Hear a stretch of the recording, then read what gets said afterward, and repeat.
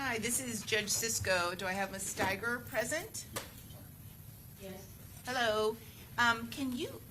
Hello, good morning. Can you turn on your video or ask someone to help turn on the video? Just a second. Sure.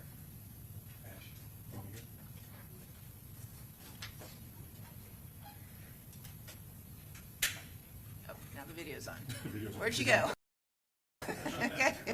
Okay. Oh, you're good. Thank you. Yes, sir.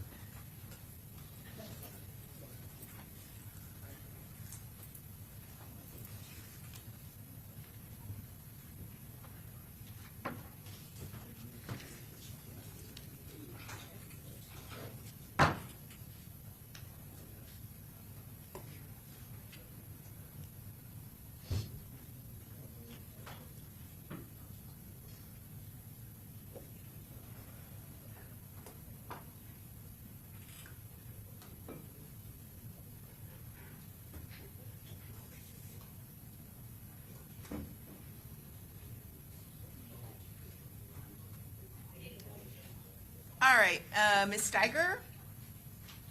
Correct? Hello? You're Charmaine Steiger? Yes. Okay, very good. The video is on. So we're going to bring in our jury, and then I'm going to have the clerk swear you in, and then we will begin with your testimony. Okay, let's go ahead and bring in the jury. Yes.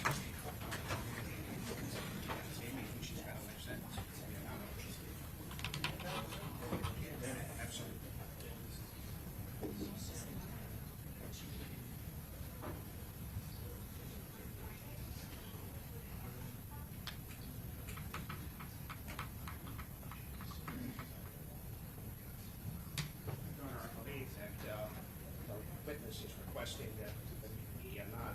Broadcast your identity. Okay, ask the media not to broadcast your identity. I already have. Pardon me? All right. It's okay. It's fine. Or judge, show. Right, don't show the screen. Right. They know what that means. It's okay. It's okay. Just going forward, from this moment forward.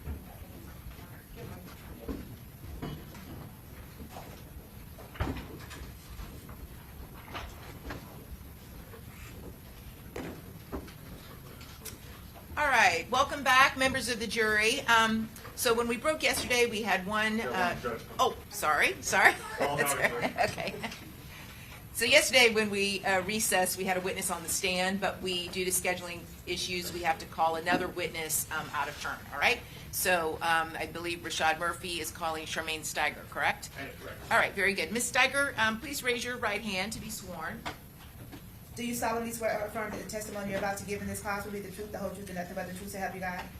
Yes. Thank you. Okay, you can put your hand down.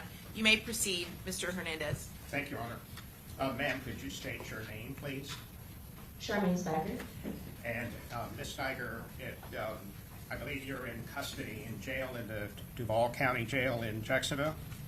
Yes. And are you in jail for a violation of probation?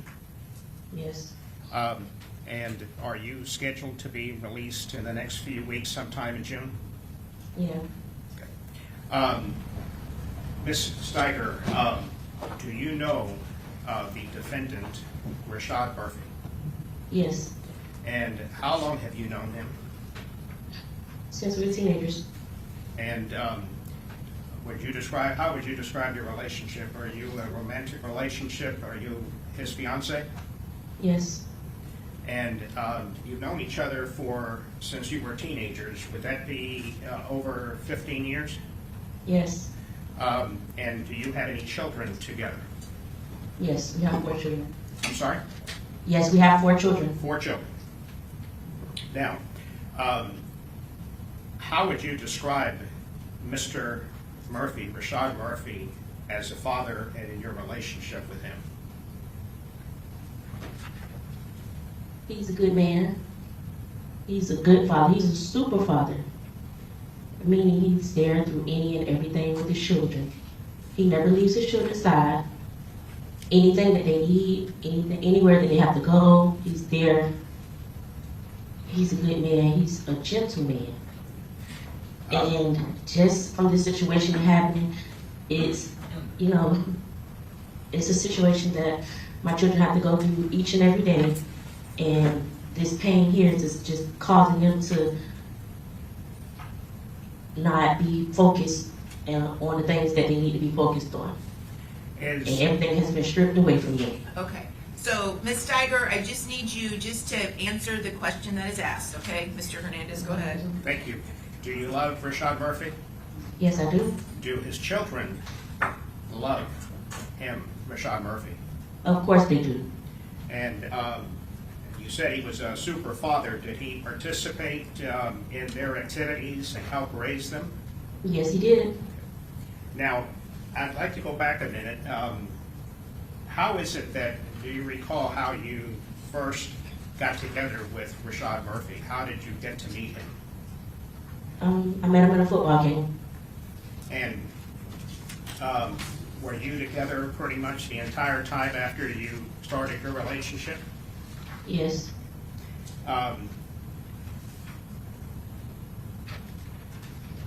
Back in, starting I believe in 2018, is it, did several members of his family pass away? Yes, they did. Now, did his mother and cousin pass away in 2018? Yes. And his grandmother in 2019? hmm Yes. Was Rashad the pallbearer for all three of those people that I just mentioned, family members, mother, cousin, and grandmother? Yes. Can you describe to the jury how you observed, how that affected, those experiences, how did that affect Mr. Murphy? As any other person would have lost a loved one, he took it really bad. To your knowledge, were they all buried next to each other? Yes. And are you aware if there was any type of vandalization of those graves? Yes, I'm aware of it. And how did that affect Rashad Murphy? He was pretty hurt by it.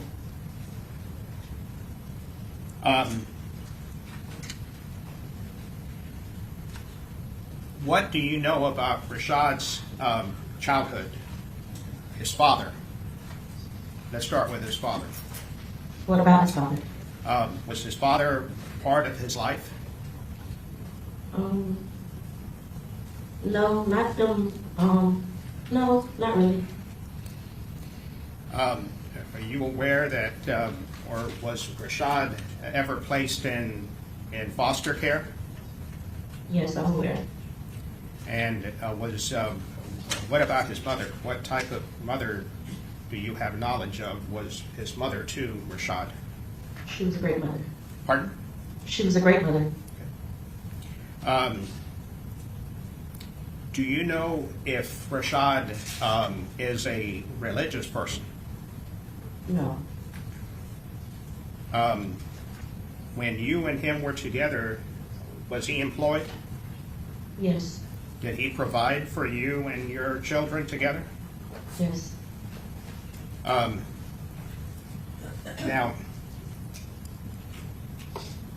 after the death of his mother, did you and Rashad become the legal guardian for Rashad's siblings, his brothers and sisters? Yes, we did. You've already described him as a super father. Can you describe what type of brother he was to his siblings? He was an excellent big brother to his siblings. Who named the children you both share together? He did. What are their names? Major, Prosper, Adriana, and Gabrielle. Would coaching the kids in sports be one of his favorite things to do? Yes. Would cooking for you and the children be another thing that he enjoyed doing? Yes. Would it be accurate to say that Rashad loves helping those in need? Yes. Was there a time that Rashad worked at Walmart? Yes. And was there a time while working at Walmart, that he saw a man sleeping at the bus stop after you picked him up from work? Yes. Do you recall what Rashad did? I don't recall. I don't remember. Okay.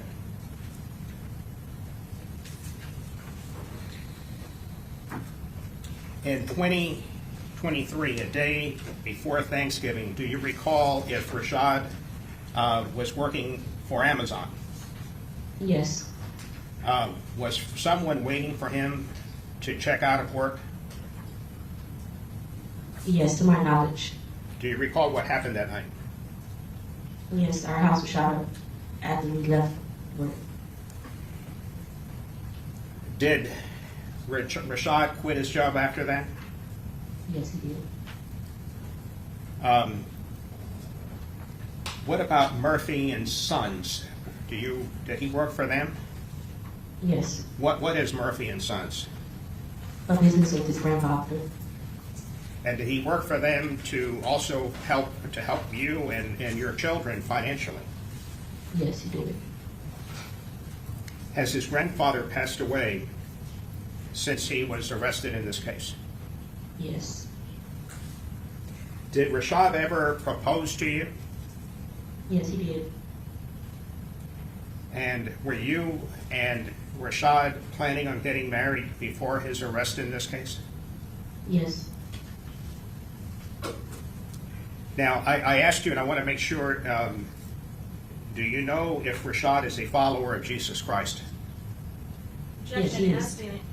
Well, he said, the question was originally if he was religious, and it's no, but yes, she's amending. I understand. Okay, go ahead.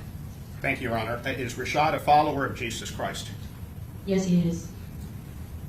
Did he make sure that you followed the faith as a family? Yes, he did.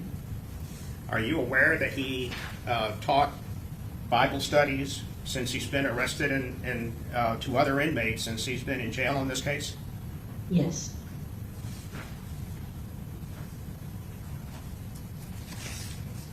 If Mr. Rashad Murphy is sentenced to life in prison without the possibility of parole, would you continue to have contact with Mr. Murphy? Yes, I will. Will you visit him in prison? Yes, I will. Will you make sure that his children, your children, would remain or still be able to have contact with Rashad Murphy? Yes. Is Rashad, would you describe him as goal-oriented? As what? Goal-oriented. Yes. If I may have a moment, Your Honor. Yes. No other questions, Your Honor. Oh, 1 second, Your Honor.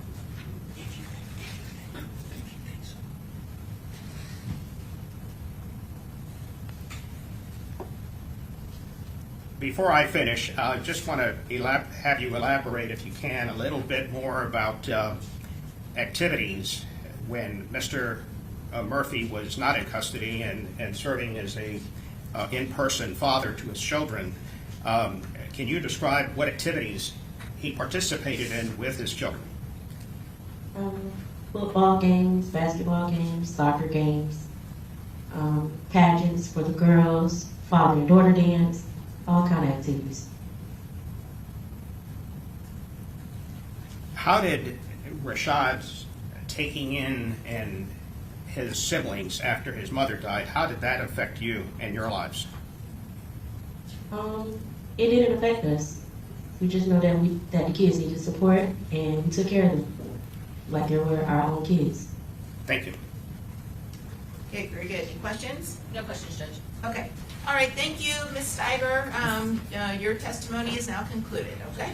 Oh, wait, I'm sorry. We do have a few more questions. One moment.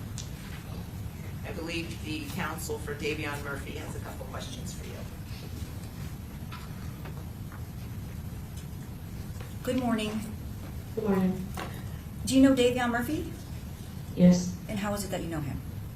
he's Rashad's cousin. And what's your, can you describe Davion as a person? I can't because I haven't got to know him. He's been in prison Okay. for a long Alright. time. Thank you. Okay, any redirect? Okay. Okay, very good. All right. Thank you, Ms. Steiger. Now your testimony is concluded, so you can go ahead and end the Zoom on your part. All right? Thank you. Okay, thank you. And is that it as far as Zoom witnesses this morning? Yes? Okay. All right, so let's get Dr. is it Eisenstein back on the witness stand.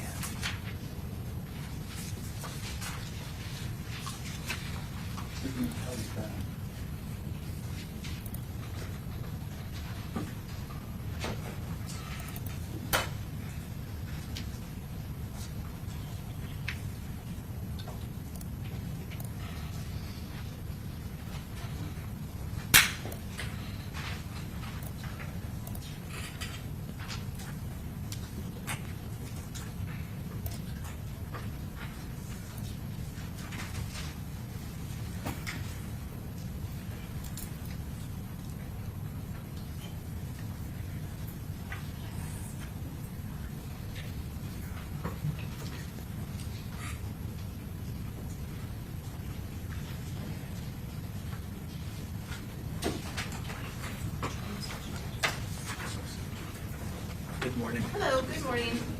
All right, doctor, you remain under oath from yesterday, okay? Correct.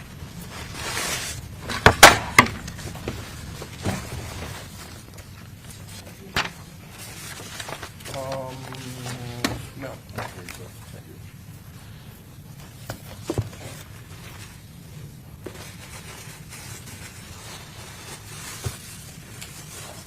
May I please report? Yes, if the doctor's ready to go. It looks like he's still unpacking Yeah, I'll wait. from where I am. I assume that's what's going on.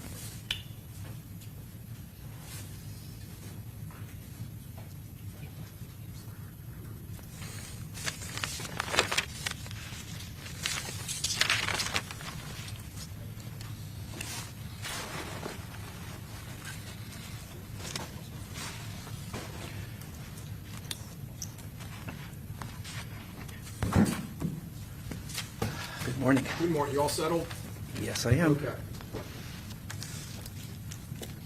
Sir, you are a neuropsychologist, correct? Correct. That is what you've done for, you said, 4 decades, correct? Or about approximately? Correct. Okay. And you maintain, or you did at some point maintain clinical practices? Is that correct?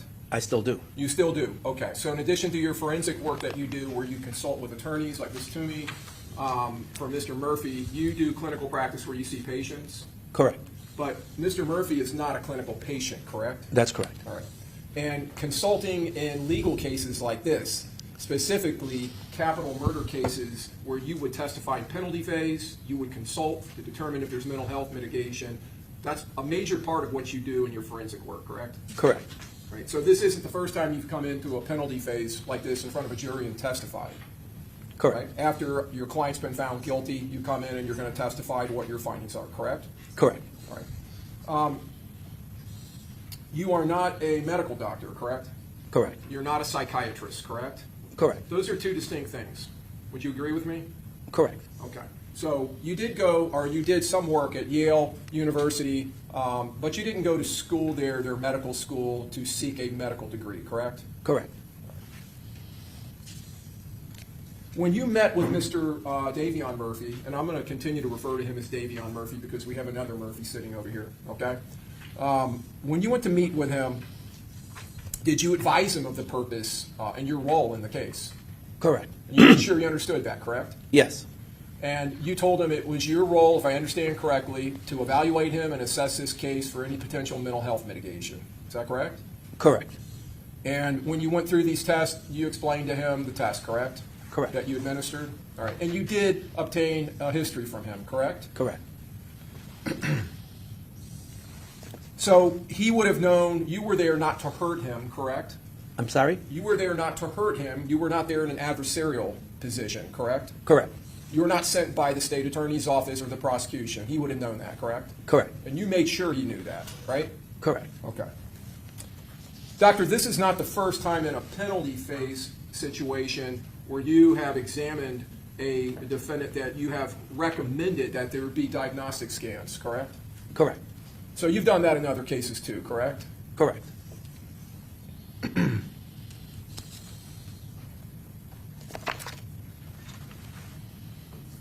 Out of all the times that you've testified for a defendant in a penalty phase proceeding, and you've told us most of those were here in Florida, Correct. how many times do you believe that you recommended that they have some type of brain scan? The vast majority. Okay.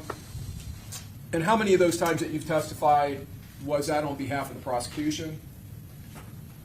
Always on behalf of the defense. Do you know who Dr. Rubino is? Yes, I do. Have you worked on cases that he has been consulted by the same party? Yes.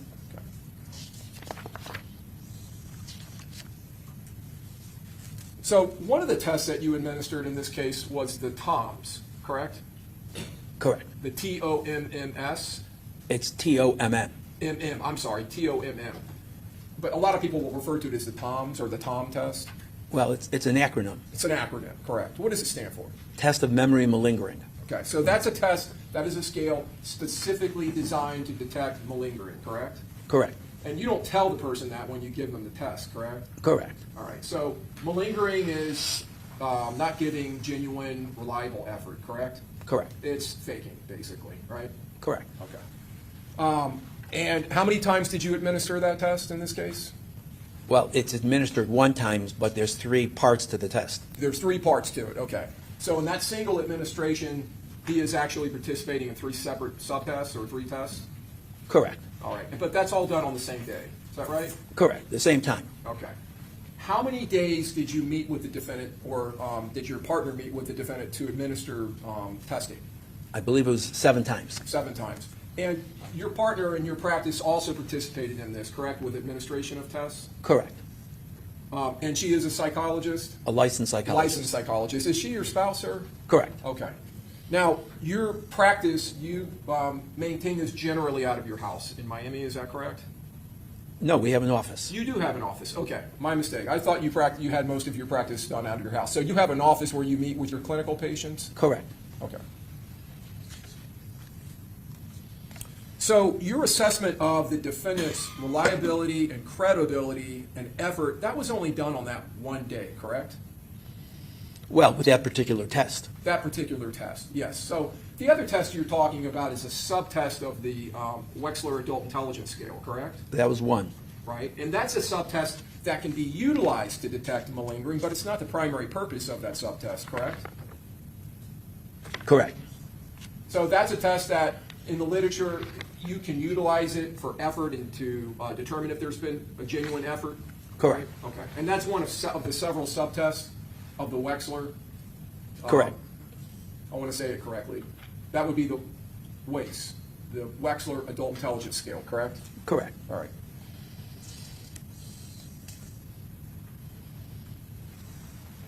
So on the other days where you were administering tests, is that it? Are those the tests that you administered for malingering? No, also gave the word choice, the advanced clinical solutions. Okay. Is that a single test? Correct. And was that given on the same day as the TOM or on a different day?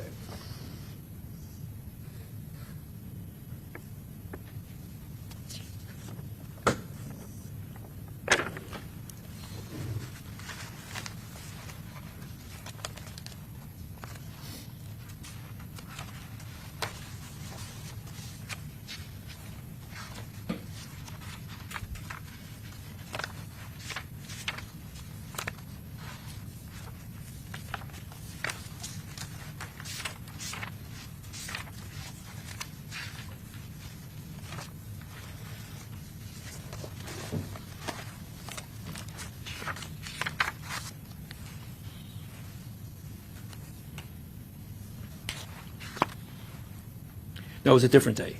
A different day. Okay. So on how many of the 7 days did you test for malingering?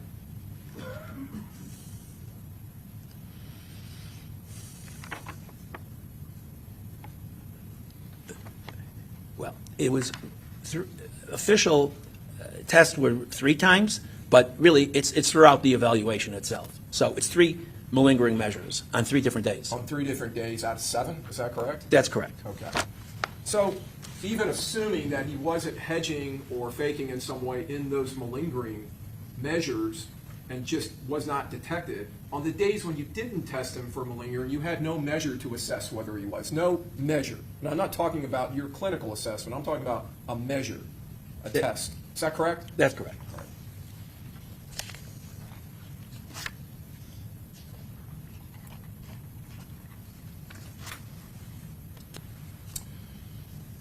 Doctor, you are, this is a consulting business that you maintain, correct?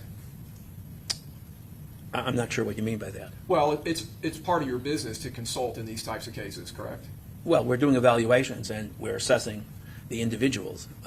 Yes, but you're getting paid for what you're doing, correct? Correct. Okay, so that's what I want to talk to you about. Can you tell us how much you're charging for your services, for your consultation with the defense? $300 an hour. And is that a flat amount that goes across anything you do in the case? Correct. Okay, so $300 an hour to administer tests Correct. and to conduct interviews, Correct. and $300 an hour during your testimony.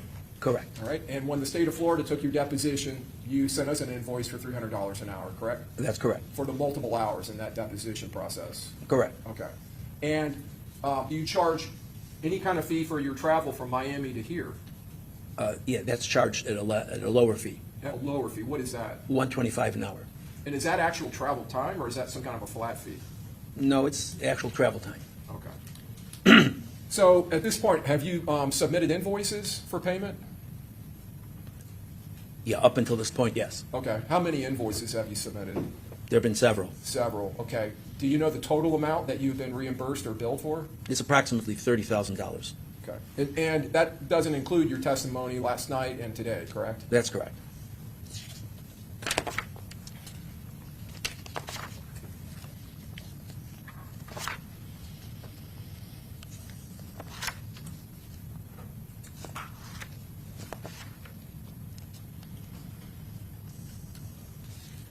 Doctor, one of the things that you mentioned the DSM-5, correct? Correct. All right, and that is something you recognize as a diagnostic manual that is utilized by psychologists and psychiatrists? Correct. And you utilize it in your practice, correct? Correct. All right.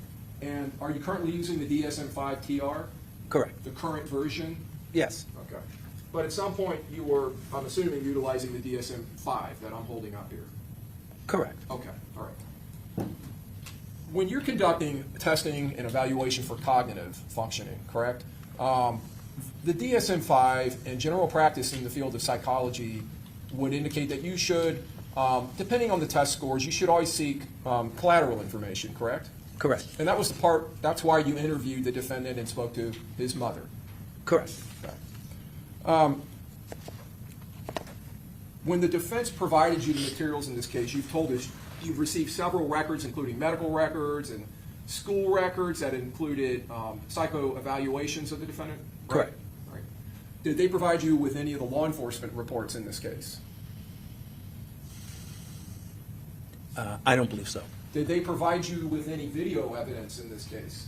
No. Did they provide you with any of the video of the actual murder itself? No. Okay, were you aware that the actual murder was captured on video evidence? Correct. Okay, but they didn't provide that to you? That's correct. All right.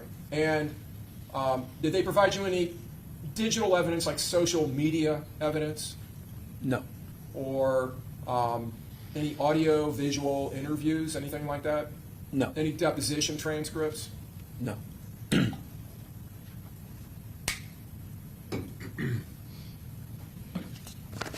Now, they didn't provide you any police reports, and they didn't provide you any of these videos, but you never requested those either, correct? That's correct. And you could have done that, right? Correct. Right.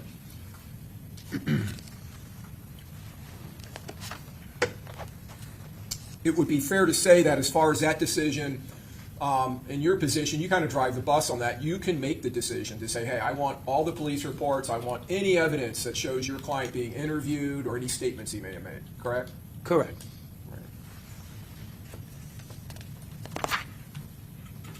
And there was nothing to prevent you from making that request, correct? Correct. Now, were you aware that Mr. Murphy, Davion Murphy, had made a statement to the police? Correct.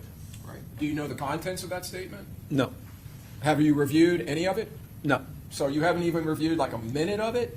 That's correct. Would it surprise you to know it's 2 hours long? No. And in the interview, the defendant is being interviewed by detectives, law enforcement, right? Correct. And the defendant is being questioned, at least in large part in the interview, about this case and about his culpability in this case. Were you aware of that? No.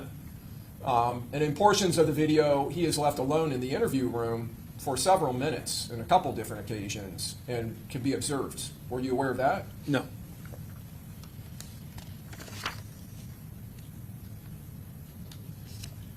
And if the video was recorded and the defendant was interviewed approximately 7 months after the murder happened, that would be closer in time than any other information, collateral information you were provided, correct?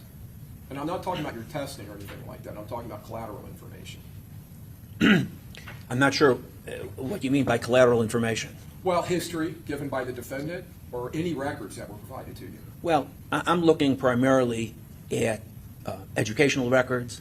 I'm looking at medical records. I'm looking at those as history. So that's where my primary focus is on. Oh, I understand that. I think that's pretty clear. But if this interview occurred 7 months after the murder, you would agree with me that that is closer in time than any documented event that you've been provided through those records, correct? Well, it's different. It's different times. It's different material. Right. It's a different look.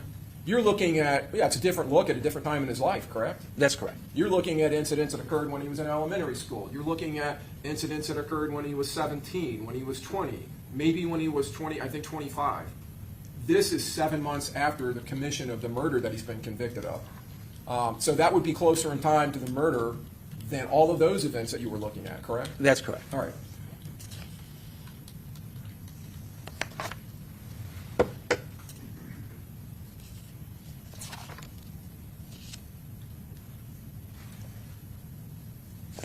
And one of the things that would be important, and I'll come back to that, but one of the things that would be important in your assessment, since you're relying so heavily upon your neurocognitive testing of the defendant, would be an assessment, as you talked about, that you tested for of his effort, of his genuine effort in those tests, correct? Correct. And you would agree that if he is not giving genuine effort, then the tests are really not a good reflection, correct? That's correct. And a lot of your testing, you're trusting on him to give you effort, are you not? Well, we're assessing for that. But other than that, the time when you did assess for that, even when you assess for that, even if you gave him a test later that day or right after that, you're still going to be relying upon him to give you genuine effort, correct? Well, again, that's my examination and evaluation of him. That's correct. Right. And then on the days when you didn't test whether he was malingering or faking, you had to rely upon him. You had to trust him to give you genuine effort, correct? Well, I'm not sure the word trust is correct. It's just giving effort in terms of what he's doing. Right, but you're relying upon him to do that, correct? That's correct. So that you have valid scores and valid testing, correct? That's correct. All right. So, as a person who is analyzing and evaluating the defendant and his results on those tests, you have to consider any potential motive or bias that he may have to fabricate or to fake, correct? That's correct. All right. And, or not give valid effort, right? Correct. Okay. And looking at a 2-hour interview of your client by detectives, that could be critical in making an assessment of this person's reliability, correct? And their credibility. Correct. Right? Okay. And having the facts of the case, the actual facts of the case, to be able to even make a more informed decision as to the credibility when he's being interviewed by the detectives, to be able to contrast what the evidence shows and what he's telling the detectives. That would be critical also, wouldn't it? Or could be helpful, right? Correct. It would have given you possibly a lot more data and a lot more information to consider his potential bias and credibility, correct? Well, again, that speaks to that particular time, his responses, but I'm looking at it a wholly different aspect. So you would agree with me, as far as bias, that there is no one involved in this case. There's no one sitting in this courtroom that has more bias than Davion Murphy or these other defendants would have to potentially fabricate or fake their way through neurocognitive testing, correct? That's a possibility. Right, and they But have... I evaluated for that, I assessed that, and I made a determination I that understand. he was not faking. I said that. Right, I understand that. And if he would have been faking, the test would have been quite different. Well, what I'm asking you is, he has a bias, correct? An inherent built-in bias, right? Everyone has a bias. But he has a massive potential bias because he may potentially be facing the death penalty, correct? That's correct. And at the time you administered those tests, he was facing charges of capital murder and, if convicted, a potential death sentence, correct? That's correct. And he had that in his mind. That would have been in his mind when he was taking these tests, correct, that you were administering? Well, again, as I stated, if he would have been faking on the test, they would have shown up, the scores, the results would have been quite different. That's not the case. So from a neurocognitive point of view, in terms of doing tests, assessing his cognitive abilities, I made the determination that it was not faking. If he would have been faking, Yeah. the results would have been quite different, my testing would have been different, and that was not the case. Right. And I'm not asking you that. I'm asking about his potential bias, right? But I think I answered that, and I think, Right. I'm telling you that during the Okay, Your Honor, at this examination. point, I'm going to object that he's being non-responsive. Well- And now he's arguing with me. Okay, all right, I think the question has been answered, so please ask your next question. Okay. Okay, we established, you agree with me, that he has a very large and obvious bias. So my question to you is, that bias would have been in his knowledge and in the back of his mind when he was taking the test. I think I answered that already. And that would be yes, right? No, the answer is no. It wouldn't be in his mind? Again, I think I answered that. You stopped me in the middle of my Okay. answer. So you're telling the jury you do not believe that Davion Murphy would have had in the back of his mind, knowing that you're there to assist and help him and knowing that you're there to find any potential mitigation, that he is potentially looking at a capital murder conviction and then a potential death sentence? I didn't say that. Well, that's my question. That, of course. I didn't ask you about your findings, about whether you think he's faking. I'm asking about his bias. Well, of course, that's on his mind.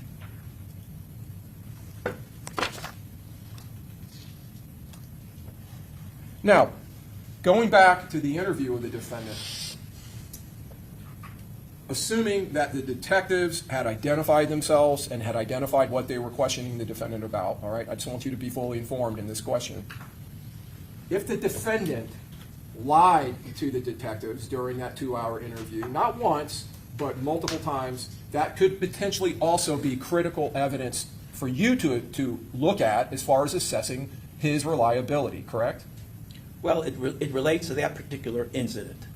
Well, it would relate to this person and whether he's telling the truth in a very pressure-tested situation being questioned by detectives, right? That's true. Okay. And if he had the ability, and we're going to move now beyond looking at collateral evidence of his reliability or his trustworthiness, if he had the ability to fabricate lies where he is weaving them around facts. I was in Tampa, I was there Sunday, but I didn't get there till Sunday. And I know you don't know a lot about the facts of the case, but this is really to remind the jury in this question. He's able to lay into a weave of lies some facts to try to anchor in more that lie. That would be significant to you in your analysis and your evaluation of his cognitive ability, correct? I told you, I think I answered that, and I'll answer it again. Well, I haven't asked you about cognitive Well, you just assessment. mentioned that.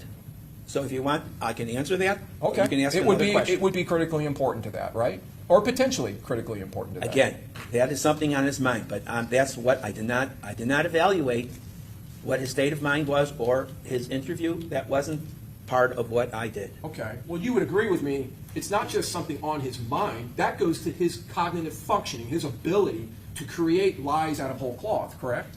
Again, that's how he that's how he responded. My neurocognitive evaluation goes to another area altogether. And you would agree with me, I think you said this. I think you said this yesterday. There is no perfect test, correct? I think you said that. There is no perfect test or test performance. I'm not sure in what context. I'm talking about your neurocognitive testing, especially the administration of the Wechsler Adult Intelligence Scale, that there is no perfect test or testing scenario. Well, I don't think I said that. What I said was that the ultimate score of any test, there's room for error in terms of how it's scored and how it's interpreted. Good enough. It's not 100%. That's correct. All right. And that's why there's a 5-point up and a 5-point down, and it's a band that sits within, correct? Correct. In the ways. Okay. So you have that error rate of 5 points either way, correct? Correct. All right.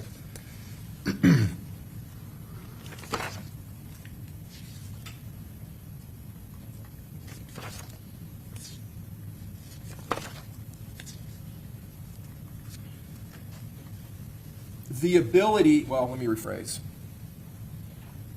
Were you aware or made aware of the fact that after the murder in this case, after the defendant had fled back to Jacksonville in the day or so, actually the same day as the murder, in the days, weeks, and months after that, that there was basically a manhunt going on in Duval County, Jacksonville, for this defendant? Were you aware of that? Correct. Okay. And there were advertisements by law enforcement on social media, on billboards, and on TV up there with the defendant's face being plastered around. You had been made aware of that? I'm not sure to what extent. Okay, all right. Considering that fact, and the fact, which is pointed out to the defendant in his interview by the police, that the defendant for 7 months was able to live in Jacksonville, the city of Jacksonville, and evade the police, evade capture.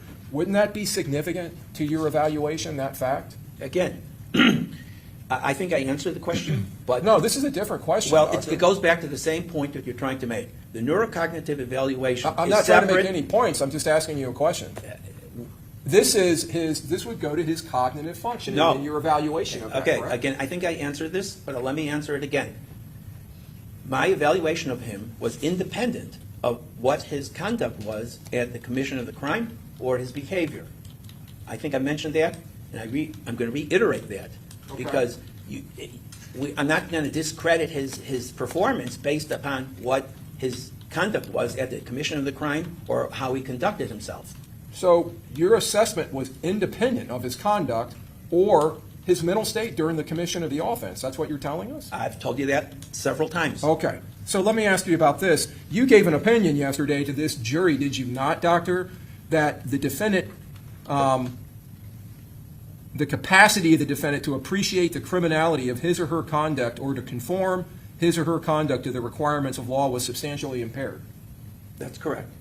So are you talking about at the time the murder happened? That's correct. So you are giving an opinion about the defendant's mental state at the time the murder happened. That's correct.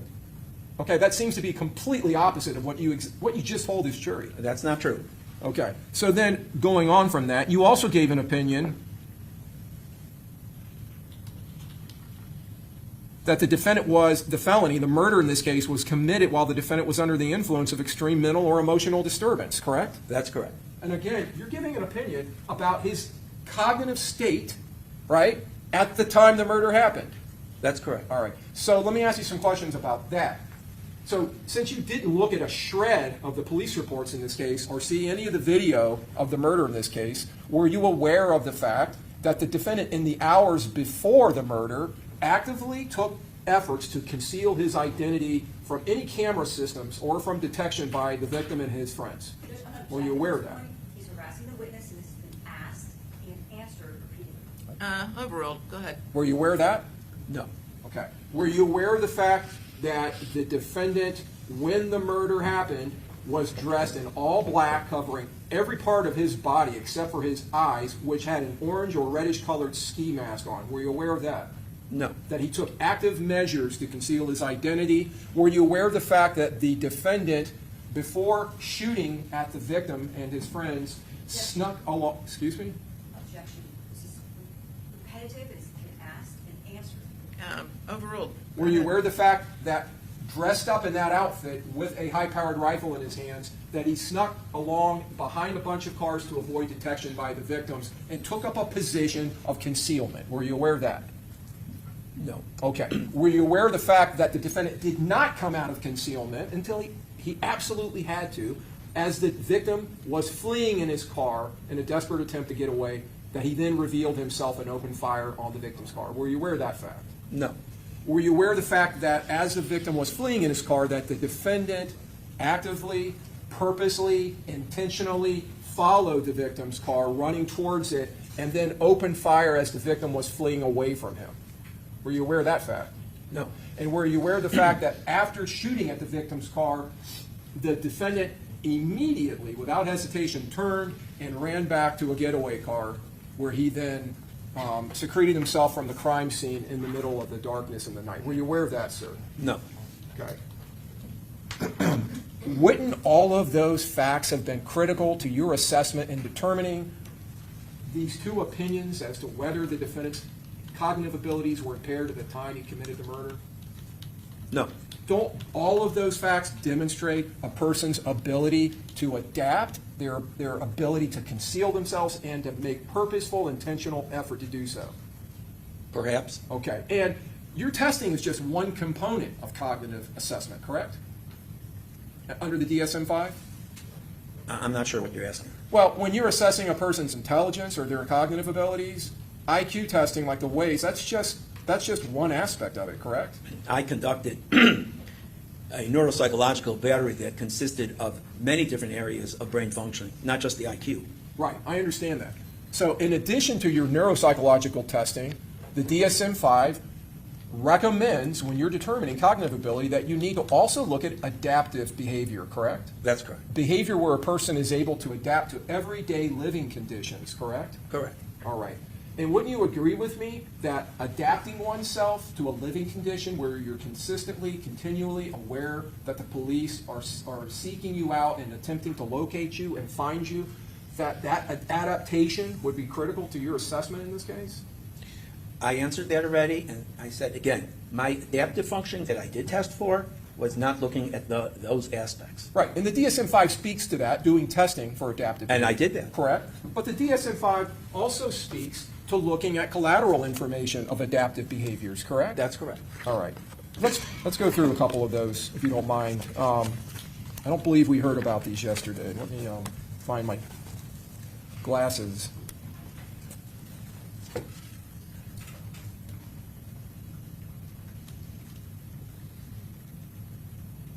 So this would include the practical domain, which involves learning, which you've gone through, self-management across life settings. I'm reading directly from the manual, including personal care, job responsibilities, money management, work task organization. Would you agree that those are all adaptive behaviors that you need to look at? Correct.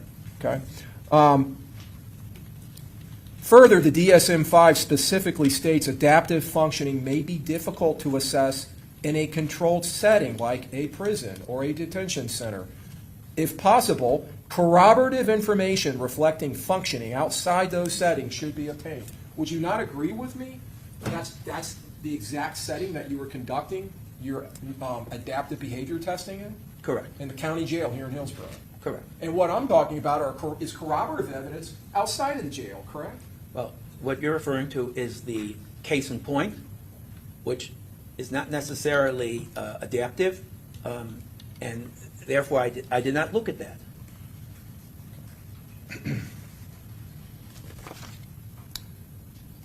Let me talk about some other adaptive behavior that we didn't hear about yesterday.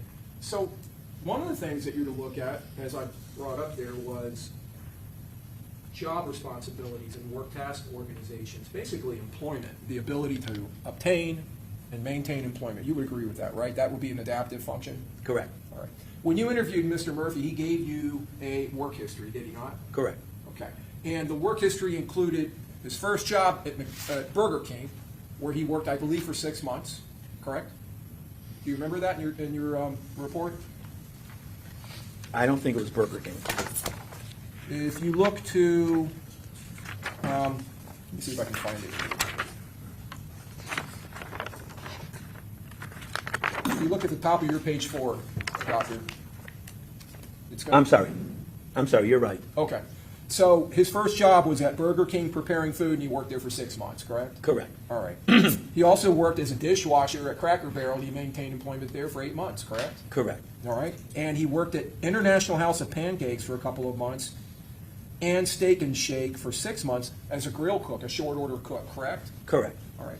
So that would demonstrate, would it not, his ability to apply for employment, right? Well, not necessarily that he applied, but yes, he got the job. That what we know. He got the job. And most jobs require some type of application and an interview, right, before Correct. they're hired? Correct. You would agree with that, right? Okay. So it required him to go through an application process, including an interview, answering the person who's reviewing it, whether it's an HR person or it's the manager of these facilities. He also worked at a place called SteelCon, where he was doing industrial fabrication of some type, right? Correct. And I believe he worked at Lowe's. Do you remember him mentioning that? I don't believe it's in your report. I don't recall. Okay. But he was able to apply and to obtain a job. And before any of that, he was able to, you would agree with me, to have the adaptive behavioral ability or functioning ability to understand that he needs to get a job to make money, right, to live. Correct. To sustain himself. So that goes to his personal skills, correct? Correct. All right. So, and then to have a job and maintain it, even for that long, is going to require that he follow their expectations for his position, whatever his duties are, his roles, correct? That's correct. He's going to have to show up on time, right? Correct. And give good effort in his work, correct? Correct. And short order cooks, that's a position that is under a time restraint normally, correct? Correct. At breakfast places like IHOP and even at Steak and Shake, there's a real incentive, I guess, put on speed and getting food out quick, correct, to the servers. Correct. I mean, I think everybody knows that if you ever go out to eat breakfast or dinner somewhere in a setting like that. So those things, you put that in your report. You didn't talk about it yesterday, but that would demonstrate adaptive behavior, correct? That's correct. Okay. Doctor, I believe in your opinions yesterday, and you correct me if I'm wrong, have you provided any Axis 1 diagnosis in this case? No. Okay. There was, you mentioned yesterday there was a time period, let me look, where the defendant was prescribed Seroquel. Correct. It was a short time, correct? Correct. And you said Seroquel is an antipsychotic medication, correct? That's correct. That's what it was, I think, originally developed for, and still is used, correct? That's correct. But it's also utilized to treat depression, correct? Correct. And anxiety, Correct. and especially in incarcerative settings, like in the Hillsborough County Jail, in low doses, 30 to 60 or 80 milligrams, it's utilized for insomnia or for inability to sleep. Perhaps. Okay. And in fact, I believe what he told you was it would make him tired when he took it. Correct. Okay. And so you don't know of any diagnosis of this defendant anywhere in the records you provided having any kind of an psychotic disorder, correct? That's correct. Okay.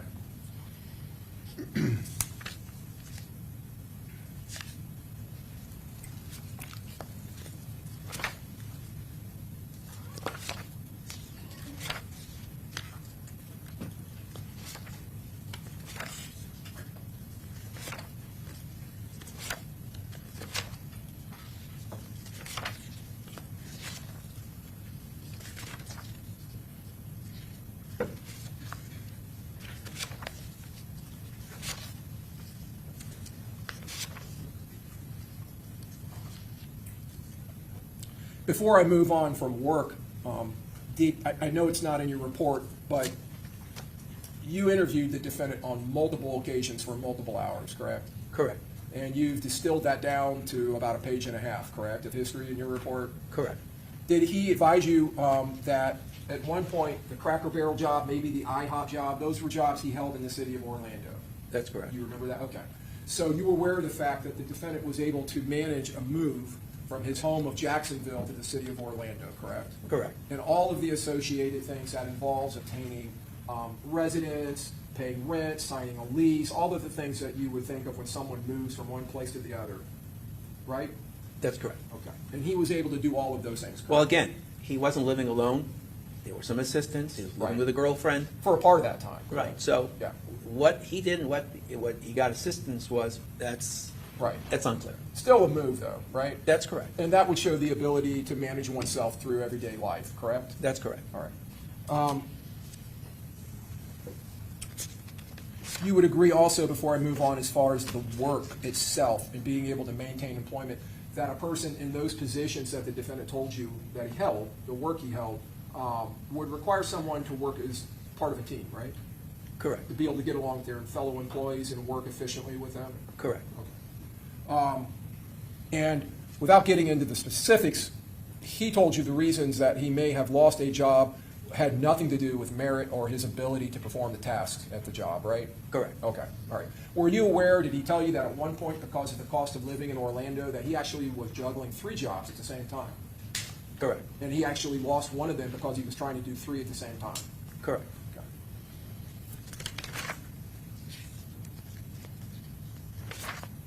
You would agree with me, doctor, that financial responsibility is another adaptive function? Correct. So I want to talk to you about the ADHD diagnosis from his childhood. That was a diagnosis made at some point when he was a little boy, correct? Correct. All right. And you don't know who made that diagnosis, do you? No, And you don't know their level of education or what degrees they may hold?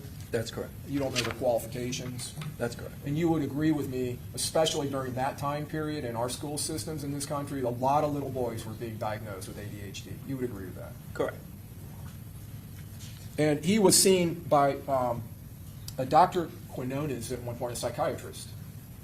Is that right? Correct. With his brother. Correct. Yeah. And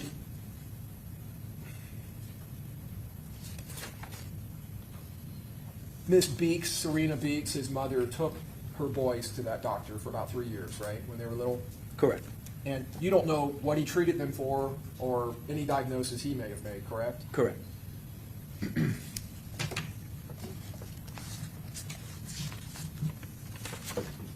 There's nothing to reflect that that doctor did anything in reference to ADHD, correct?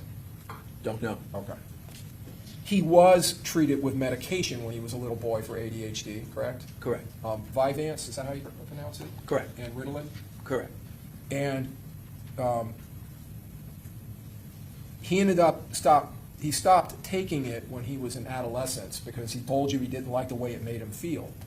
It made him feel slow and lethargic, right? Correct. But in fact, he told you even when he was a little boy that he didn't like the way this medicine was making him feel, right? Correct.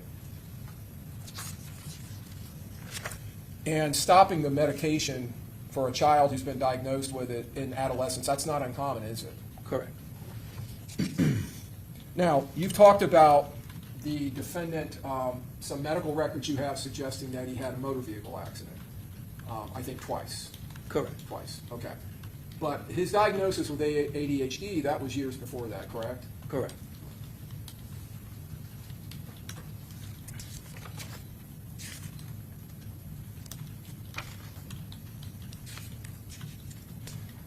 Now, yesterday, it wasn't discussed in your direct examination, I don't believe, and it may have been. If it was, then it's my mistake. There was a lot of ground covered, but he did give you a history of substance abuse, correct? Correct.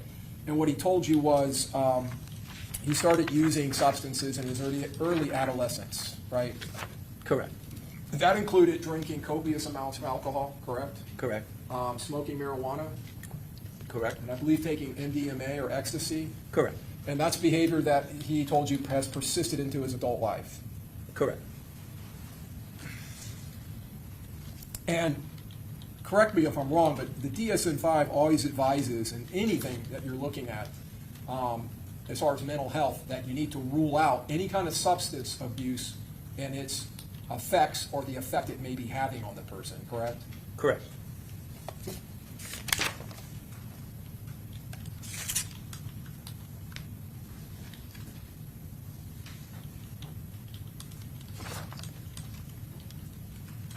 Your Honor, may we approach real quick? Sure. Yep, come on up, Ms. Jimmy.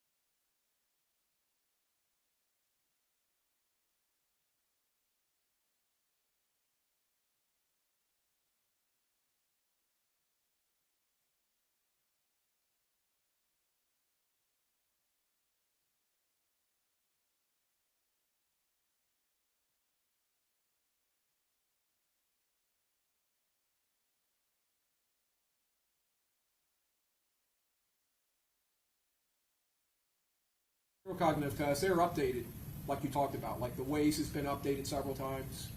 And one of the things that the DSM-5 talks about with updating of tests is they try to make them more relevant to the current state of our culture and community, correct? Correct.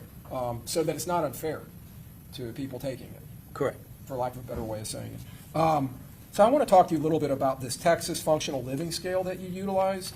This tested Mr. Davion Murphy on his ability, number one, to tell time on a clock, right? Correct. And he had to reverse the hour and minutes, and he had some difficulty drawing the correct time on a clock. Is that right? Correct. So you're talking about an analog clock with hands, right? Hour and minute, second Correct. hands? Just like the one that's here. Yes, just like that one. Thank you. I was looking around and I didn't see, oh, there's one over here too. Okay. And you would agree with me that at least watches are kind of being phased out other than smart watches for phones and smartwatches, correct? I'm not sure. Okay. You have not seen that phenomenon in our culture? Well, there's different options. Right, there are, you're right. But people utilizing their phone or a smartwatch to tell time, and it's going to be digital, correct? But son, an individual needs to look at the clock and be able to read that as well. No, I agree with you. I mean, So that's current. that certainly makes sense, but I would suggest to you that in the current day, people are moving away from that type of time telling. And Well- would you not agree with that? There's other options that I said, but still, you have to know the skill to be able to look at the clock and say, and I'm not disagreeing with you. I think that would be a good idea. So let me talk to you about another subtest, money and calculation subscale. In this one, you have him in the severely impaired range because he was, at times he was able to count change correctly, but was more inaccurate than not in changing out dollar bills and coins that were placed in front of him. So I think you know where I'm going. Currency is kind of being phased out in this country, too, over the last couple of decades, right? People are using their credit cards, their debit cards to pay for things. They just swipe, or even better yet, and I don't know where my phone went, which is scaring me a little bit, so I'm using Miss Doherty's phone. People are using their phones. They just put it up to the register, and it rings up, right? people still use cash. A lot of people do. I agree. Cash has not been discontinued. Okay. Then one of the other things you had, one of the next things, was difficulty writing out a check, right? A bank check. Correct. Okay. And in fact, Mr. Murphy told you he had never written a bank check, Correct. correct? You would agree with me as far as making payments like lease payments and rent payments and things like that. A lot of that occurs online now with Bill Pay, Venmo, PayPal, all kinds of things like that, right? That's correct. Mr. Murphy, another one from this test, did not know how to look up a person in a telephone book, right? Now, what's significant about that is that it's Enough. true Yeah, that go ahead. telephone books perhaps have been discontinued, but the skill that we're looking at is going in alphabetical order, knowing the ABCs, and that's a skill that you need no matter what you're Right. using, what means of media that you're using. One has to know the alphabet in order to find anything that they're looking for. Mr. Murphy is 28 years old, is that correct? He was born in...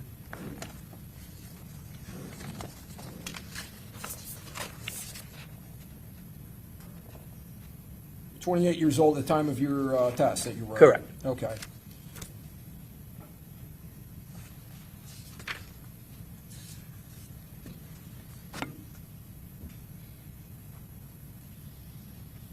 January 10th, 1997.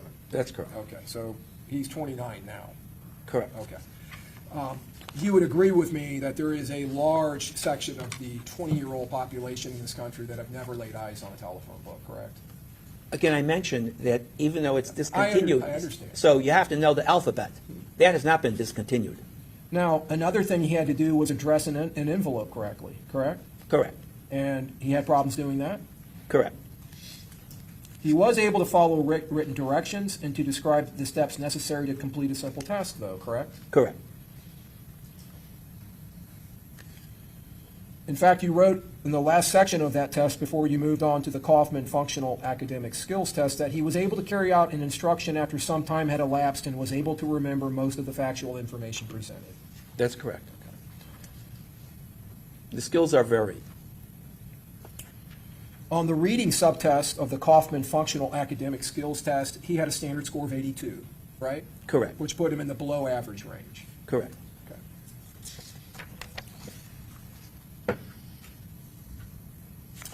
Going on to your executive functioning testing, the DELIS, that's DELIS, Kaplan Executive Function System Verbal Fluency Test. A measure of letter fluency, is that right? Category fluency and category switching. Correct. All right, I'm just reading from your report. He scored in the low average range, correct? Correct. And in fact, his category switching was in the average range, right? Correct. Okay. I'm going to make sure I say this right. Tactual, is that the way you say it? Is that the way Correct. it's pronounced?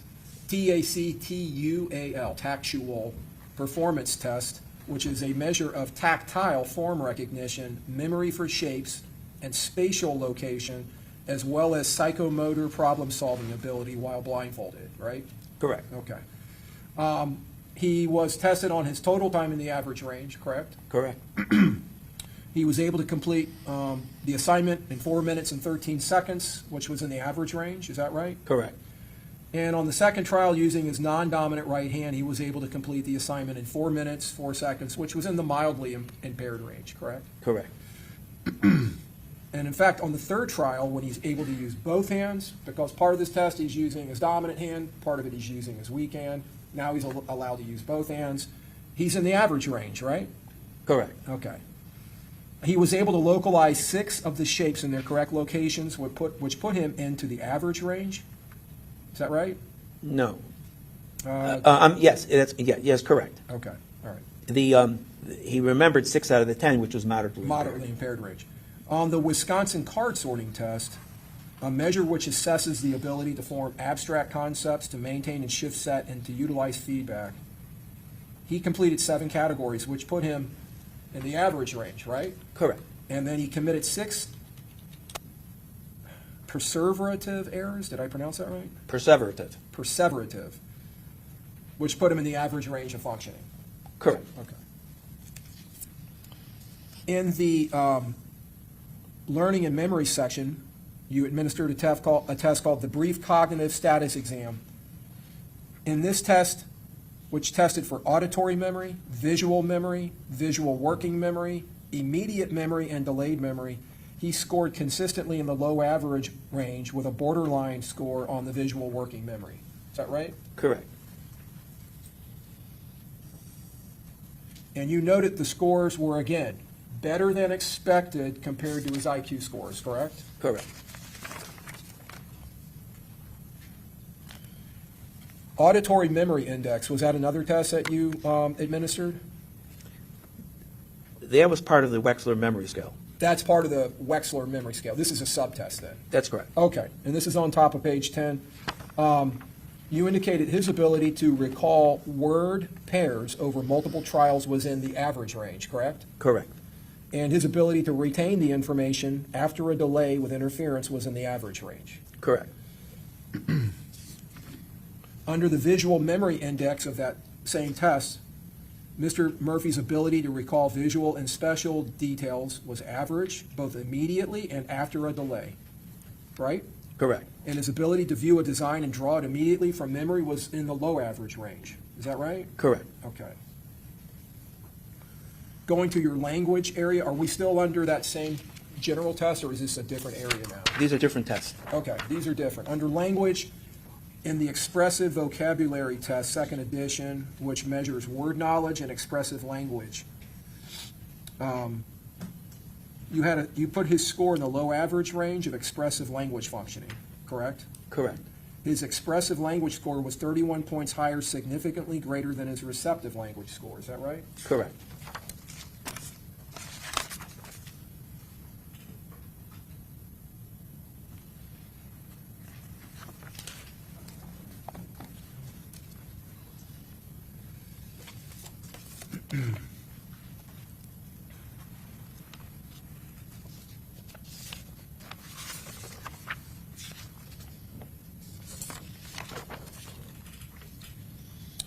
There's also a visuo-spatial ability test, and I'm going to have you explain or pronounce that for us. the REY test, Ray? The Ray Ostrich Complex Figure Test. Thank you. A test of constructional ability, visual constructional ability, and visual memory. You indicated that Mr. Murphy obtained a 16.5 of a possible 36 points, correct? Correct. And that put him within the average range. Correct. And then in the Hooper Visual Organization test, he again scored in the average range. Correct.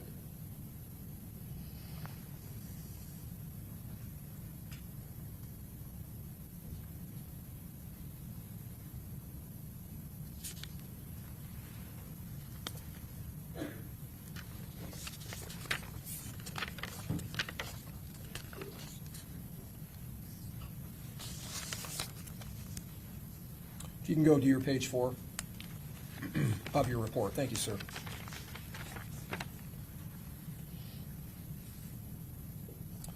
Mr. Murphy reported crashing a golf cart into a car wash when he was a little boy, right? Correct. And he said he hit his head on the steering wheel. Is that right? Correct. And he had headaches. Correct. Now, was he the only source of that information? Correct. And then at age 14, he was a passenger in a car that crashed into a tree, right? Correct. But he didn't seek medical attention in that case. He ran away from the crash, right? Correct.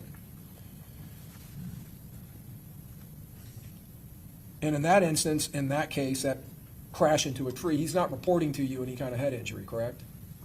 Correct. And then he reported to you that in 2015, when he was 18 years old, he fractured his third metatarsal bone of his right hand, correct? Correct. And he was treated, I believe, in the emergency room in Jacksonville. But that had nothing to do with his head, correct? Correct. Okay.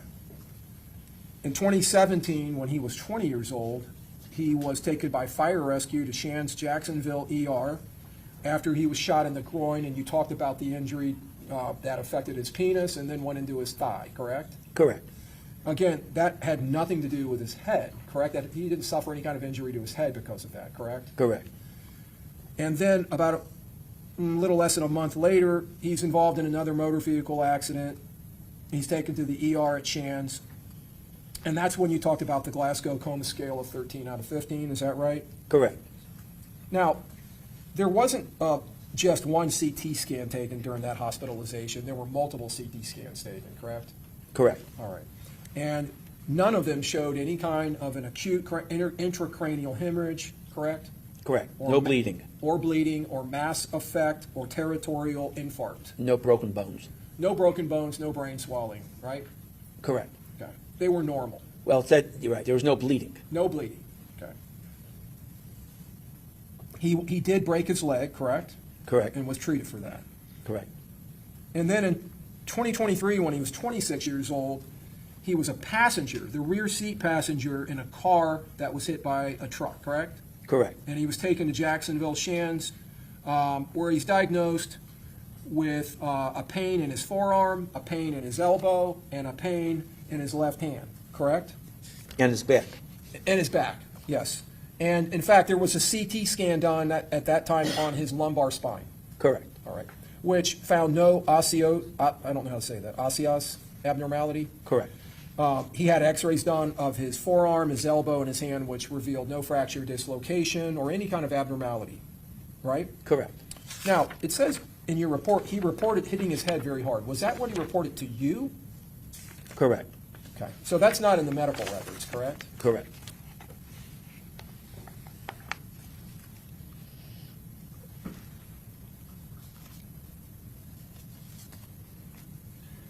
Going back to when Miss Beeks had taken him to the Christian Academy when he was in 8th grade, Mr. Murphy told you, Davion Murphy told you that he did much better academically and graduated from elementary school in that facility, correct? Correct.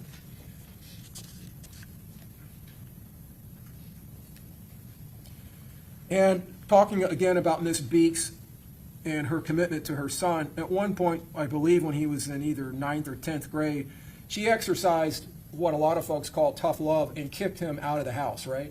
Correct. And he had to go stay with his grandmother, right? Correct. And that was for misbehavior, right? Correct.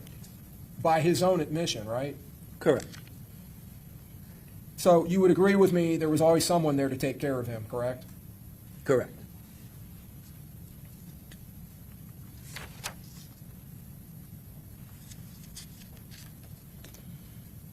You mentioned and you were asked questions about the FCAT testing, right? Correct. Okay. And that's the Florida Comprehensive Assessment Test? Correct. That's a test that is a standardized test, right? Correct. And it depends on what grade the content of the test, correct? Correct. And that's a test here in Florida that's given through multiple years in elementary, middle, and high school. Correct. And that is not only standardized, but it is a timed test, correct? Correct. And at least in high school, it's not dissimilar to the SAT or similar tests, correct? Correct. Standardized test that is testing accumulated knowledge. Correct. And when those tests were being conducted that you've discussed his performances on, there is no type of validity or effort testing that's being administered by the school, correct? Correct. Because that's not a forensic setting, right? Correct. So the score on that test is going to depend in large part on the effort of the student taking the test, correct? Right. And it measures the ability. Right. It measures their ability. But if they come in and they blow that test off, and for lack of a better way of saying it, and they just have no desire to take it, or they don't really care, or even if they get halfway through it and they get tired, or they just don't want to do any more work, it's going to affect the results, correct? Correct. Their effort is, right? Correct. But this was repeated over and over and over. Right. And if the child had the same mindset towards taking standardized tests, that he didn't like taking them, it could have the same effect over repeated tests, right? Perhaps. Now, standardized tests, there's a lot of literature that they're not really good for a lot of people, right? A lot of Correct. people just don't perform well on standardized tests. They don't like the time structure. They don't like being pressure tested like that, right? Perhaps.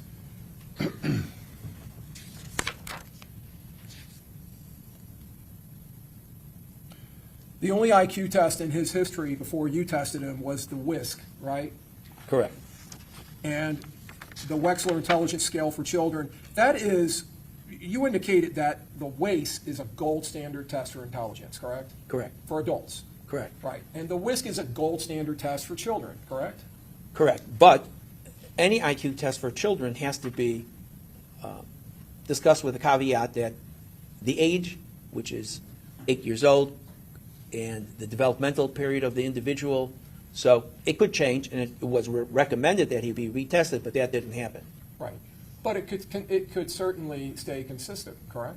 Well, it should, but again, like I said, one really can't extrapolate from a test that was given at the age of 8 or 9, where I mentioned yesterday that puberty would be, or adolescence would be a better indication of consistent IQ. So the only IQ tests we have in this case are going to be a WISC that is administered to an 8-year-old little boy in a school setting who is going to be of the tender mind of probably not having a massive bias like the defendant has in this case, correct? Or motivation to not exercise full effort, right? Genuine effort. Well, you just mentioned that the FCATs he doesn't, and this he does. I mean, again, we have the assumption is that he gave full effort, and the consistent performance Right. is what we look at. Right. And I'm not talking about his effort full on in that test. He could have very well scored higher if his effort had been better in that test. Well, we don't know that. Right. Well, you brought it up, so that's why I'm asking you. Well, again, we take at face value what we have.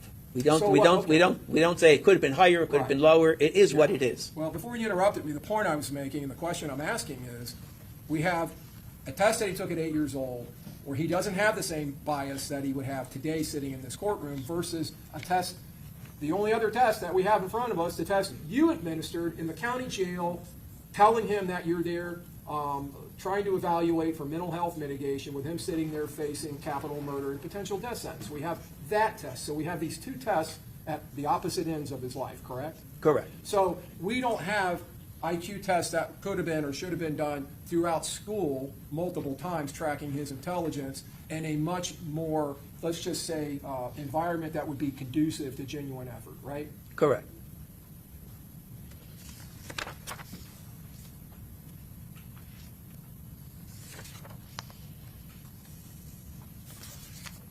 And his test at that time at 8 years old was an 81. You told us that yesterday, correct? Correct. that would rank him in the low average range, right? Correct, Just that score. correct. Okay.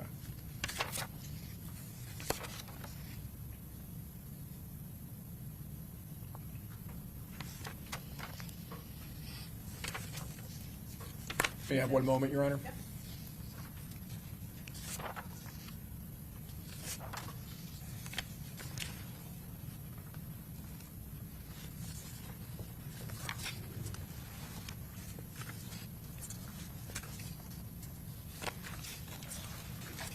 May I have one moment, real quick? I have nothing else, Your Honor. Thank you. Okay, very good. So before we do rewrap, let's just take a quick 10-minute morning recess. Okay, we'll be back. All rise.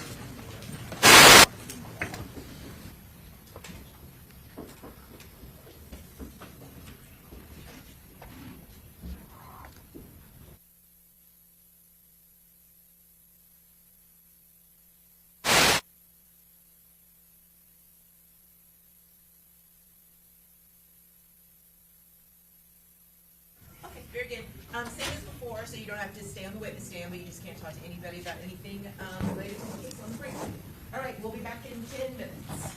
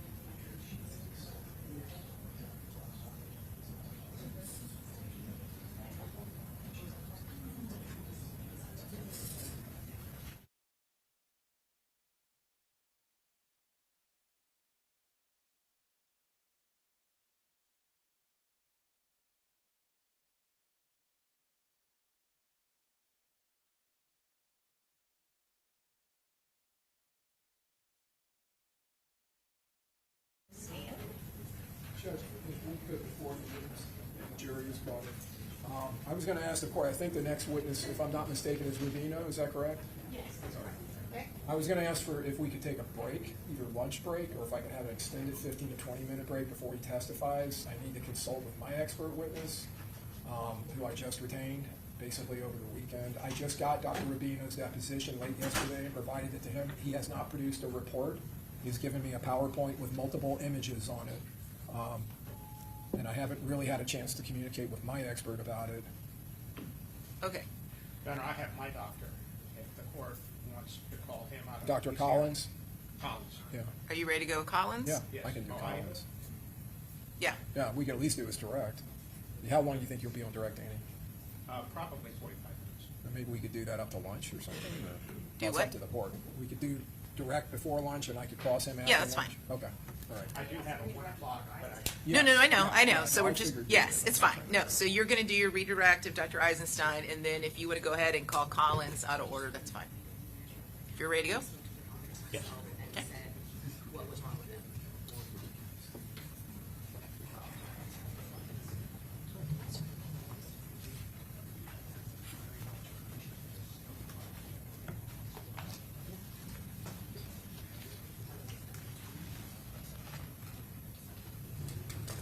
Okay, welcome back. All right, let's bring our jury in.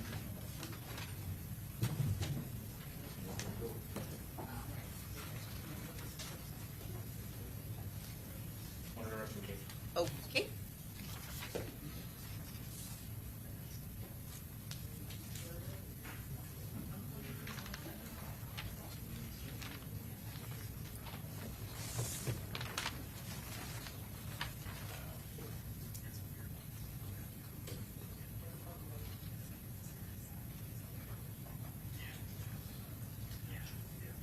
All right.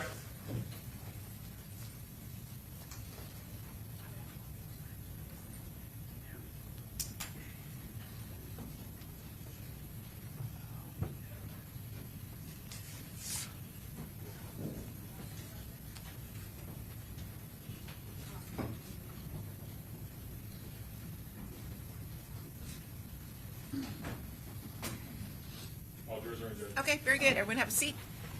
All right, and redirect, Ms. Toomey.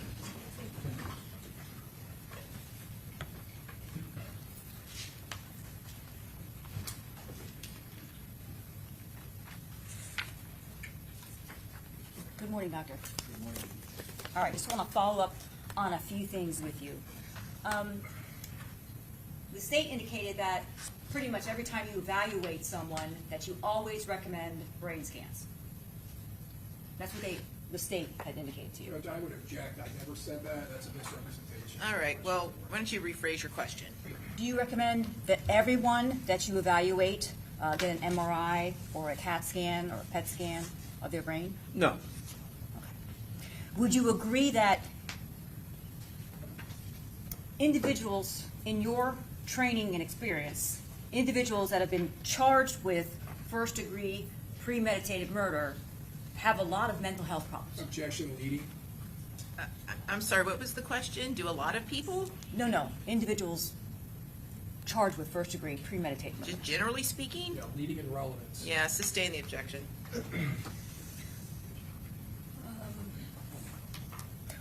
Would you come here and testify? Objection. Self-serving. Well, why don't you rephrase? Go ahead, rephrase, ask your question. Would you jeopardize your career? Objection, Your Honor. Self-serving, improper, and leading. Go ahead, finish the question. Would you jeopardize your career and fabricate your testimony? Absolutely not. Is there any reason to believe that when you evaluated Davion Murphy and met with him those 7 times over 20 hours, that he was faking? No, he was not faking. If you had been provided the police reports and any video evidence regarding the charges in this case, would that change your opinions that you offered today or yesterday? No.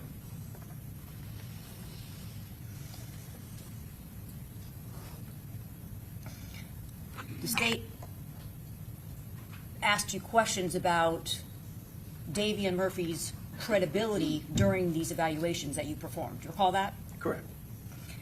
The psychoeducational evaluation that was conducted when Davion was 8 years old, do you believe that is false? No. Have any reason to believe that was made up? No. What about the ESE courses? You think that a school would place a child in special courses for no reason? No. What about the IEP program? Objection, vagueness, objection to speculation. Just rephrase your question as to what? Was Davion Murphy placed or given an IEP program in school? Objection, asked and answered. Overruled. Go ahead, you can answer. You can answer. He was given IEPs every year, the same way that he was given, Objection, non-responsive. Overruled, go ahead. the same way that he was given the FCATs as a means to measure, assess, and place him in the most appropriate academic setting. Do you know what goes or is involved in obtaining or getting a child in an IEP program at school? It certainly requires special evaluation and assessment and looking at the child in a more comprehensive manner. And children aren't placed in these programs just willy-nilly, right? Correct. Objection, speculation. Overruled, go ahead. The fact that Davion Murphy repeated the fourth grade, you think that's Objection, Your Honor. false? Asked it, or outside the scope of cross. Rephrase your question. Do you Mr. believe? Sonardi, Ms. Toomey's got this, okay? Go ahead. Did you review Davion Murphy's school records? Yes. Okay. And did you find anything in there for you to believe that it was false? Objection, again, speculation. Overruled, just, did you find any, go ahead, you can answer. No. The fact that he repeated the fourth grade, do you think that was fabricated? No. Objection, asked and That answered. is sustained. And the fact that he received a level 1 in reading in 4th, 5th, and 6th grade on the FCAT, do you believe that to be true? Correct. Judge, I'm going to object that this has all been covered in direct. It's asked and answered. I understand, but based upon the cross, go ahead, you can answer. And in your experience, how long have you been doing this again? I apologize. Over 40 years. Oh, in your 40 years, and I think you said 30 years in evaluating defendants, or? no? Correct. How often in your career do you find defendants lying to the cops? Objection. I'm going to sustain the objection. That's an improper question, Ms. Toomey. Would that, hypothetically, if an individual lied to the cops, would that have any bearing on the evaluations and the opinions that you're offering before this jury today? Objection, relevance. You can answer. Go ahead. No.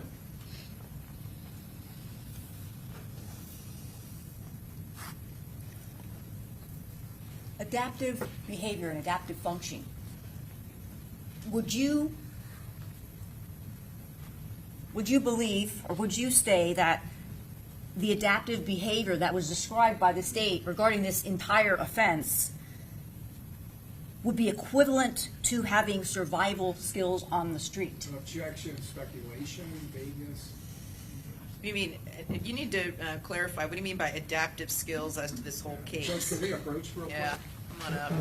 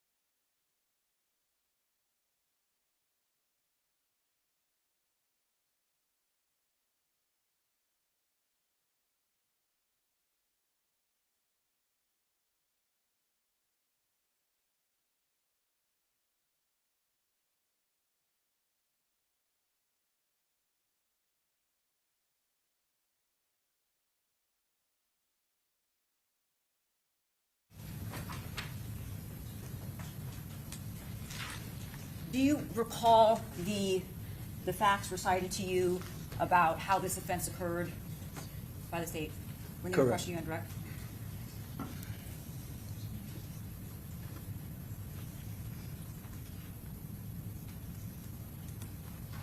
Does that change your opinions at all? No.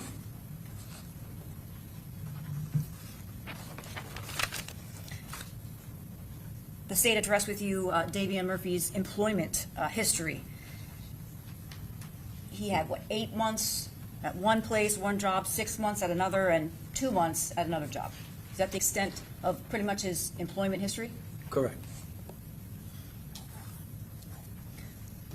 Would you say that substance abuse goes hand in hand with having mental health issues? Correct. Why is that? Individuals that abuse substance generally self-medicate.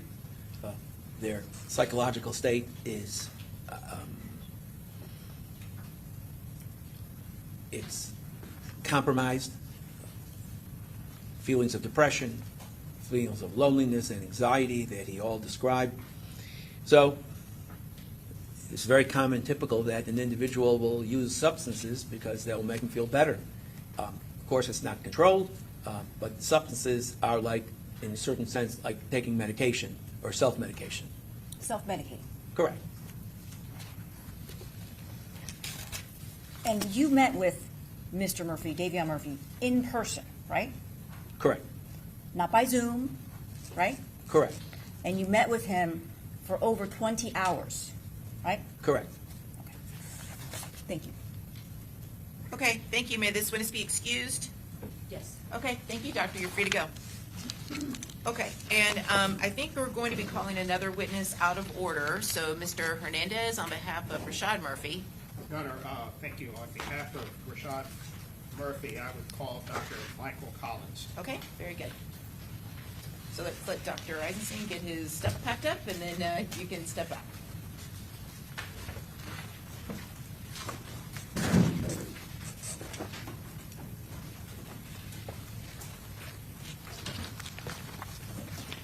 Is it okay to stay while other witnesses in this case? I don't have an objection. Does anyone object? No objection from staying. Sure. Okay.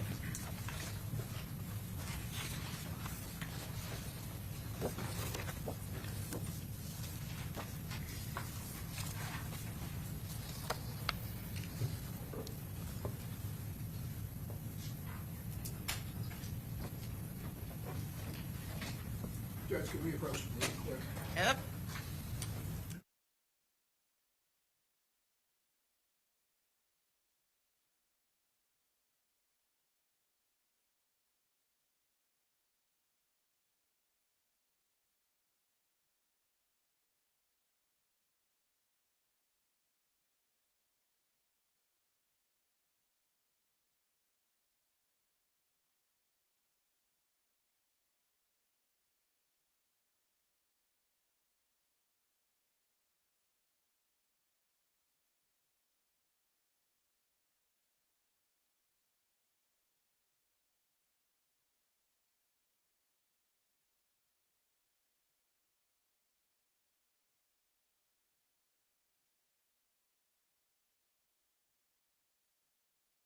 All right, come on up.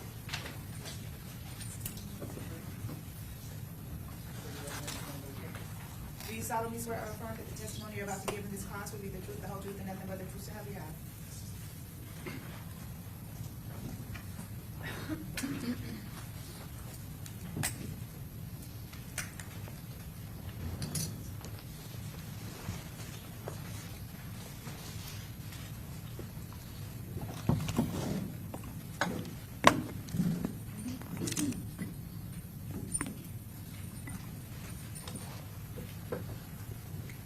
All right, very good. Ready to proceed?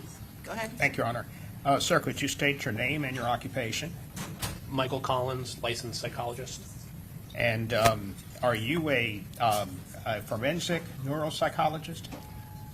Yes, with specialty training, I'm allowed to practice in forensic and neuropsychology. Okay.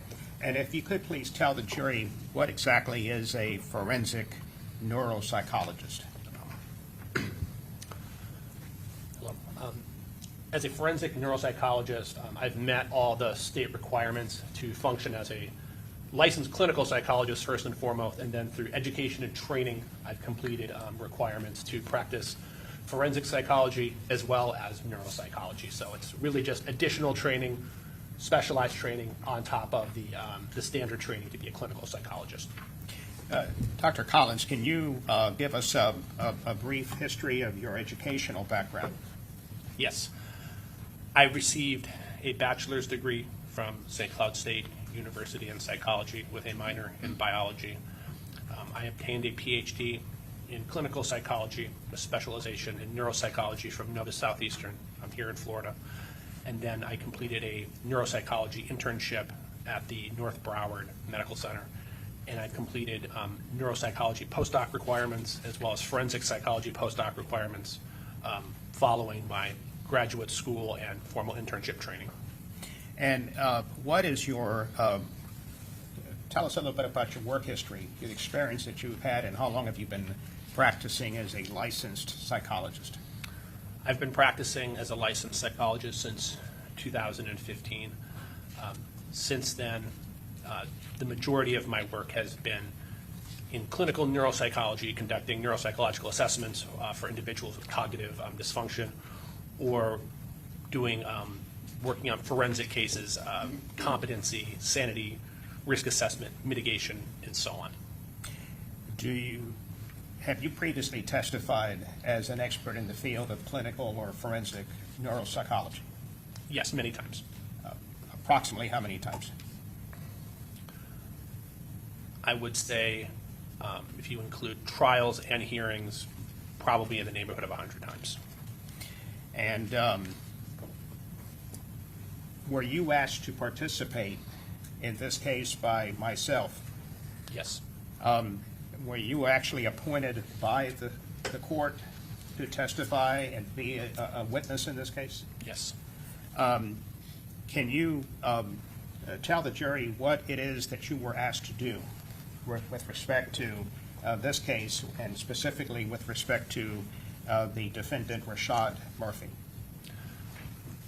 I was asked to meet with the individual where he was in custody and complete a comprehensive psychological evaluation using both my skill in neuropsychology as well as my experience in forensic psychology.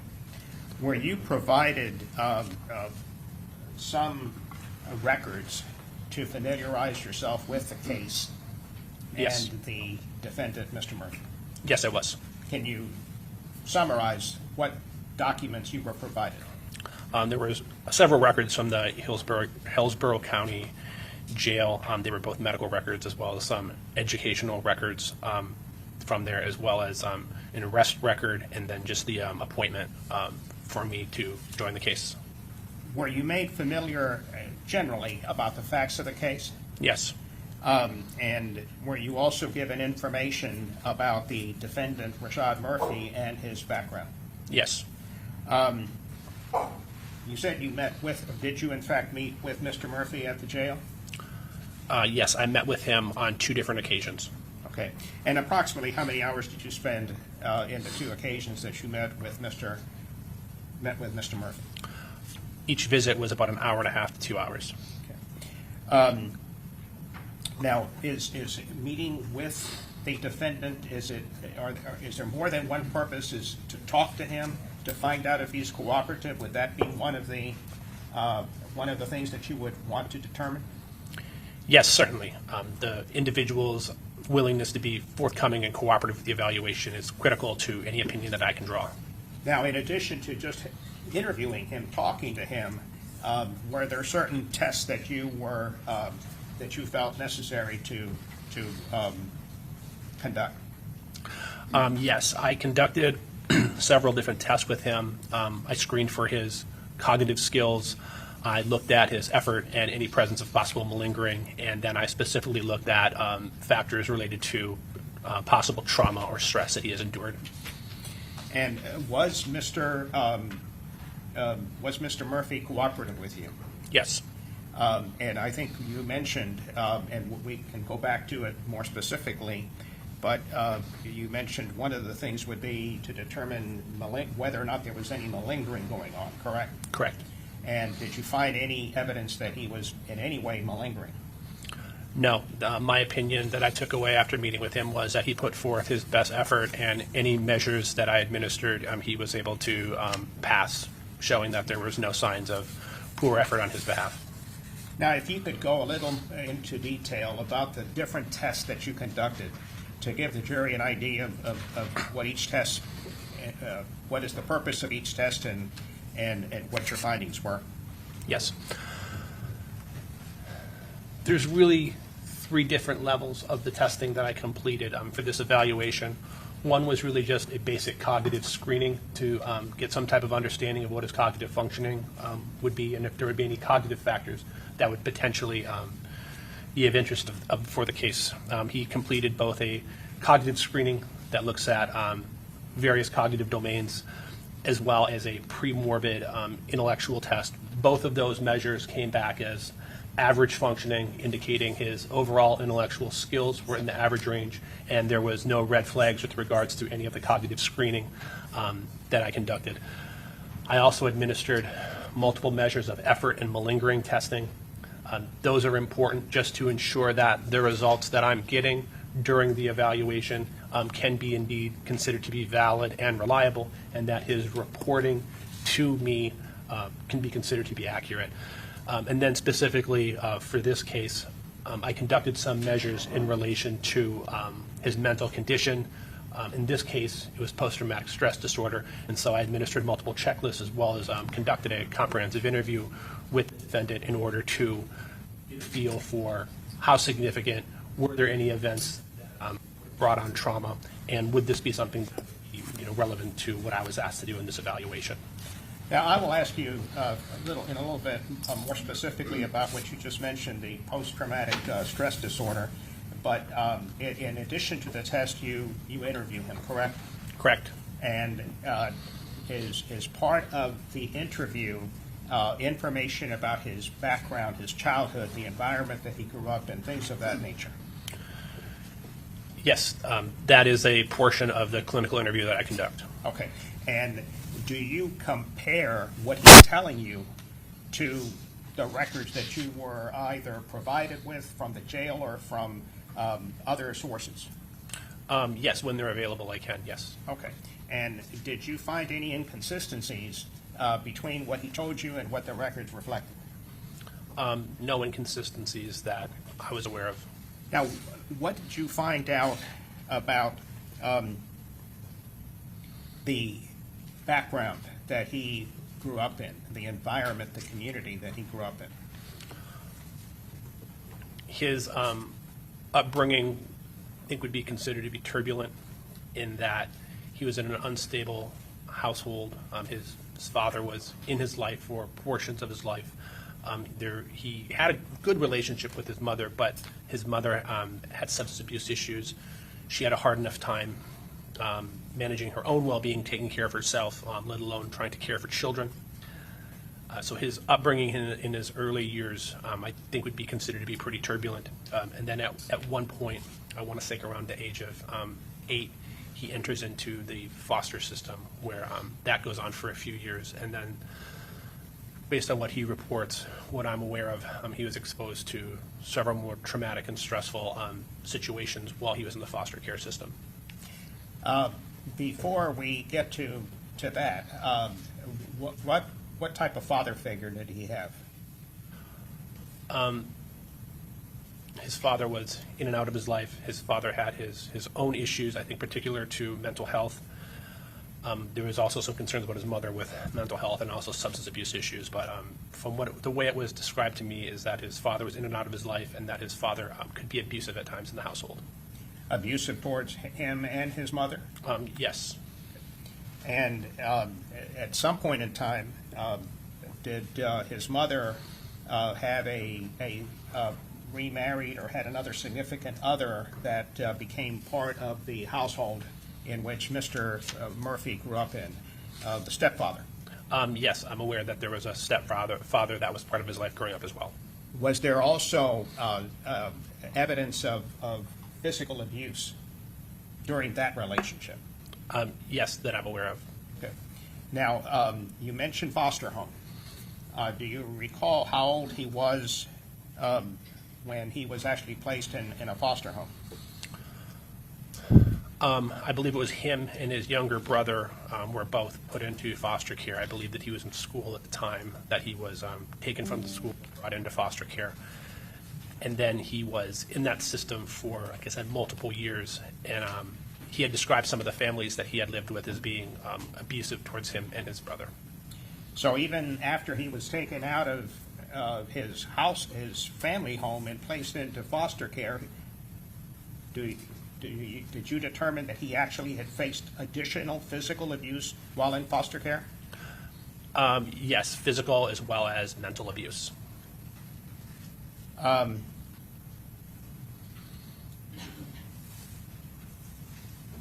You mentioned his mother, that he loved his mother. Were you able to determine if his mother had a drug addiction problem? From what I understand, his mother had both mental and substance abuse issues, and it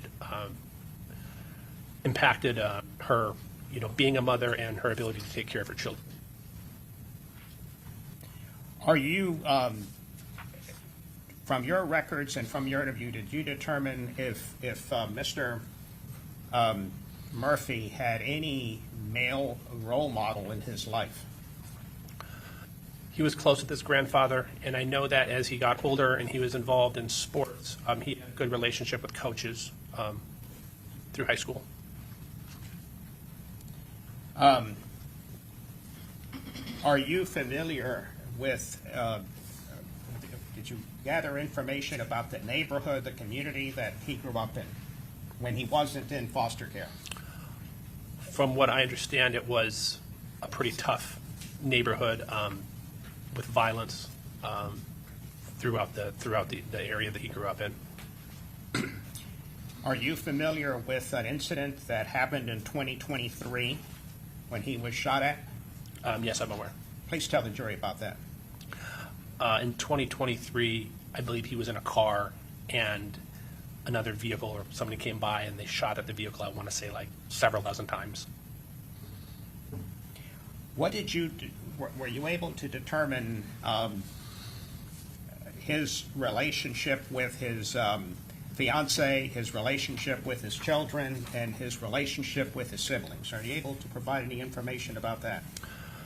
Based on what he told me, he had been in a relationship with the same woman since high school. I want to say like 15 or 16 years. They had, I want to say, 4 children together, and then that they were also helping take care of his younger brothers after his mother passed. Are you familiar with other childhood friends, or some of his childhood friends that were actually killed? Yes, he told me that. And these are things that he experienced? Yes.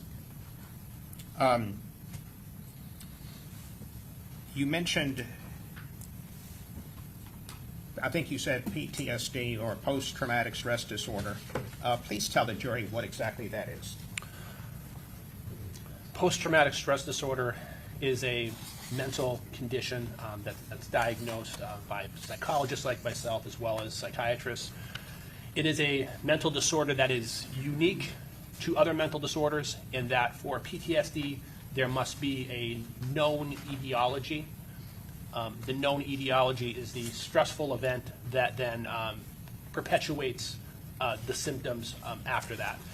For PTSD, you need to experience the symptoms for a number of months, and it's considered to be a chronic condition in that it's not a condition that just goes away. It's like a disease. It's a condition that can act up and be severe, but then, through treatment, through medication, it can start to remit and it can settle down and stabilize some, but a lot of that is really just depends on the type of treatment that the individual engages in. So PTSD, it's a mental condition. The unique part of it is that there's an etiology.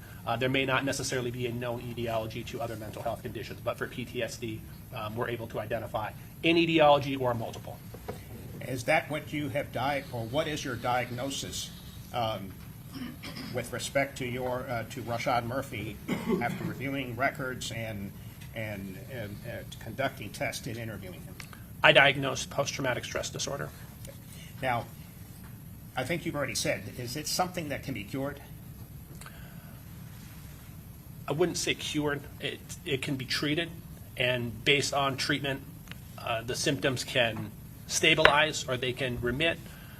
But you should really look at PTSD the way you look at any other type of disease, in that the disease state can have periods where it's more active and severe, and then with proper treatment, the condition can stabilize and become less severe. If you suffer from PTSD, is it something that can affect your judgment in making day-to-day decisions? Yes, it could.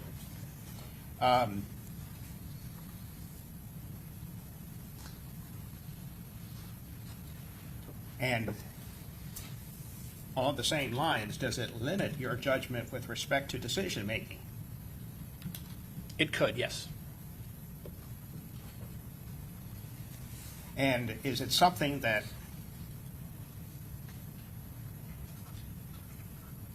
can limit insight into clinical conditions and legal problems?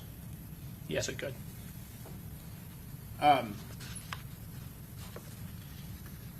Is there anything in your analysis, evaluation, that would indicate that Mr. Murphy, that this PTSD condition is something recent, or is it something that would go back to the childhood and all the trauma that he's experienced? So in this case, the first known events date way back into childhood. So those would be the first events that would, trigger the diagnosis. Now, as he's gotten older, he's been exposed to more incidents of deaths, more incidents of violence. Those would just be additional stressors on top of the origin of where the PTSD stems from. Now, I would like to show you some exhibits and ask if you're familiar with them. I'm going to obviously take one at a time. I have.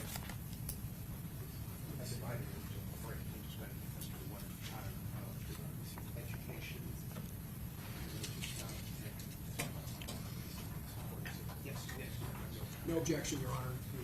Okay. Are you seeking May I to approach- admit? Are you seeking to admit? I am seeking to admit Defense Composite Exhibit 1, Defense Composite Exhibit 2, and Defense Composite Exhibit 3. Okay, admitted. May I approach the witness? Sure. Doctor, I'm going to show you what has been admitted into evidence. Well, do you want to put it on the Elmo or? Oh, well, I was just going to show it. Well, it's been admitted, so you can go straight to publishing it.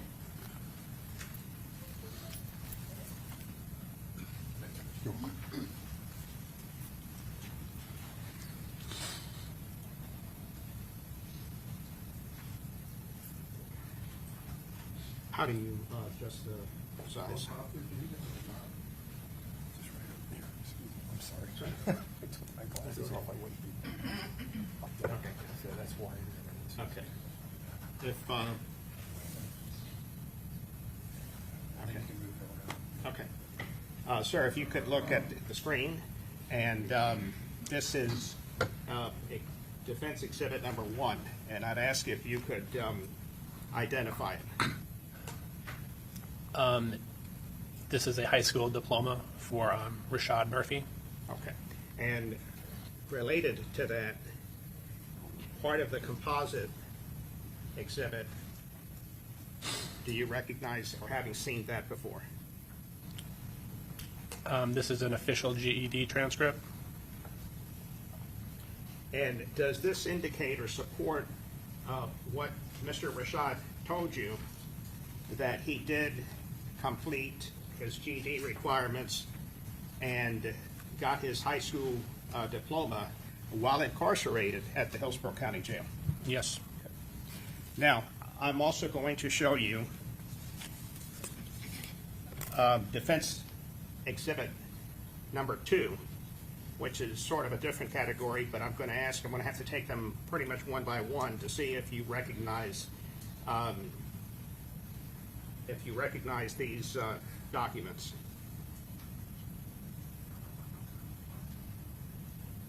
Yes.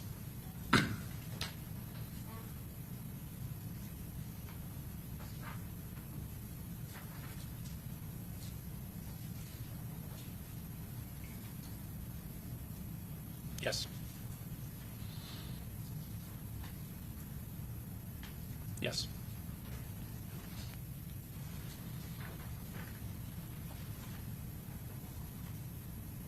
Yes.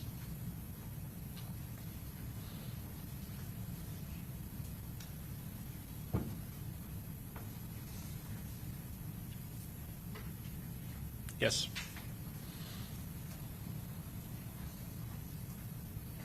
Yes. So far, these exhibits that I've shown you, what do they represent? Religious coursework that he was completing while he was in custody. Okay. And are you aware that he also taught some classes to some inmates, Bible classes? I'm not sure if I heard that before. Okay. Also,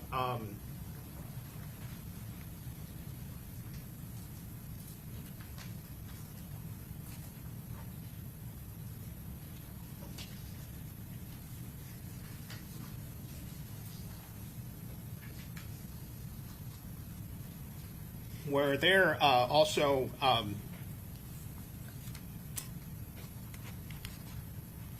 other parenting classes and things of that nature that you're aware that he, Mr. Murphy, completed? Yes, I'm aware that he completed those while in Would custody. it be, so in addition to religious, Bible studies, things of that nature, you aware that he also has been active in taking a series of self-help classes while in custody? Yes. And this is defense exhibit number 3. Does that suggest 15 hours of parenting skills instruction? Yes.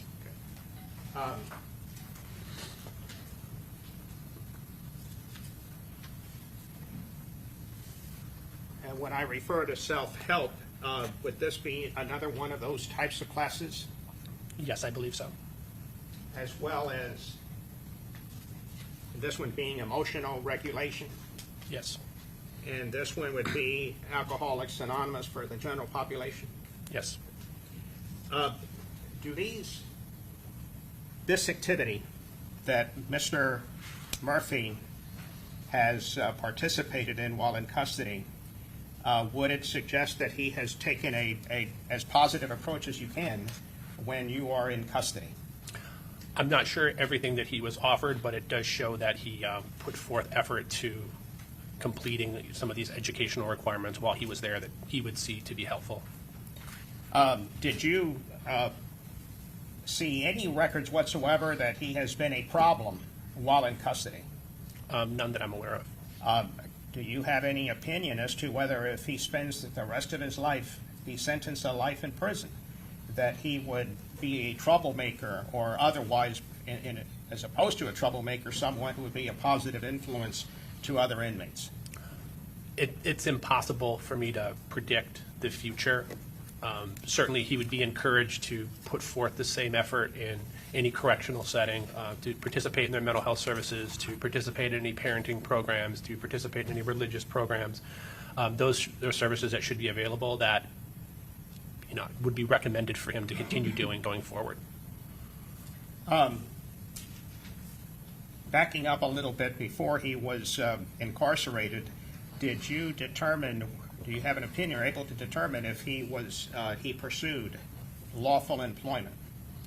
Yes, he had reported that he had worked with several different companies, one being a family-owned company, and I know that they were seeking out housing for him and his family prior to his arrest. And did he, any indication that he, I think at one point, did he also work for his grandfather's lawn service? Yes, that was the family company. Are you aware about him helping raise his younger siblings? including working jobs at a young age to provide financial support for them? Yes, I'm aware. And are you aware of, or made inquiry and made a determination if he was in fact has been a good father to his children? In terms of what's been reported to me, yes.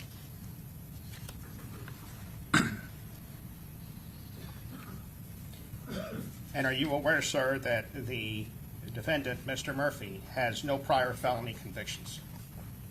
Yes, I'm aware. Now, and maybe you've answered it, but I want to make it clear, the defendant's history of being raised in a violent environment and the abuse that you've testified about, are all these consistent with childhood post-traumatic stress disorder? Yes, as far as I know, these are events that occurred in childhood and then persisted through adolescence and adulthood. What type of treatment do you believe would benefit Mr. Murphy and his condition?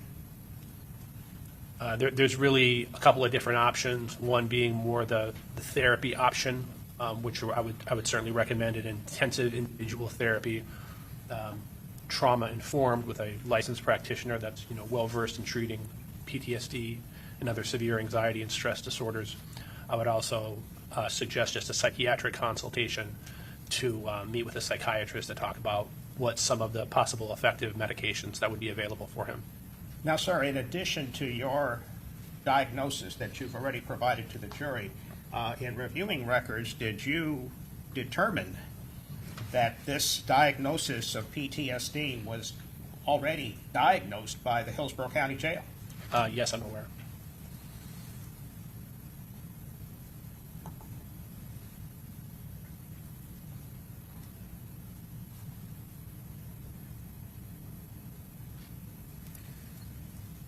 When arrested, are you aware that at that time that he was arrested, he was raising 6 children Yes. and actually was working, receiving, or with the help of food stamps, basically trying to financially support 6 children plus his fiancee? Yes.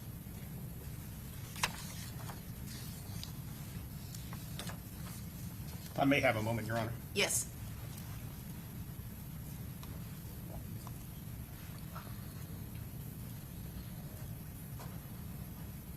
That's all I have, Your Honor. Thank you. Okay, cross-examination.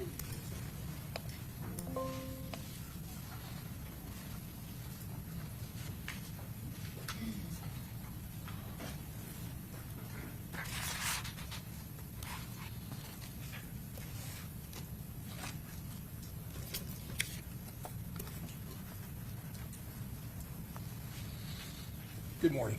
Good morning. Doctor, you are, just to clear this up a little, you're not a medical doctor, correct? That's correct. Not a psychiatrist? That's correct. Okay, so in fact, one of the things you're recommending for the defendant is that he have a psychiatric consultation for evaluation for potential medical treatment, Yes. which would include medications. That would be up to Well, the, potentially include medications. potentially. Yeah. So let me ask you about the Hillsborough County records that counsel asked you about. He asked you, didn't the Hillsborough County jail records, medical records, indicate he'd already been diagnosed with PTSD? The records had shown that they had previously treated him for anxiety and depression. Okay. So, and that could be a result or a causative effect from PTSD? There's many overlapping symptoms between PTSD, a general anxiety disorder, a depressive disorder. A lot of the symptoms do overlap. Okay. Now, you would agree with me that depression is not uncommon in people who are incarcerated in the jail, awaiting trial, or awaiting sentencing?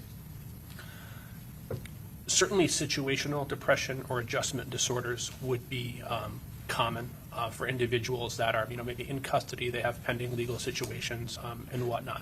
Right, so that's a common diagnosis in a jail setting, like the Hillsborough County Jail or the Broward County Jail from your home county?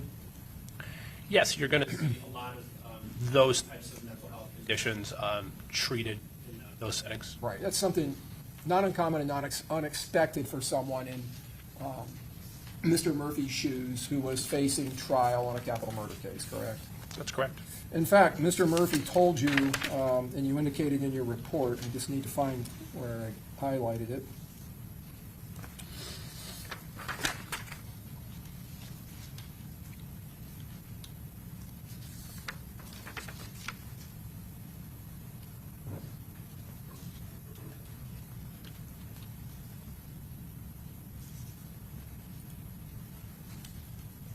He reported, and I'm looking at page 2 of your report, Doctor, in the second to last full paragraph. He indicated with regards to his medical issues, he reported he is healthy with no serious health problems. He reported his primary stress now is in relation to his legal case, right? That's correct. And he reported to you that he has suffered from anxiety and depression. He's now in the jail taking medication for depression and anxiety while in jail. Just reading from your report. Yes. Okay. And just to add on to that, anxiety is also not an uncommon event for people who are incarcerated in the jail setting awaiting trial or sentencing.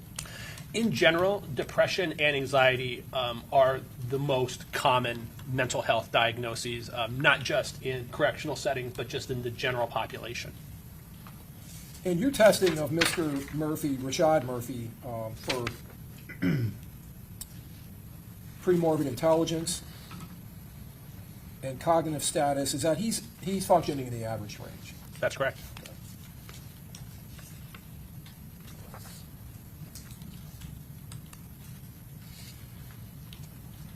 Mr. Murphy also reported to you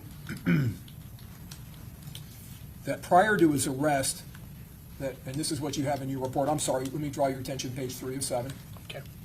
that he was fully independent when he was out in the community before his arrest. Correct. You've indicated he drove a vehicle and he could support himself, Correct. and he could support his family independently, is what you wrote in your report. Correct.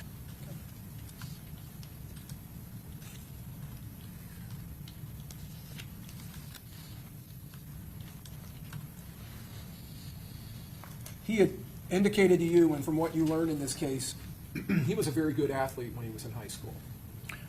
That's what he told me, yes. He excelled at football, I believe, Yes. and he had dropped out of school in the 10th grade because he wasn't allowed to play football anymore or participate. Correct. Okay. And then he was able, here in the Hillsborough County Jail, to get his high school diploma. Yes. As far as his work as an adult, he indicated to you that he has worked for his grandfather's business, a family-owned business, doing construction, plumbing, and I believe some lawn services. Yes. Okay.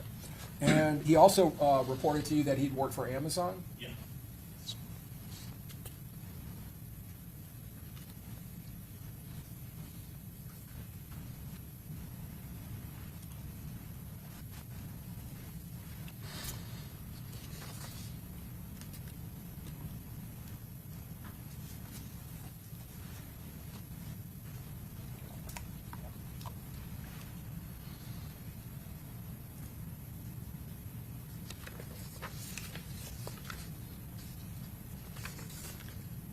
You did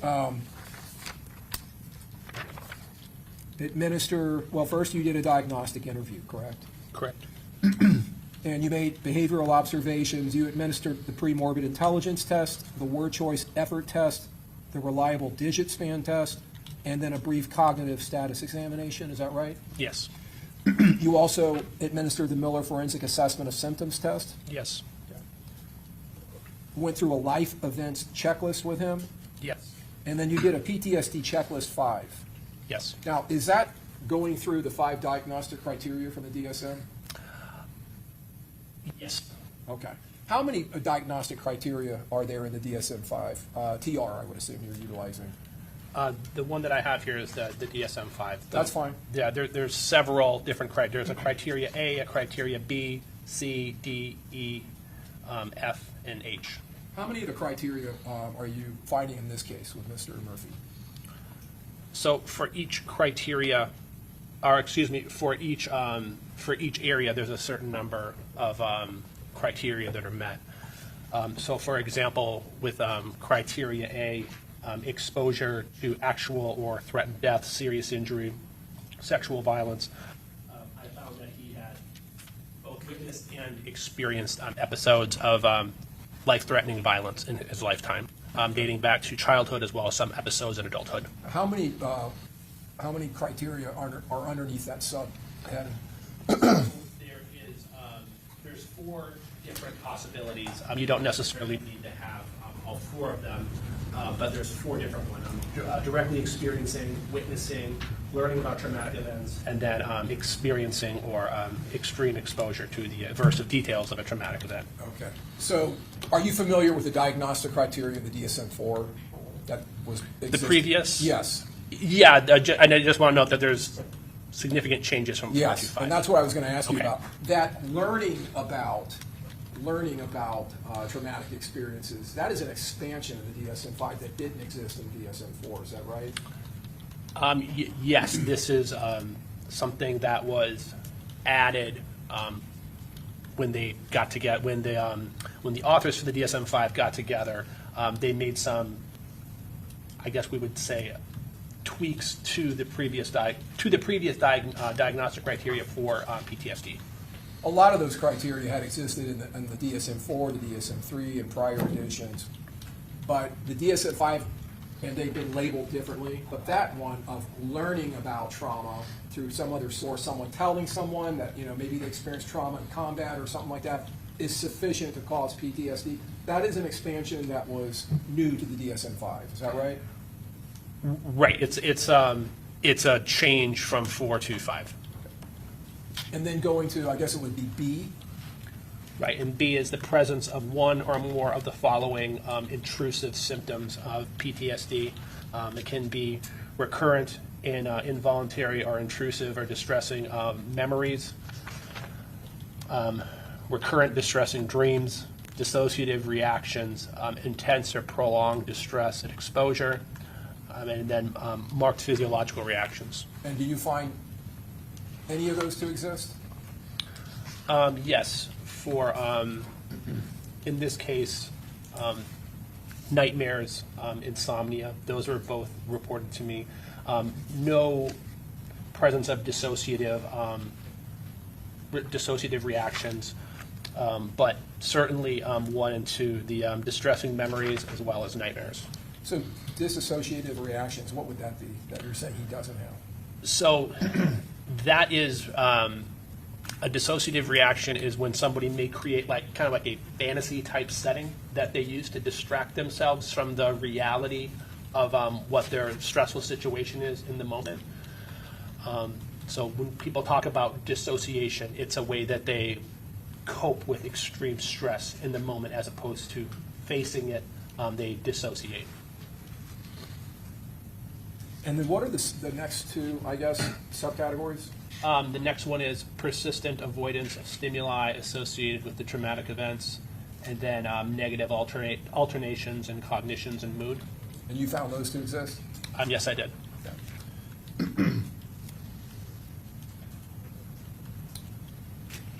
Now, you were provided some records. You were provided educational records and medical records from the Hillsborough County Jail staff, correct? That's correct. And we saw some of that here. We saw the diploma where he was able to get his high school diploma while in the jail. Yes.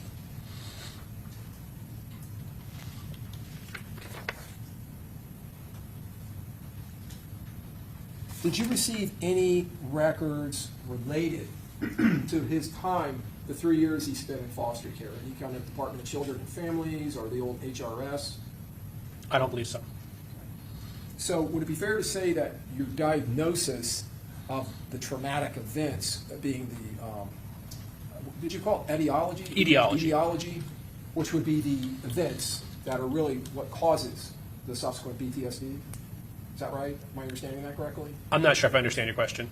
So the events that occurred or he experienced or saw, witnessed while he was in foster care, it's your opinion that it is those events that are now causing these symptoms of PTSD? I would say that would be the initial onset. The initial onset, that's how you would term that? Yeah. Okay. So the existence of the causative initial onset, that would be, if I'm understanding you correctly, and you correct me if I'm wrong, solely based on his self-reporting to you, correct? Yes, initially his self-reporting. I have since reviewed the mitigation report as well. Okay, now that's a mitigation report prepared by someone who is employed by Mr. Hernandez? Ms. Adams? Ms. Adams, okay. Yes.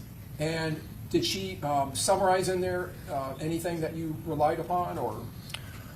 Not necessarily that I relied upon, but I did review it. It was consistent with what I had gathered during my assessment. Are these statements being made by, does it include statements being made by someone else or family members? Family members? Okay, but you yourself, you didn't interview any of those family members? No. So now, you administered several measures or tests or scales that test for effort and malingering, correct? Yes. Did you measure or test for malingering as far as your mental status exam or your, I'm sorry, first of all, let's start with your diagnostic interview. The diagnostic interview is really just based on my interview with him as well as substantiation from any of the records. Okay. And that's when he's reporting to you as the historian of what occurred or what he saw when he was in foster care. Correct. Is that right? Okay. So you're relying upon his credibility and his reliability as a historian for that information. Would that be accurate? Yes, anytime I conduct a clinical interview, I'm relying on the individual that's giving me that information. Now, Mr. Hernandez asked if you had some limited information from the underlying crimes in this case in general, the investigation of this case. I see on your report you have an indictment in relation to this case? Correct. So you know what the charges were against the defendant, correct? Yes. And are you now aware of what this jury has convicted him of? Yes. Okay. And other than convicting him of attempted second-degree murder on those 3 attempted murder counts, everything else would be the same, and you're aware of exactly what he is now currently being convicted of? Yes. Okay, all right, just want to make sure. Other than the indictment, are you aware of any of the underlying facts of the case? Only what's been provided of me, to me. Have you seen, or has it been provided to you, the videos that depict the actual murder itself? No. The videos or images that depict the defendant's appearance during the time of the murder? No.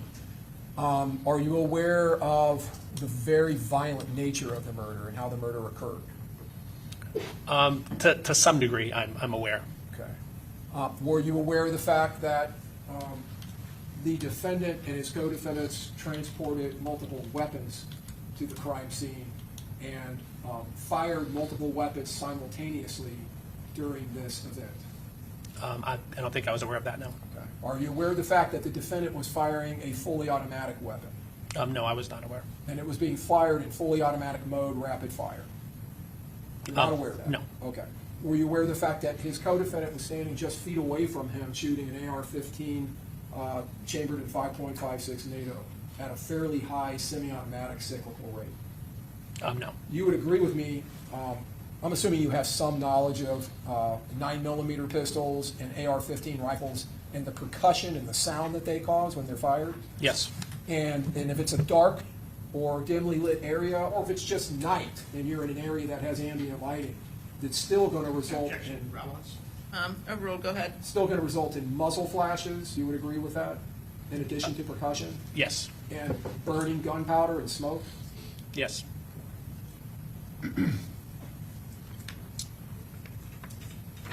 Are you aware of the fact that the defendant, after this murder, after leaving the city of Tampa and returning back to Jacksonville, to his home city, that he shortly thereafter drove one of the vehicles used in the murder and fled the state? No. And were you aware or were you given any of the details about the subsequent interview of the defendant that occurred at the Jacksonville Sheriff's Office? No. Now, if a defendant is interviewed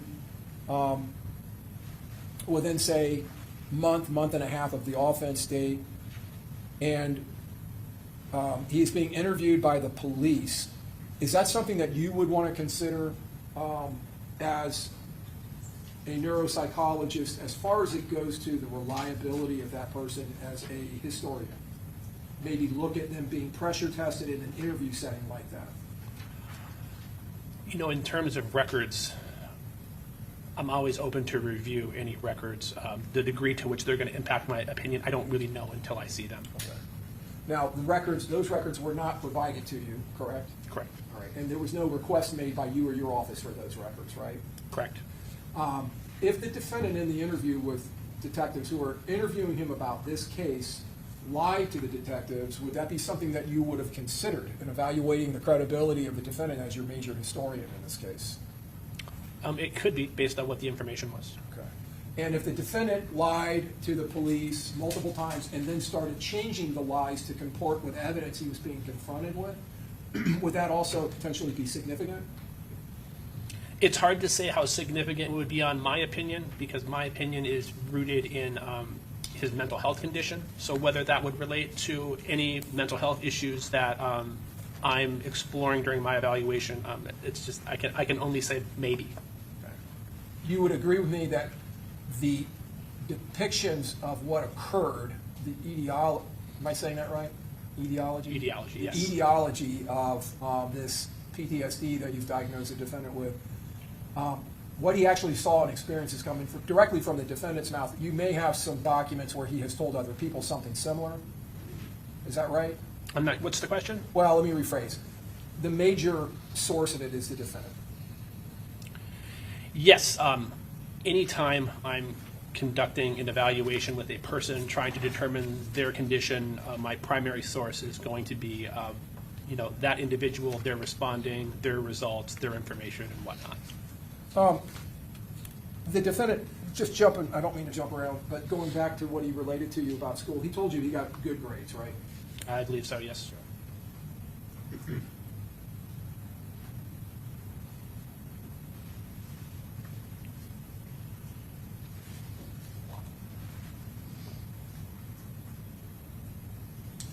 They have 1 moment. Yes.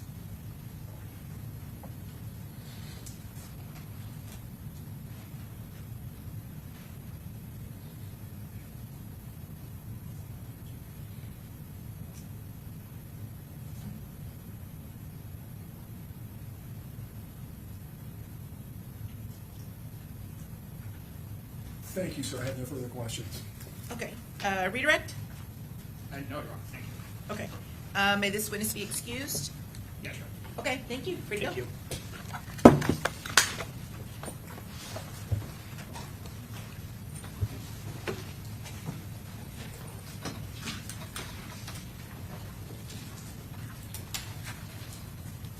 All right, very good. Members of the jury, it's a little after, it's 12:05, so we'll go ahead and take our lunch recess. We're going to reconvene today at 1:30, all right? So just remember my previous instructions. Don't talk to anybody about anything related to this case. Don't read, watch, listen to any news or social media posts. See you back here at 1:30. All rise.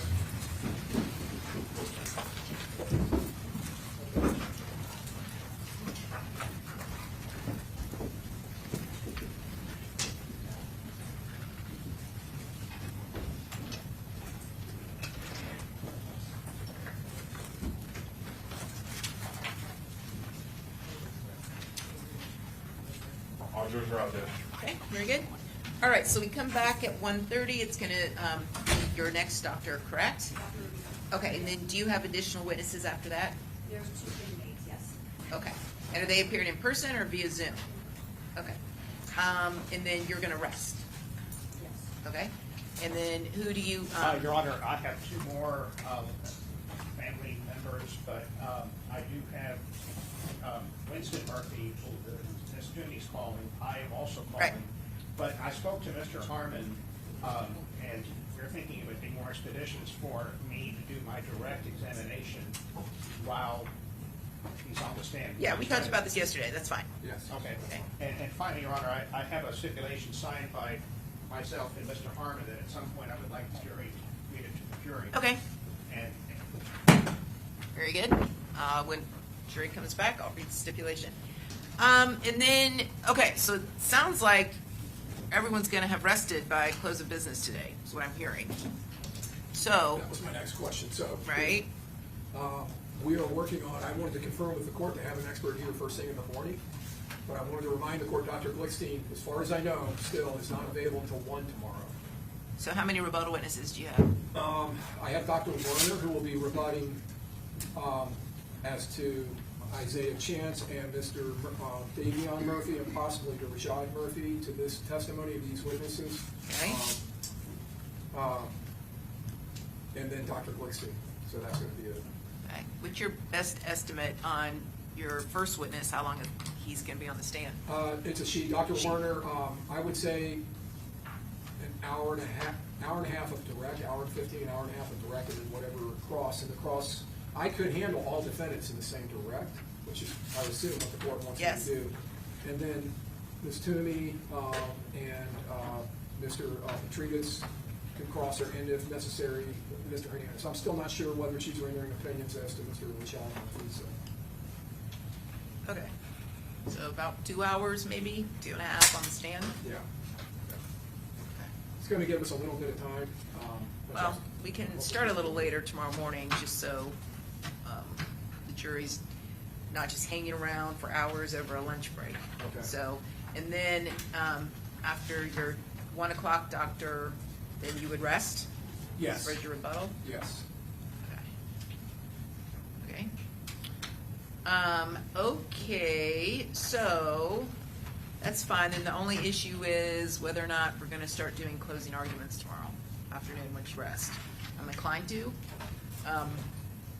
So, which means we need to go over the jury instructions, which means I really need your list of non-statutory mitigators. Okay? So, please email them to me or my JA no later than 3 o'clock today. All right? Okay, very good. See you all back here at 1:30.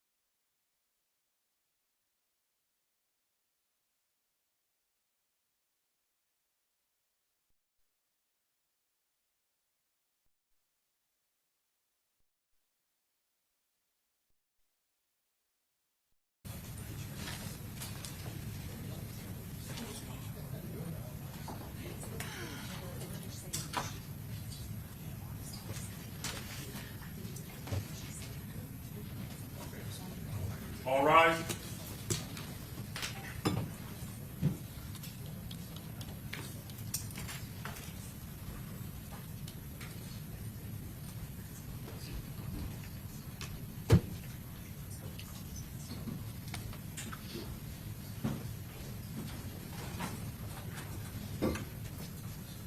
All jurors are in jail. Okay, very good. Welcome back, members of the jury. Everyone have a seat. And we are ready to proceed. Ms. Toomey, call your next witness. The defense would call Dr. Marino.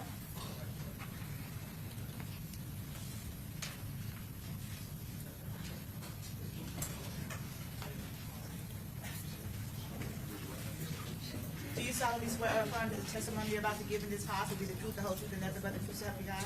I do.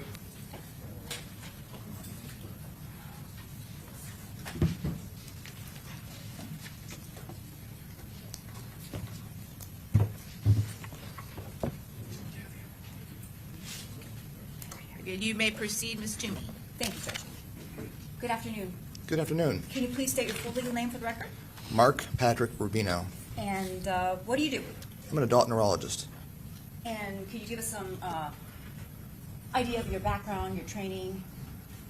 All right. Well, a long time ago, I went to Northeastern Ohio University's College of Medicine, now called Northeastern Ohio Medical University, as part of a 6-year BS&D program. It means I went to get my BS at Kent State and my MD in 6 years. Okay. And then I went on to do my transitional residency at Akron City Hospital, and then my neurology residency at USF here in Tampa. And how long have you been practicing neurology? 26 years. All right. And do you have any licenses? I'm licensed in the state of Florida. And are you in private practice? I am. All right. And have you ever been allowed to offer an opinion or give an opinion in the field of neurology? Yes. Approximately how many times? 82, 83, something like that. In state court and federal court, or? State and federal, yes, but all in Florida. And doctor, what's a neurologist? A neurologist is a doctor who is trained in disorders of the brain, spinal cord, nerve, and muscle. So I deal with everything from dementias, head injuries, Parkinson's disease, movement disorders, Huntington's disease, spine disorders, MS, seizures, peripheral neuropathy, balance problems, and unfortunately a lot of pain too. And so then you have clinical patients that you see on a daily or weekly basis, I assume? Yes, And were you retained by my office in this case? I was. And what were you tasked with doing?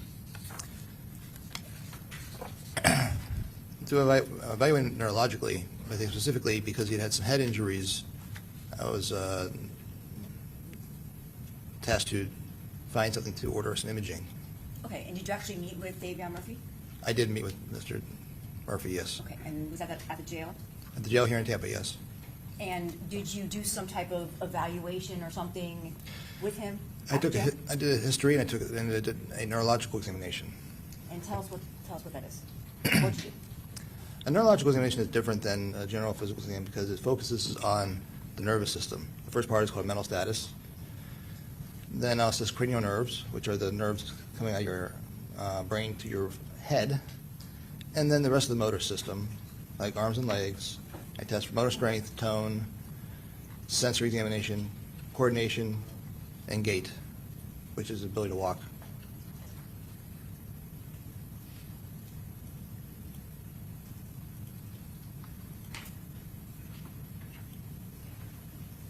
I could approach the witness. Yes. Actually, Judge, I think the state would be stipulating to the introduction of Defense Exhibit 4. We do, Your Honor, no objection. Okay, very good. Be admitted. Thank you. These gadgets.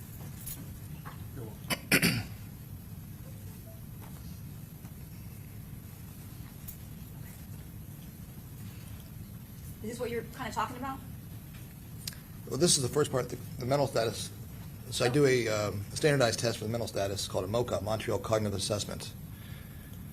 And this is how he did. So in that first section, the visual, spatial, or executive functioning, What was Mr. Murphy asked to do? He was asked to complete the trails, which is the first task on the upper left side, where you're supposed to connect the 1 to the A to 2, and connect the rest of them in the same pattern that's been established. And then what about the cube? You're supposed to copy the cube. And how did he fare on both of these tests? He did the trails okay, but the cube was not good at all.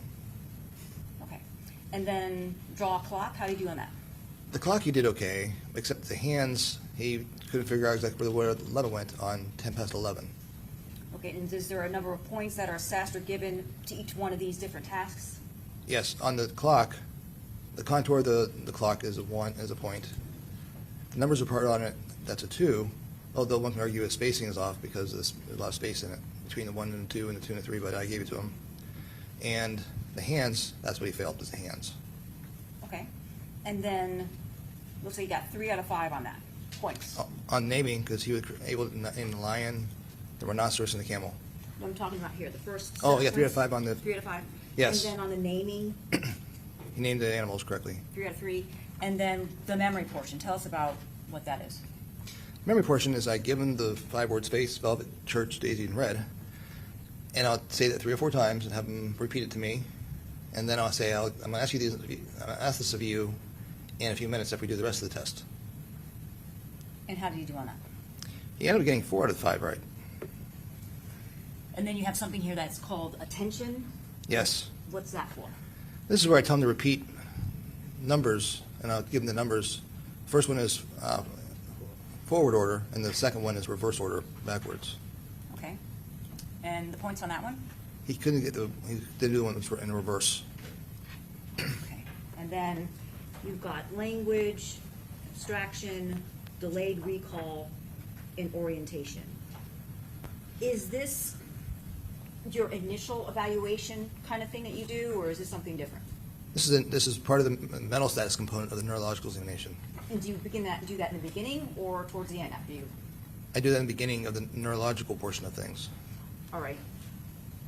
What else do you do in addition to this? Is there some type of exercises with the arms and hands or something? Well, then I test his cranial nerves. Okay, tell us about that. So the cranial nerve is going to be testing for the nerves that go to your face and structures of your head. Part of that is going to be oculomotor, which is the eyes. So I'll have him follow my finger as I draw an H, and I'll watch his eye movements. And his eye movements, he had some jerking in his eyes. I couldn't call it nystagmus, but it was really bizarre. I've never really seen it before, but it's abnormal. And how did you do that test? I draw an H and have him follow. And I you draw have- an H with my finger and have him track my finger with his head sitting still. So can you demonstrate for us? Yes. Just follow my finger.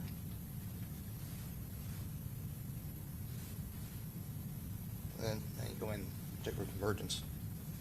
Is that similar to the horizontal gaze nystagmus tests administered in DUIs or similar? It's going to be similar because they're looking for the same thing. What is that? Nystagmus. Which is? Jerking of the eyes. There's usually a fast and slow component. It was close to nystagmus, but he had no fast and slow. It's all the same component. It's all just jerky. Okay. And you had no reason to believe that Davion Murphy was under the influence of anything? No, he was not. I mean, he's in jail, but I didn't think he was under influence of anything.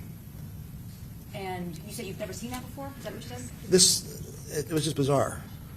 Okay. I've been looking at a lot of eyes, and I haven't seen him jerk quite like that. But you have seen eyes that have jerked. Yes. And what is that a symptom of? It's usually, it could be one of two things. One would be if he's currently experiencing vertigo, that can cause some nystagmus, but he wasn't having any vertigo. So the other thing that causes it is be disruption in the brainstem, where the oculomotor nuclei exist. There's going to be some disruption to it. And usually you see that in people with brain injury is that they don't just damage their cortex or cerebral hemispheres, they damage their whole brain. Okay.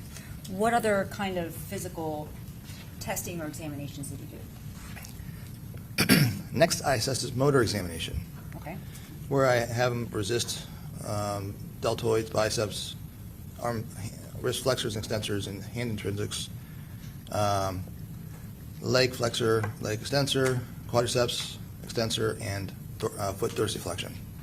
And then he had 5 out of 5 of that. He was full strength, no weakness.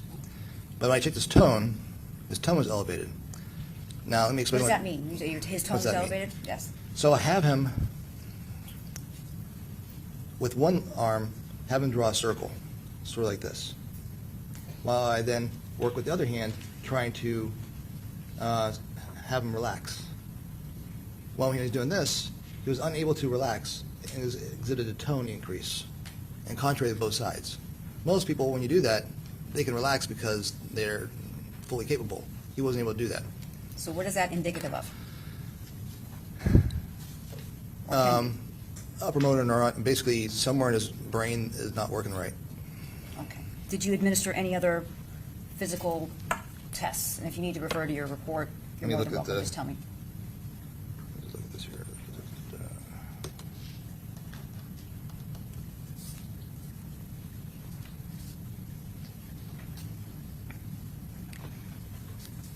Then I did reflexes, Okay.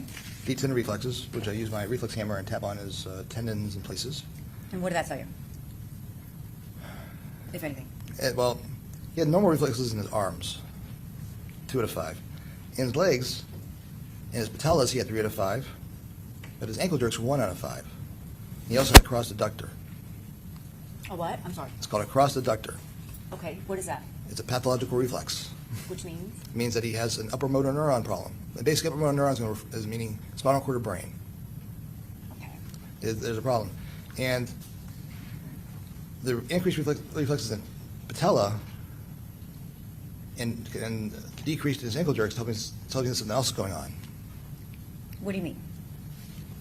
Well, then I did a sensory examination, and he had sensory loss, all compatible for a polyneuropathy.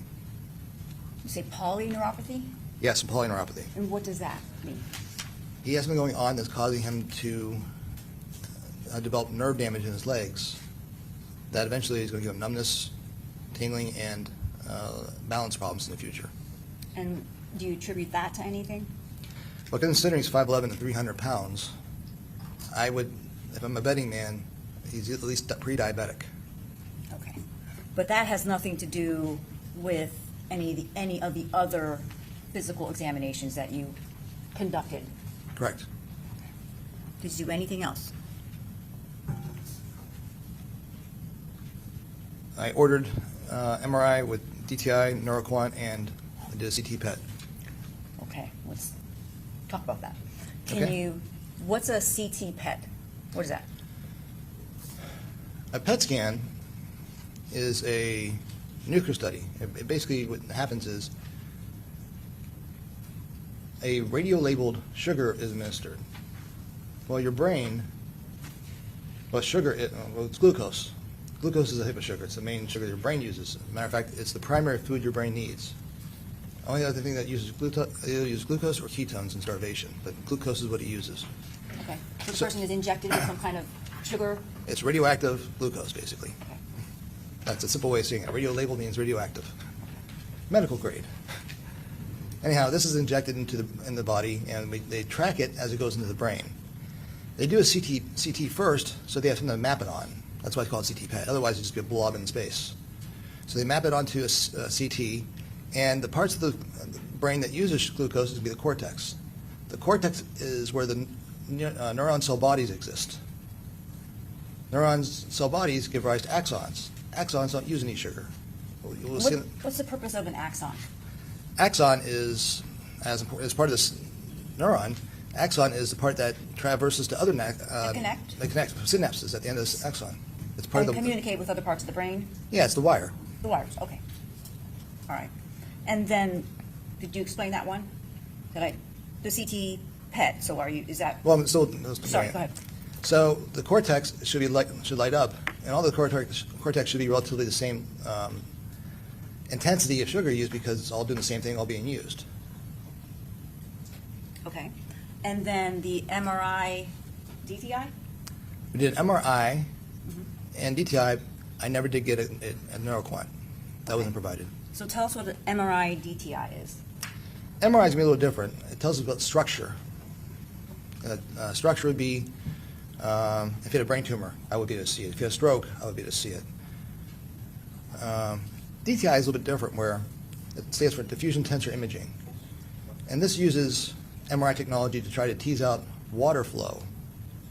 And water flow is basically how axons show up on MRI. And if there's a hole in the axons, it'll show us a hole in the DTI. Okay, so you ordered those two different scans for Davion Murphy. Those are those Those are scans. two different scans. Okay, and MRI and CT PET. Did you make a PowerPoint in order to go through these scans to explain your findings? I did. Okay, and is that the first page of your PowerPoint? That'll be the first one. It'll be on my name and what it is. All right, so this is the first image, and maybe, I had some controls here, but they're gone now. well, you got, here, I can approach Judge. So will this assist you in helping explain what's going on in some of these images? Yes. Okay. So No objection to its use, Judge. Okay. this part, this first image is a slice right about through here, to the very pretty top of it. Go to the next one. Well, I need. Can I have my pointer back? Your pointer? There's supposed to be a pointer here. It was on here, but it's gone. Oh, That was your mouse. that was my mouse. There it is. Okay, but what that's Well, if mean? you need to stand up to point something out to the jury, you can do so, okay? 'Cause Oh. All right. Thank you, Judge. All right. This is very important, this scan right here. This red, Judge, can we have a question posed to the witness? Yes, what's next question? What does that red dot on the left side of the screen indicate to you? that indicates that that's what brain is supposed to look like. Okay. The red is going to be where you get higher glucose utilization. Okay. Is there a lot of glucose or metabolism by the brain on this image? Right there. Okay, what about the rest of the image? This front is diminished, and more so the back part. So are you saying that this red should be throughout? This red should Objection be, to leading, Your Honor. this red should be Sustained. all the way around here. The blue is the myelinated fibers. That's white matter, so it's not going to be sugar.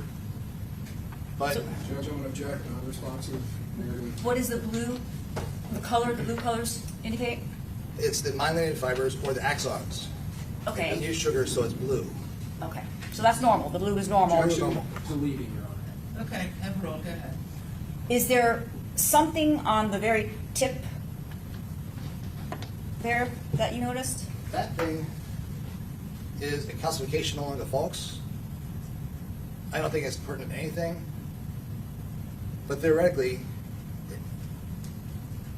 on one of the images I looked at that you will look at later, there's some red next to it. That tells me that it could be a focal seizure. Okay. Judge, I'm Can going you- to object and ask to approach. Okay.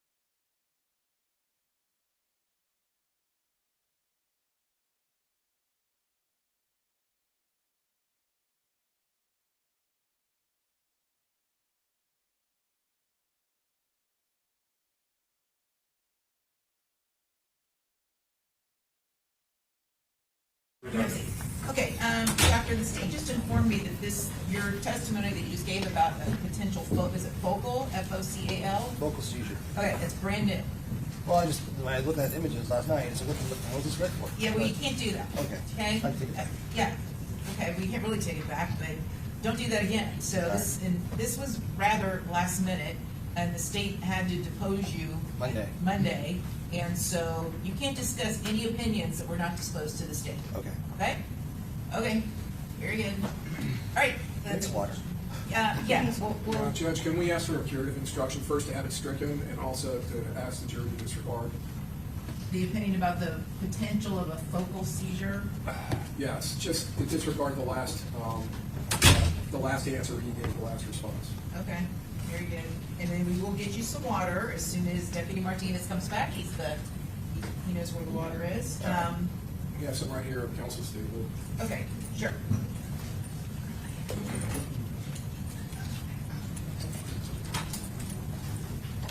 Oh, he's got it. Oh, okay, and then you can do the jury. There's two in the restroom, Judge. Okay. That's good time on their part. Yes, sir.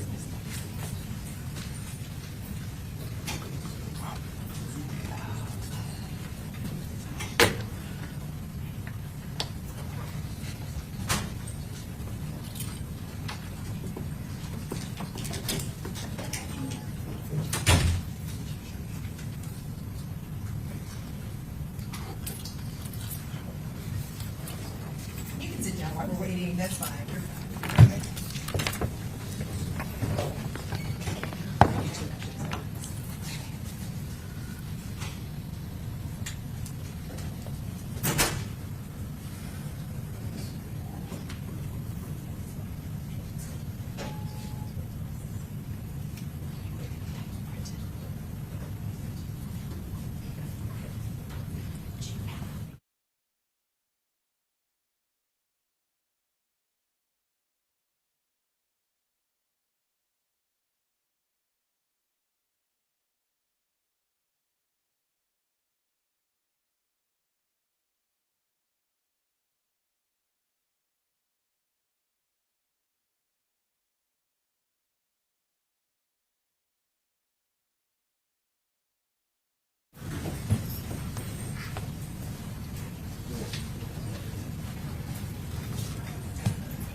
Judge, the jurors asked if the doctor can speak a little louder if they can't hear him in the back. Yes, Okay. yes. And so I know when you're standing up, it is difficult because you don't have the microphone there, but just please try and project as much as you can. Okay. Okay?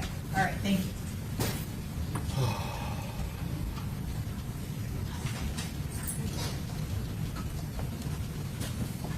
Jurors are out, Judge. Okay, very good. Welcome back, everybody.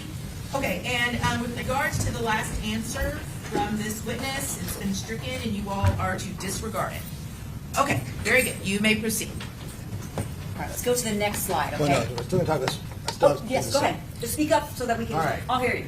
So what this looks like, it's a concept known as coup contra coup. It's a term in neuropathology where you have the site of impact, but when the head gets hit, the brain suffers the area where it got hit, but as the brain shifts backwards, the back part, the opposite side of the brain hits the skull, and that causes more brain damage. So coup contra coup. So we have this impairment up here, we have this vast greenness back down here, where the contra coup would be. Next Okay. slide. And you, okay, we'll talk about it on a different slide. Oops. What about this slide? It's basically the same thing. The same thing, which is not a lot of red. We have the green back here, not a lot of, it's a little almost red in here. That's relatively protected in head injury. But the front part and the back part are all diminished sugar capacity. And these are slices. These are all slices of the brain as if we're going through it this way. Axials. And then what about this slide?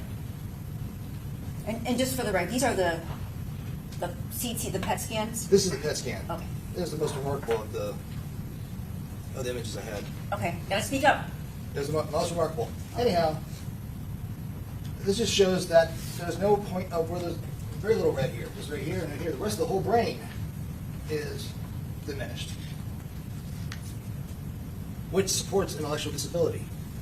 So are we getting deeper and deeper? Each, Getting deeper into the brain, each slice yes. is deeper into the brain. Yes. And what is the blue? What is that? Is that a normal amount and where it's at?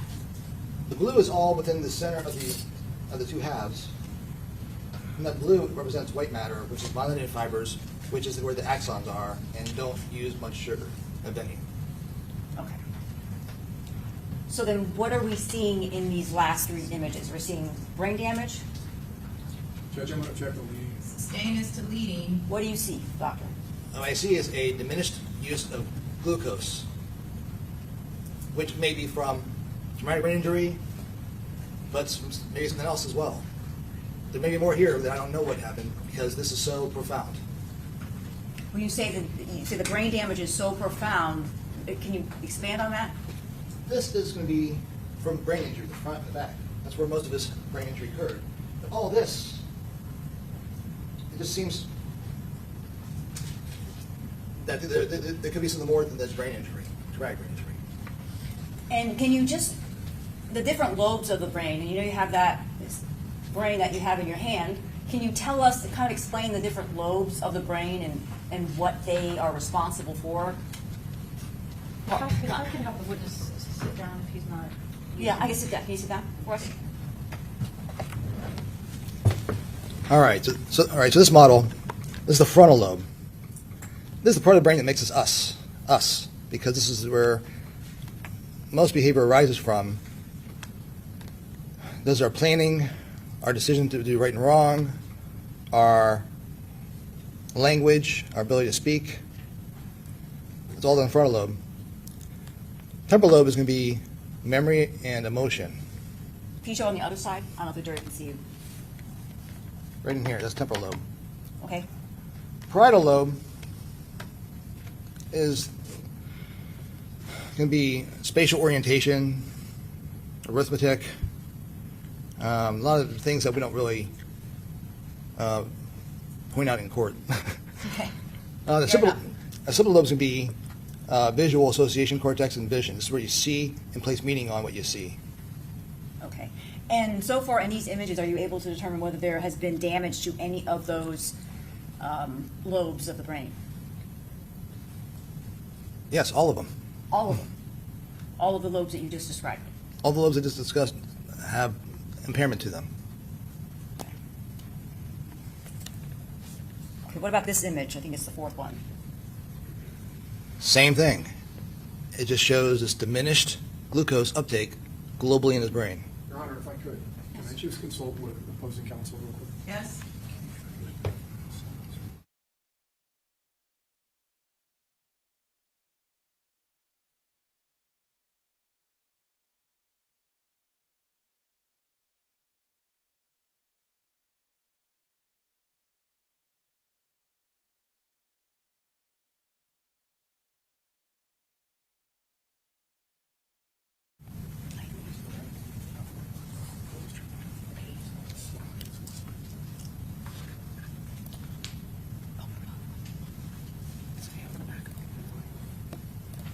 This one right? No, we're wrong. This is 5. We're wrong. Oh, that's 5. I called it.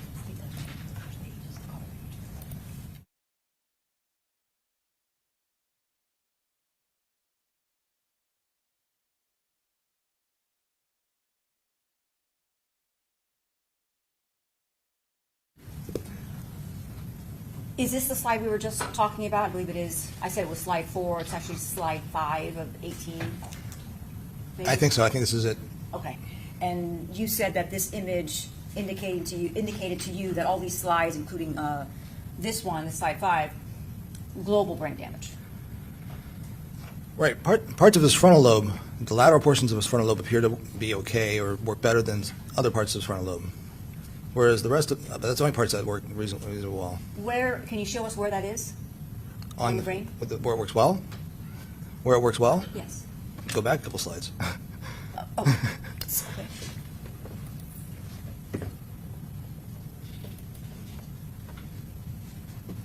That's slide 3.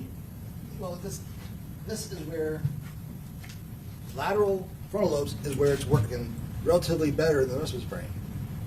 PET scans can be all relative. So is that because of the red? There's There's a little bit of red. There's a little red mixed in there,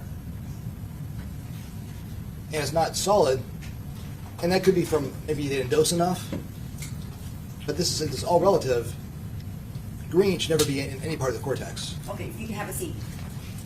When you said maybe they didn't dose enough, but then you said, but you realized that that's not the issue, can you explain what you mean by that and why you came up to that opinion or conclusion?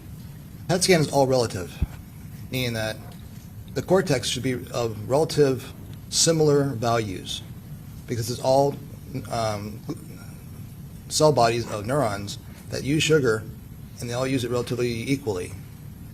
Okay, so there would be, so it would be underdosed, It would be, if it's underdosed, it would all still look the same. It would just be all yellow Right. or all green.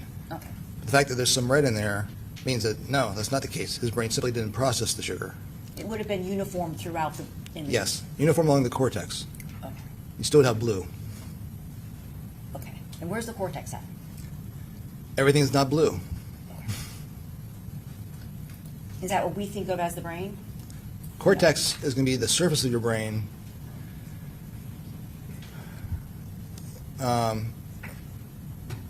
It's what we call gray matter versus white matter.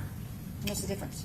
Gray matter, well, in pathology, it's gray. On pathology, white matter has got myelinated, so it's white. Cortex involves cell bodies of the neurons. White matter contains white myelinated axons. So I think we were on, I'm going to go to slide 6. Yes, 2 different images there. What are we looking at? I'm just pointing out that this loss of metabolism is pervasive throughout the brain. This loss of what? I didn't hear you. Metabolism. Metabolism. Loss of metabolism is throughout the brain. It's not just frontal lobe and back. It's just, Can you pull that microphone just a little closer? that whole brain is impaired. Okay. All right, and this is slide 7. What do we see here? What we're looking at here is a coronal image.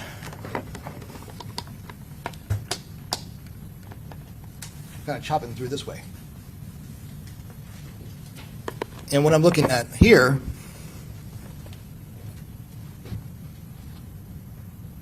the center part here is the anterior cingulate gyrus. What is that? The anterior cingulate gyrus is part of your cingulate, or is part of your limbic system.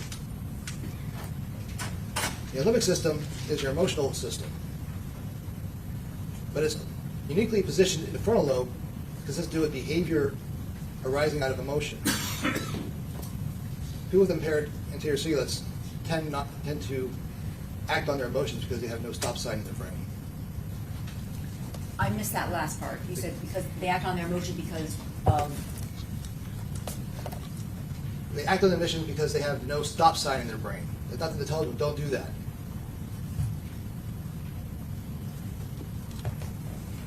Anything else on these 2 slides?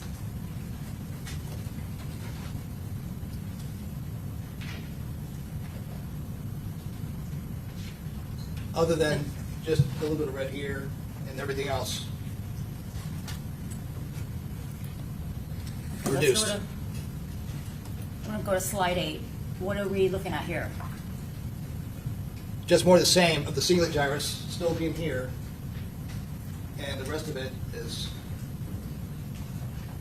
So essentially, Great. it's not firing or connecting. Objection, deleting. it's not. Sustainus deleting, ask your question again. What does that mean? It means it's not metabolizing sugar, which means there's not a whole lot of axon or not a whole lot of cell bodies using sugar, which means it's not working very well. And what about that top right image? Oh, is that the next slide? Or no?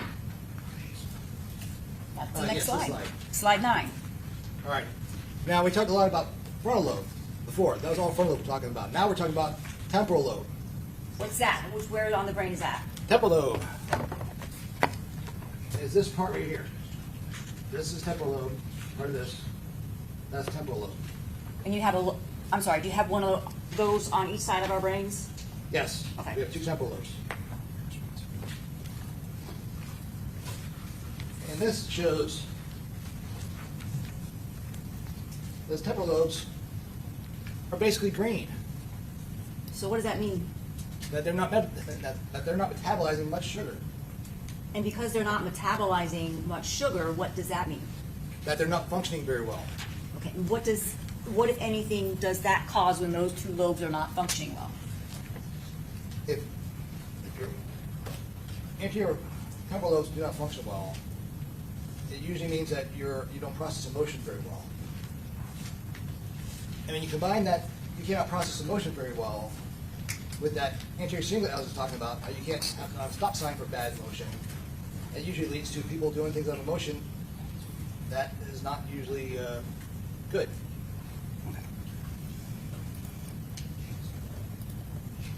All right, slide 10.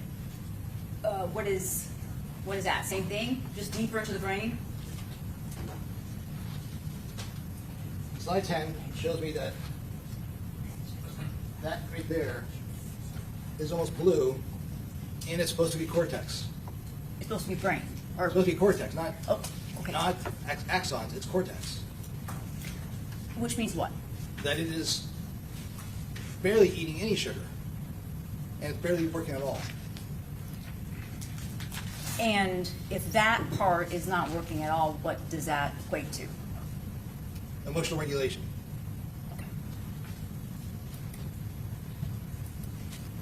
All right, slide 11. It looks like we have a PET scan and then an MRI to the right. Now, it's a CAT scan. CAT scan? Okay. Sorry. Over here, the blue extends out to here. And the reason I included the CAT scan is you can see that there's brain over here. There's cortex over there. So what does that mean? It just doesn't work. So those two slides correlate to one another. Objection deleting. Sustain, that's deleting.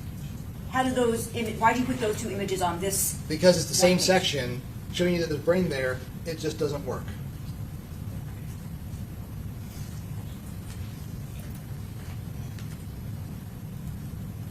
And this is a coronal view of the same Slide thing. 12. Sorry, go ahead. This is a coronal view, meaning the slice this way, but through the temporal lobes, showing that blue right there, Right where? right where I'm pointing, I know, but what is it called? temporal lobe. Okay. It's the same image I was showing before, just a different view of it, to show that this is not just a optic delusional. This is real. This is a abysmal function in that temporal lobe. All right, slide 13. What are we looking at? All right, now this is MRI DTI.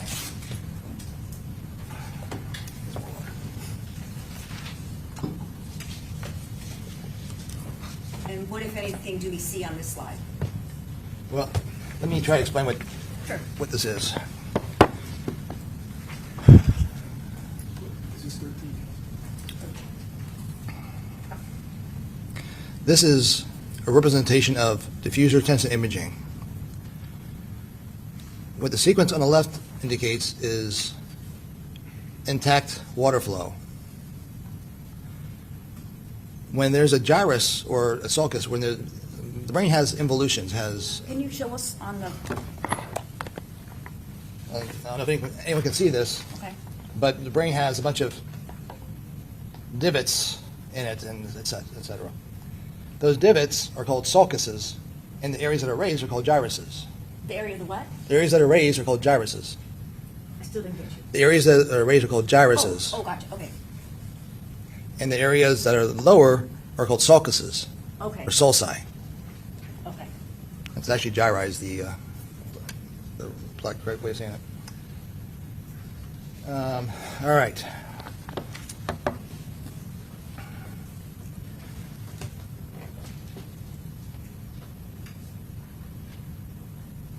Anyhow, let's project right. Want me to go to the next slide? Well, I'll try to make it work, but it's hard to see. But maybe it's better on your screen so what I can see. But like this little hole, there's like these holes all over the place. Most of them are supposed to be there because the brain has natural crevices. There's not going to be any axonal flow over areas of space. So it's going to create a hole. But right here, nothing right there, there's nothing. There's no sulci, there's no division. That's in the middle of the brain, middle of the frontal lobe. That's the left frontal lobe that has axonal damage to it. You said it's called a hole. Are you saying that there's a hole in the brain, or you're saying There's a disruption of axonal flow which produces a hole on the image, yes. on the image? Okay. In the frontal lobe. It's the left frontal lobe. I'm sorry, left? Left frontal lobe, yes. Okay.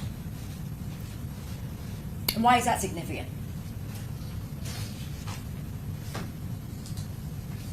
Well, part of it is one of his frontal lobes is showing it abnormal on the DTI. But you have two frontal lobes, so typically you need both frontal lobes to be impaired to be really impaired. All right, slide 14. What are we looking at here? Same thing right here, but maybe a continuation of the one that we just saw.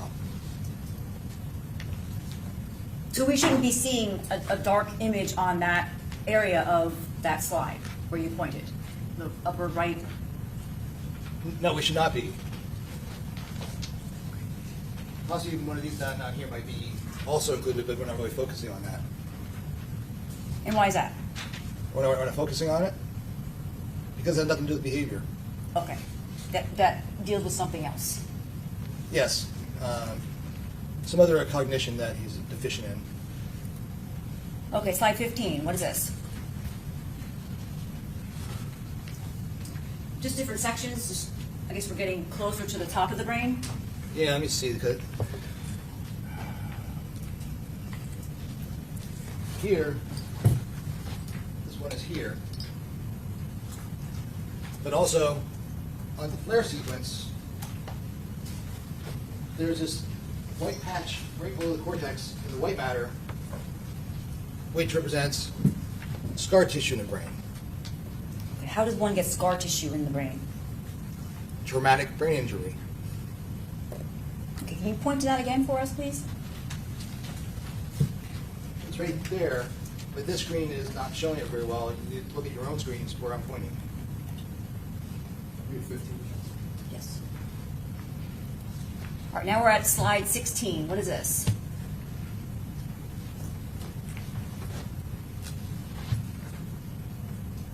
This is the right frontal lobe. So both frontal lobes have some axonal damage to them.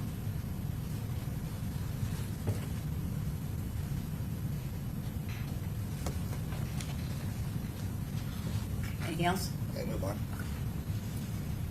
All right, slide 17. Now we're revisiting the PET scan again in that temporal lobe where it was so diminished. Here we have a hole right over here. Here we have, there was brain there. And there, for the next slide, there's no function there. Same spot, two different studies, that temporal lobe is damaged. Okay, so I'm going to go back to slide 17. Can you point one more time? That's the same area we're looking at? Right there. Right in the right temporal lobe, which is on the left side of the image, because left and right differences in radiology. We have that same area. And that's 19, Council? Oh, 18.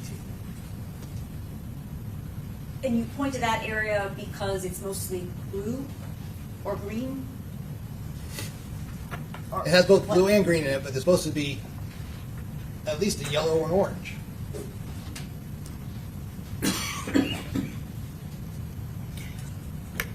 All right, so based upon, you can sit down, based upon your evaluation of these images, and do you look at images? Are you qualified to look at and review images? Isn't that something that you do as a neurologist?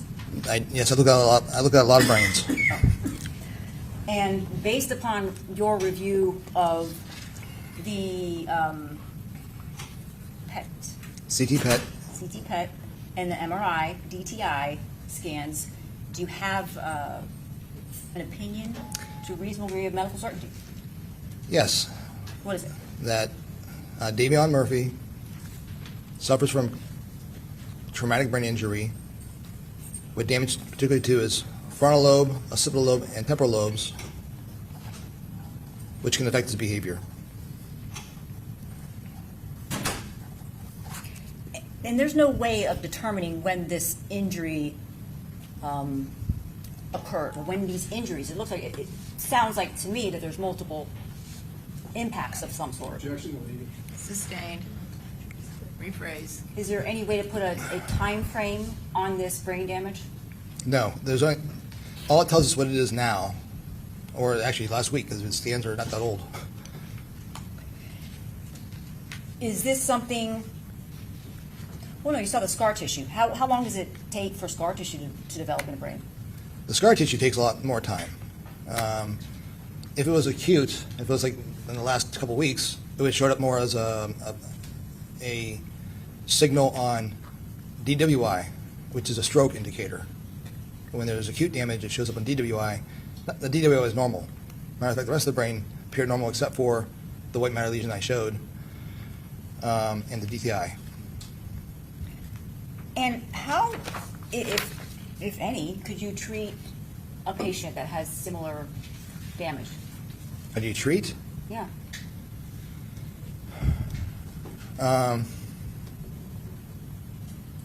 Typically by, I mean, is there a treatment, I guess? I don't know. I mean, usually, sometimes you use low-dose treatments for attention deficit disorder, but he already has attention deficit disorder and doesn't do well on stimulants. I think the best option for him is a structured environment. I'll pass the witness. Okay. Ross? No.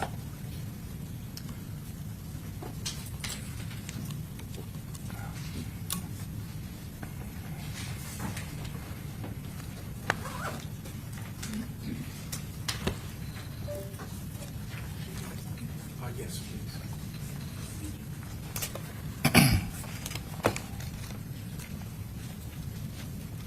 Good afternoon. Good afternoon.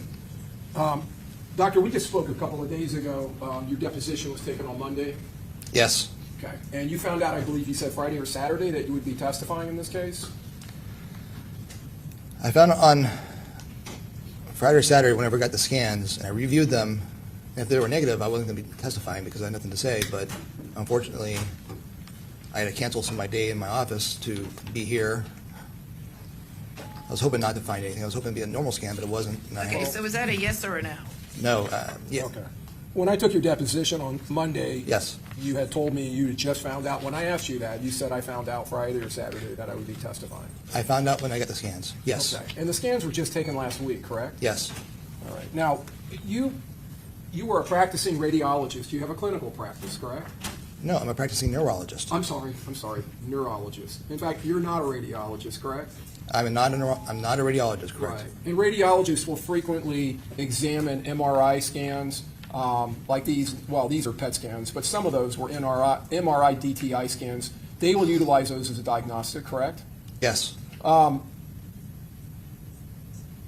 In your clinical practice as a neurologist, you see patients, and I think you talked about some of the types of patients you see. Yes. You see MS patients, correct? Yes. People for pain management. Yes. People that have, I'm trying to remember the first term, neuropathy. Polyneuropathy? I'm sorry, poly, did you say poly? Yeah, polyneuropathy? I was thinking more like neuropathy in the hands or the feet or the lower legs. That's something that is common in people that have diabetes. Yes. Carpal tunnel syndrome. Carpal tunnel neuropathy. can cause it in the hands. Yes.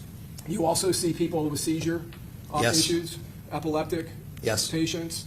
And these are people, if I understand right, in a clinical setting, they come to your office because they're having an issue, they're having a problem, correct? Correct. And they present to you, you do your examination, whatever it is.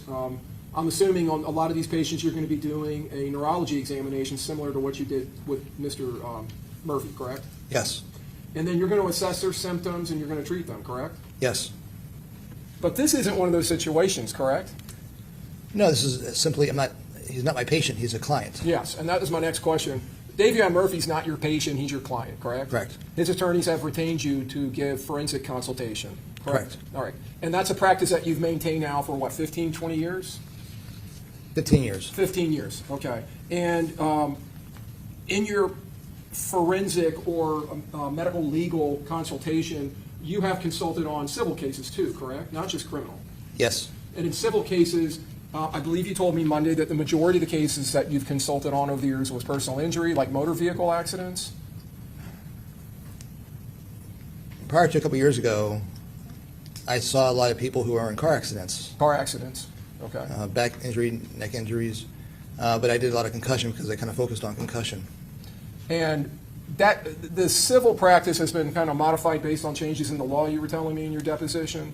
Yes, now if you get into a car accident, you better have health insurance because PIP, it gets exhausted very quickly, and attorneys just can't take you on if you have no insurance. Right. And then you can't get health care. As a consulting physician, you're going to have problems getting paid for your services if you work those cases, correct?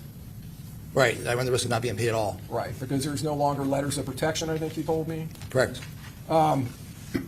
But you have consulted in criminal matters, and you have consulted in capital murder cases like this, correct? That's correct. And you have come in front of juries like you're doing today, where the defendant or client that you're testifying on behalf of has been found guilty and convicted of first-degree murder, and you've come in to present mitigation, correct? Yes. And in this instance, when you met with the defendant, you made it clear to him the purpose for why you were meeting with him, right? Yes. And to make sure he understood why you were there, correct? I don't think he thought I was going to treat him, but yes. Yeah, you weren't there to treat him, you were Right. there to examine him to develop potential mental health or other mitigation, correct? Correct. Okay. I want to talk to you real quick about the examination. You said that you detected a nystagmus or a jerking in the eyes, correct? Correct. Now, did you have access to his jail medical records at that time? I don't have any of his jail records. Okay. You don't have any of those? Correct. All right. So you don't know what type of medications he may be currently being prescribed or was prescribed or taking on that day? Is that right? He told me what he was taking. He thinks he was on Remeron and Buspar, And what are those? psychiatric drugs. Okay.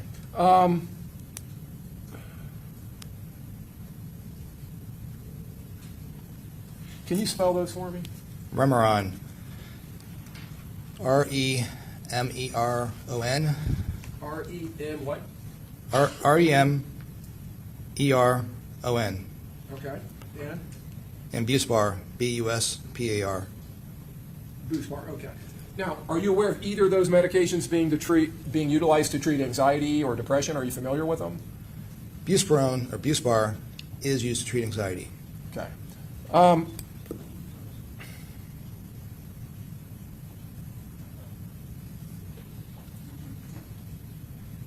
There are some medications that can cause nystagmus, correct? Yes. And that would include a class of drugs known as tranquilizers.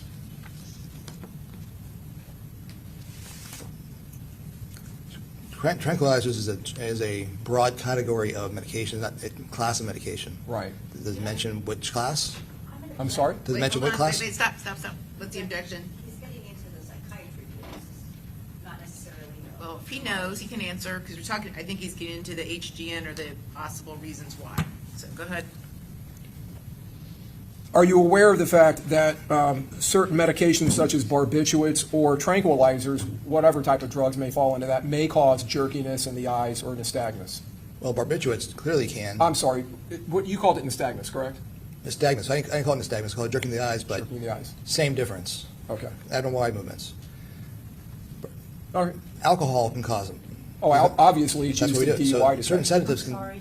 One at a time. Yeah, we need to try to not talk over each other. Go ahead, you were saying. Certain sedatives can do it. Buspirone's not a sedative. Okay. What about the other one? Remeron has some sedating qualities, but it's antidepressant. I don't think I would call it a tranquilizer. Call it an antidepressant. Okay. So, but it does have a sedative quality, you said? Yes, but it's not going to be a barbiturate or alcohol or one of those things that can cause nystagmus. But it also includes tranquilizers, correct? Sedatives. Certain classes of sedatives. It's not going to be everything because it has to have some effect on. Because I know benzos are sedatives and it doesn't cause it. Benzodiazepine? Yeah, like diazepam, lorazepam, Right. those don't cause nystagmus. But you had given multiple reasons for that, including, I think you said MS can potentially cause it, strokes can cause it. Nystagmus? Yes. Or did you not Yes, say those, that? anything that causes interruption in the midbrain can cause nystagmus. So MS, stroke, central pontine myelinolysis. But certain medications can also cause it, correct? Yes, like butalbital, like barbiturates, alcohol.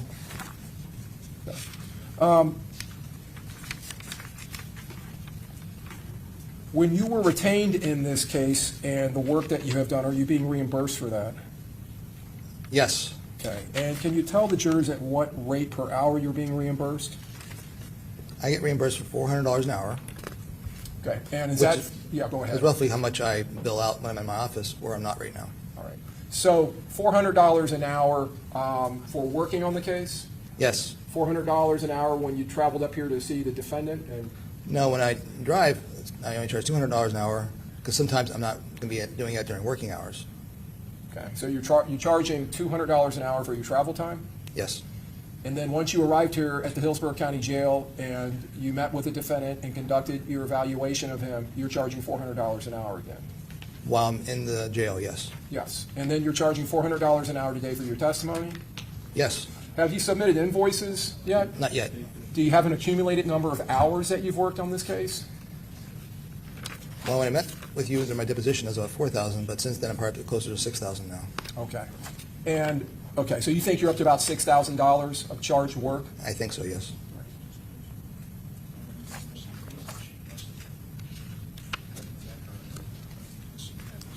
Now, you work, as we were talking about earlier, you have consulted on other capital cases, correct? Yes, To present testimony in a penalty phase such as this, right? correct. And you've come in and testified in these settings before, is that right? That's right. How many times do you think you may have done that over the last 15 years of your consulting business? Death penalty cases mitigation, Yes. around 50 times roughly. And all those times, have you been retained by the state or the prosecution? I've been retained by defense. And in civil cases, you've testified for both plaintiffs and defendants? Yes, Now, in this case, you have read Dr. Eisenstein's report, is that correct? that's correct. You were provided numerous records, correct? In this case, in a big, large digital download? Yes, I believe in your depo, you described it as a dump. yes. A That dump would be of correct. records. A dump of Okay. records. But you have not been provided with Tampa Police Department police records, correct? No, just the record of filing the charges.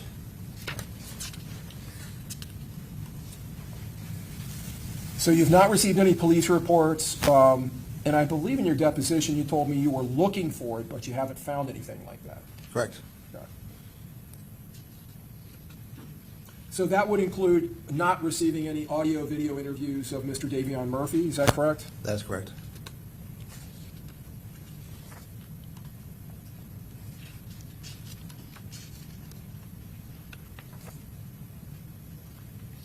Now, using PET scans like this, CT PET scans, you've used that, but when you have, you've used it in a clinical setting for Alzheimer's patients, correct? Use it mostly to differentiate between Alzheimer's disease and frontal temporal dementia. And dementia, okay. And those are two different things, right? Yes.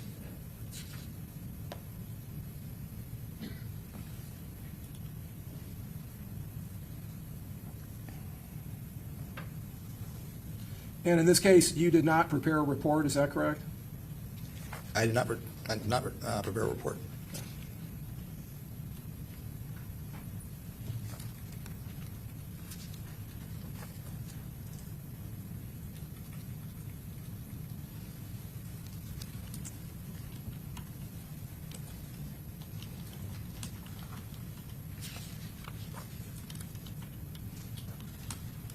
DTI MRIs, like the few MRI scans that we saw.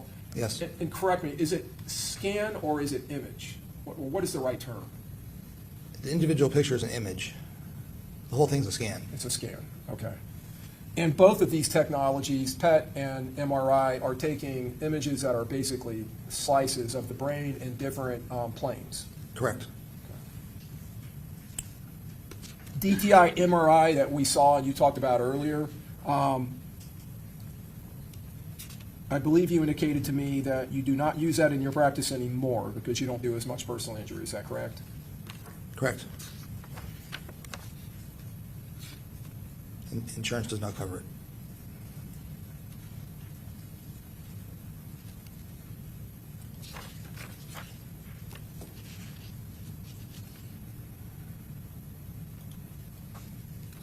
You have 1 moment, Your Honor. Yes. I have no other questions. Thank you, sir. Okay, redirect. Just,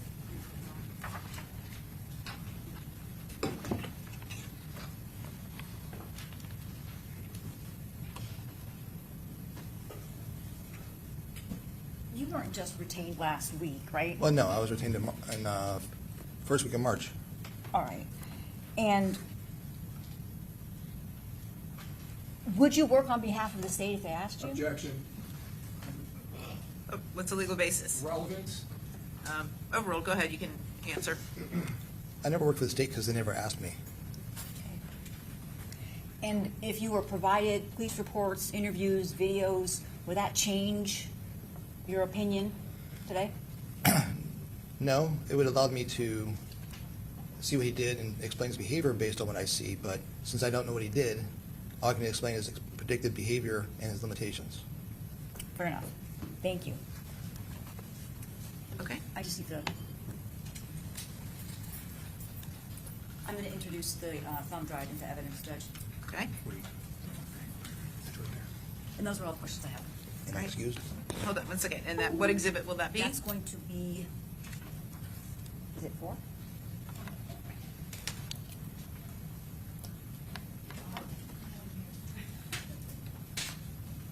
Sorry, 3. Exhibit 3. Okay. As to defendant Davion Murphy. Okay. Very good. Any objection? No, Your Honor. No Okay. objection. May this witness be excused? Yes. Okay. Thank you. You're free to go.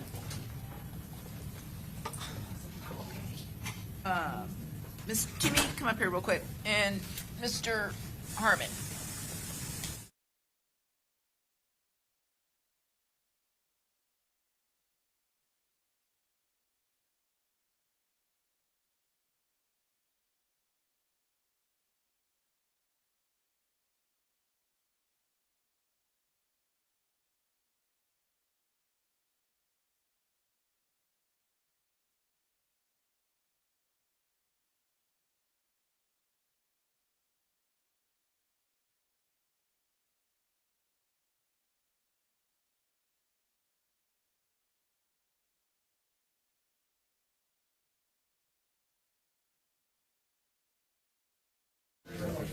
Okay, very good.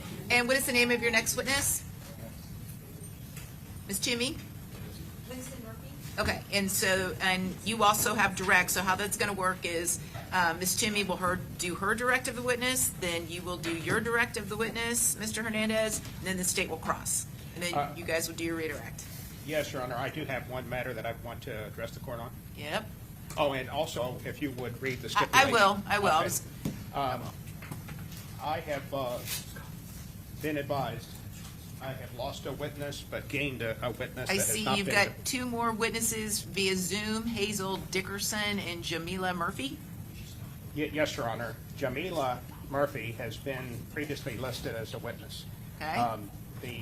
We had also a Shaheem Murphy that was listed, but apparently we've lost her. Okay. On the other hand, my mitigation specialist had advised me that an aunt now who has not wanted to testify now wants to testify, and she's on Zoom. Her name is Hazel Dickerson. Will be testifying about the same things. Nothing new, just simply an aunt's perspective on what she knows about Mr. Rashad Murphy. I'm asking that we be allowed to call her, but I acknowledge the fact that we were not able to get her on board before, and she was not deposed. Okay, well, the state obviously needs to talk to her before you call her, so. Judge, if I could inquire, I do know that we did take the depo of Shaheem, and I think Jamila was listed, but I thought that she did not show up. Is that correct? And that you took her off at one point? I don't know if we talked to her either.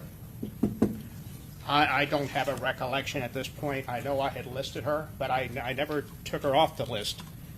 But again, it's So irrelevant. here's the deal.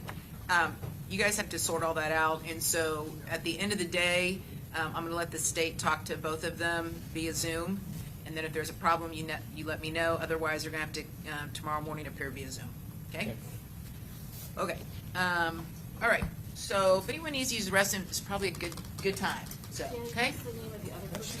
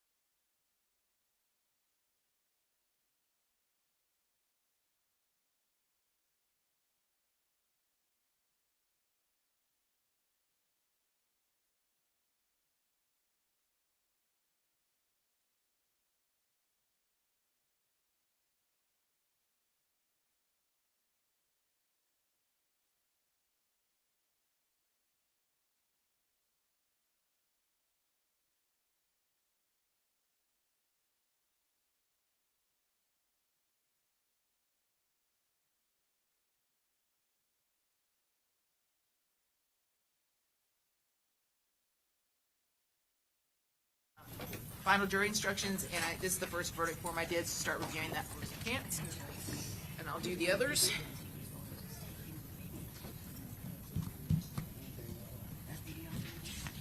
And as soon as Mr. Chance returns, we will get going.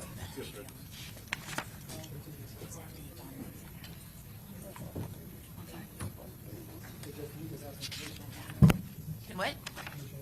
No one has asked, that I not, so until someone says something.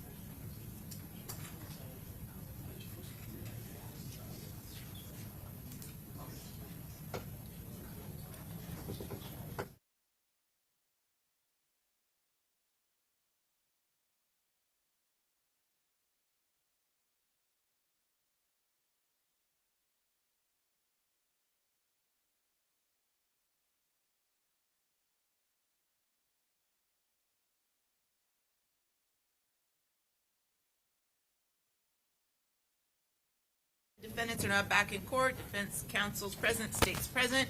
Witnesses on the stand, and we can bring in our jury.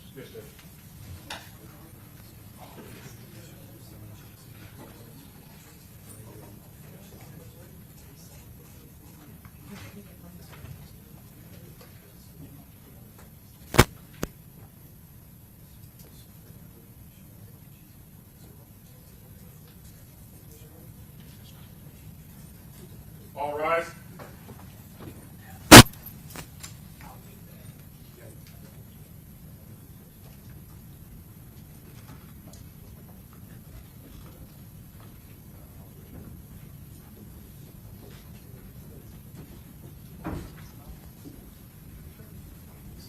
All jurors are in jail. Okay, very good. Everyone have a seat.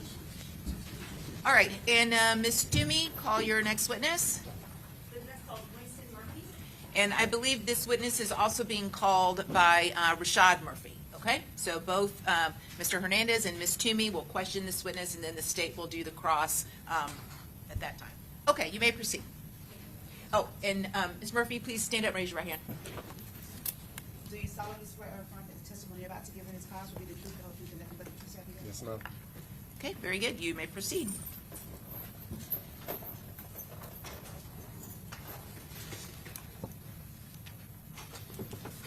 Good afternoon. Good afternoon. I think that's your That was my fault.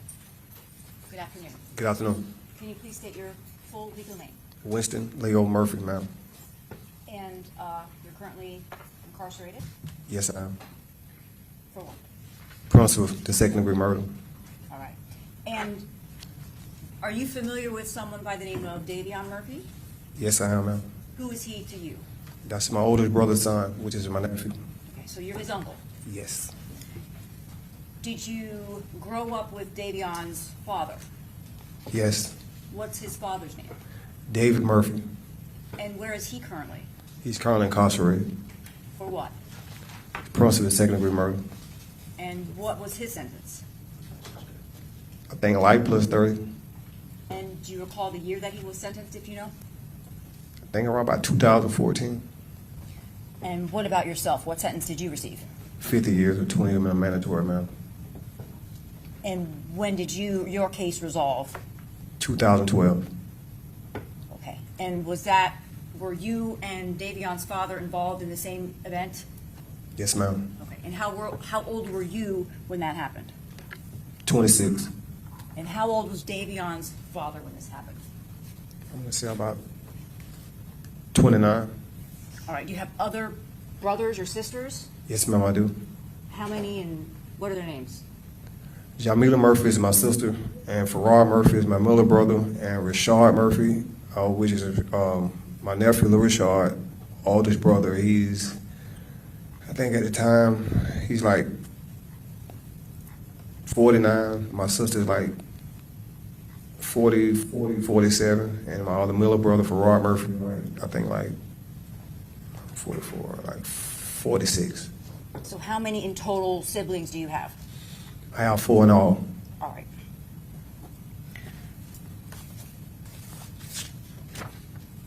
I want to talk to you a little bit about David Murphy Sr., your older brother. Yes. Was he, to your knowledge, diagnosed with schizophrenia? Yes, ma'am. Can you tell us or give us some examples of the things that you would deal with on a daily or weekly basis as a result of him being diagnosed with schizophrenia? He was in and out of mental hospitals mostly all my life.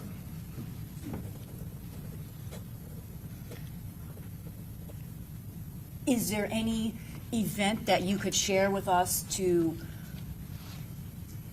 let us know how it would be with dealing with someone with schizophrenia and living with someone with schizophrenia? It's, if you don't understand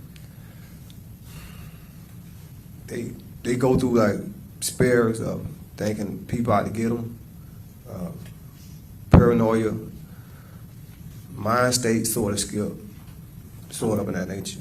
I didn't hear that. Like you said, mind state. Yeah, they're not really stable minded. Okay. They one person today and their character the next tomorrow. Do you know if this diagnosis is something that kind of runs on the paternal side of the family? It possibly can, but I can't really say. Objection, Your Honor, speculation. Yes, Dave. Do you know of any other family members on the paternal side that suffer from that diagnosis? My children, I have 3 children that diagnosed with mental problems, but at this moment, I can't recall which one, but I have 3 children that are. And how old are they? How old are the kids? My oldest is 18 and 16, and I think 15, no, it's 21, which is my oldest son, and my daughter 18, and my son 17. All 3 of them suffer with mental abilities. And who takes care of them? My fiance.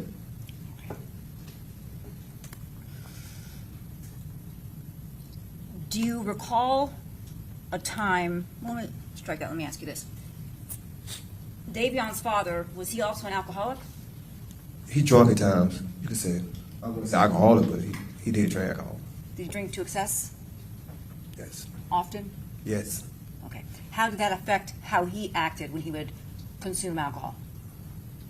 It would affect him. Did you have the opportunity to observe your brother, David, taking care of or spending time with Davion and his younger brother? At times, yes. Can you tell us about that?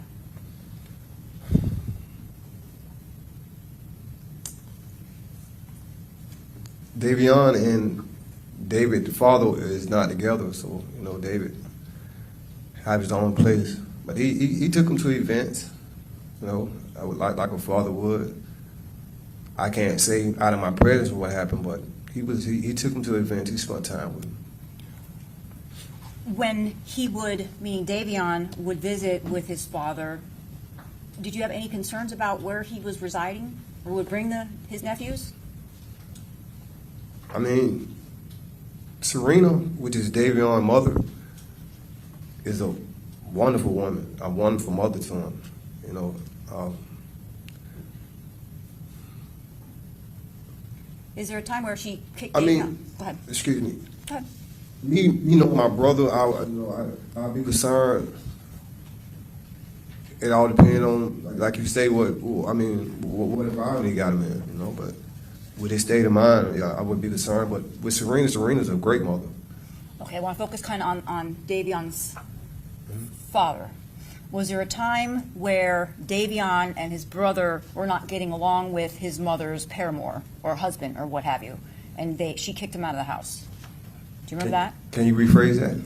Do you remember when Davion's mother kicked him out of the house, and he went to go live with his father in a storage unit? You remember that? I'm not familiar with that. Okay. Do you remember any times where his mother kicked him out of the house? No, ma'am, not that I can recall. No? Okay. Did you have concerns about where the father would bring his nephews in the parts of the community that he would bring his nephews for their safety and things like that? Yes. I mean, I would say yeah. Why is that? State of mind to be in. His state of mind? Yeah. What do you mean by that? What you questioned me on earlier, you know, is mental abilities. What about the places that he was staying? Like, were they in Section 8 violent communities? I mean, That's a leading, Your Honor. Just overrule, go ahead and answer. Serena raised him in a home, but his father lived in apartments, so it's a big difference from raising children. Okay, I want to focus on the apartments. Tell us about the kind of apartments, why you were so concerned about your nephew, Davion. I know this is hard for you. I do appreciate that, and I understand that. Apartments is real not private. You know, a home is private. So my brother stayed in mine in some certain areas and certain apartments. I would be concerned about my nephew. I say that because of the environment. Apartment is private. It's not private. Houses are private. Well, my brother stayed in mine, you know, with him, you know, it would be a concern. And was it part of your concern because of the violence where he was staying? Possibly could have been.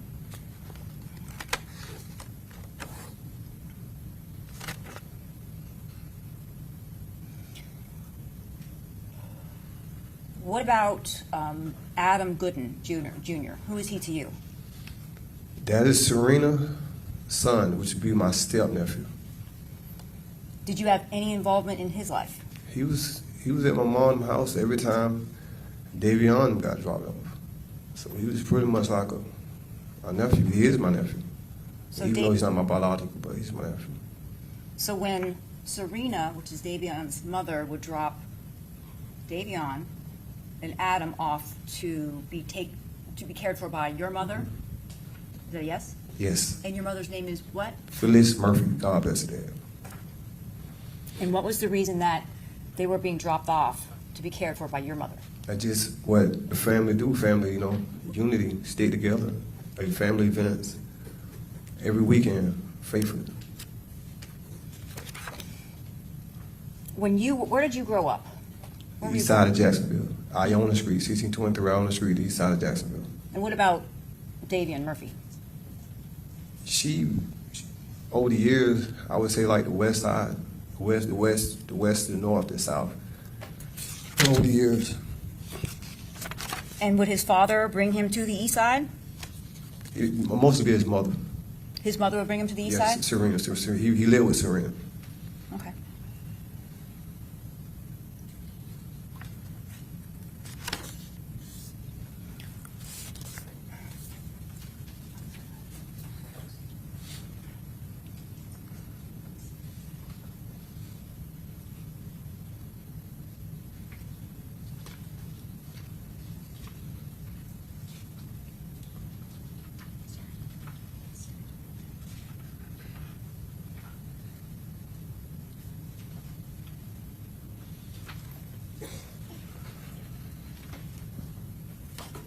If I can approach the witness, Judge.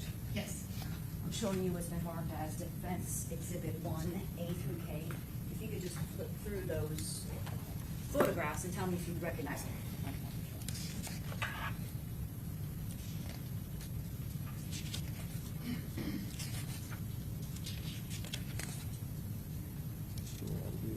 Davion and David. Be Davion. That'd be Davion and David and Adam.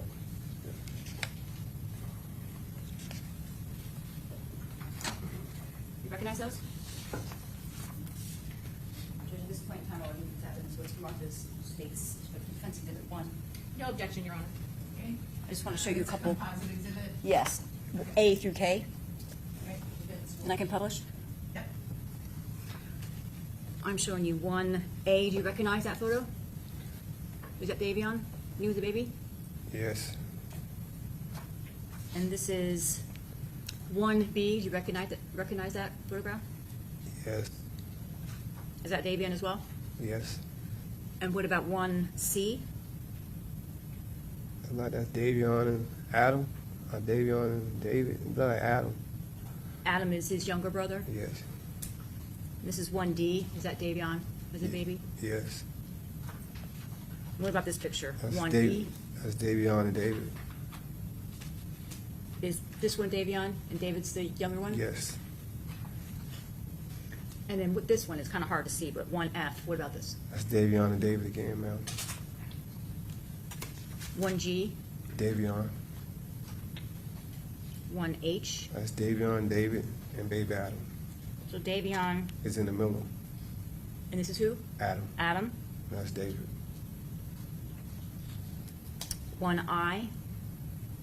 All those are Davion. And then what about this? 1J Davion. and 1K. Grown up now, huh? Yeah, they done growed up. Like them the rest of Serena daughters. And I know, yeah, I done grown up. I could be David. Davion has been a minute. Grown up. Haven't seen those in a long time, huh? Yes. I can approach the clerk.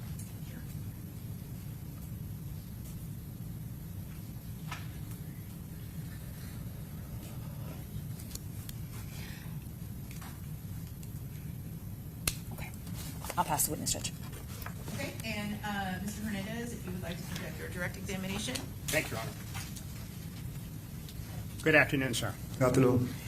I'm going to be asking you some questions regarding Rashad Murphy. Yes. Okay? What is your relationship to Rashad Murphy? I'm his baby uncle. And is he the gentleman that's sitting, I don't know if you can see over the screen, sitting next to me? Yes, sir. And you're his uncle, correct? Yes, sir. And you're, would it be correct to say you're his paternal uncle, the brother of David Murphy, correct?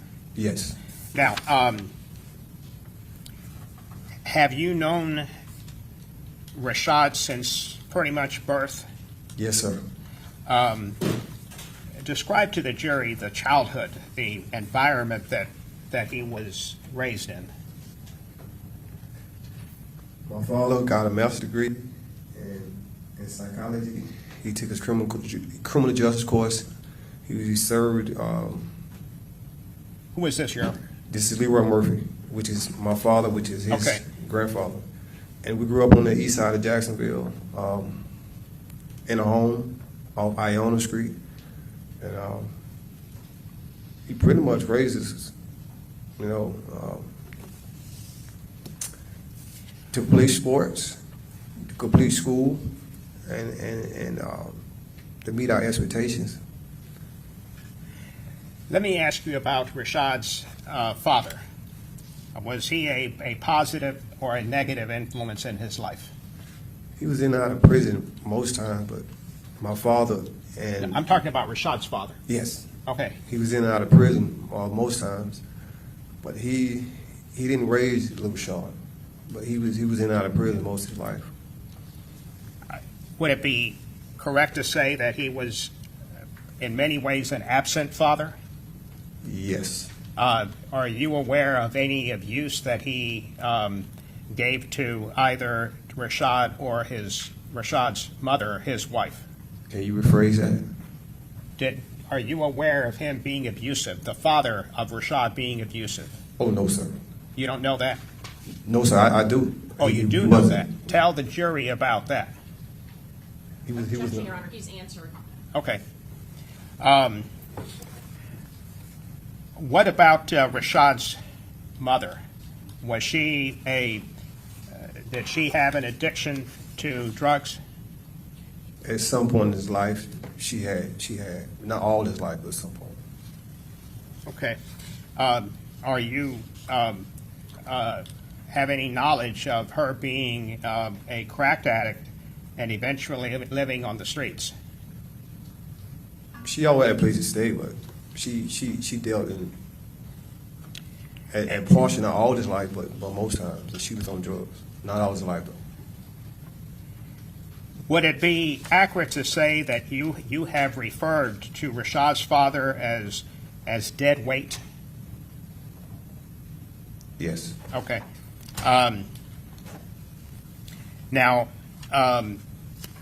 what kind of neighborhood did Rashad grow up in? Was it a neighborhood that there was gun violence? Not direct at our house, but surrounding areas, yeah. Okay. And what are you aware of? Are you aware of his relationship with Charmaine Steger and his children? Distance, yeah, but not like watching it hands on. But I've been gone 18 years. I've been in prison 18 years. You've been in prison for different times, correct? Yes. Did you try to help be somewhat of a father figure to Rashad when you were not in custody? Always have been. Okay. But when you've been incarcerated for a long period of time, correct? Yes. And on more than one occasion?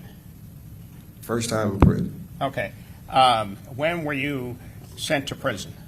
2012. Okay, so that would have been 14 years ago, correct? Like 17. Okay. When after you were incarcerated, was there any other male influence other than his grandfather? Yes. Okay. Who other than his grandfather? I got a Miller brother, very financially set. My father, and I got cousins like brothers. We all close family. He had at least nine to 8 strong African American family members. Okay. Would you describe, maybe I worded it in a way because you said the surrounding areas, would you describe the area or the neighborhood that Rashad grew up in as a fairly high crime area? I mean, it'd be hard to say the whole, portion of the whole east side of Jacksonville. I mean, we can describe it as that, but not out the direct home.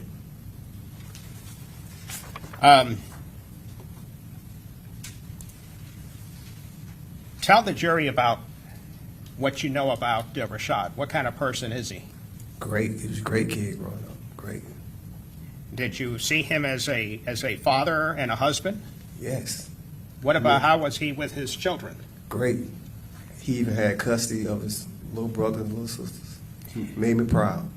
In addition, are you aware that there was a point in time that in addition to his own children, he was taking care of his siblings? Yes. What about, what knowledge, if anything, do you have about his time, of Rashad's time in a foster home? Was there do you remember that he was placed in a foster home? I can't recall that. Okay.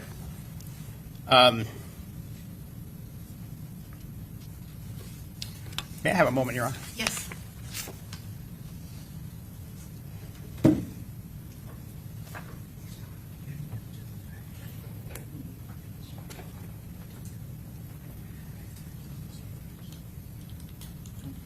Nothing else, Your Honor. Okay, Cross? Yes, Your Honor.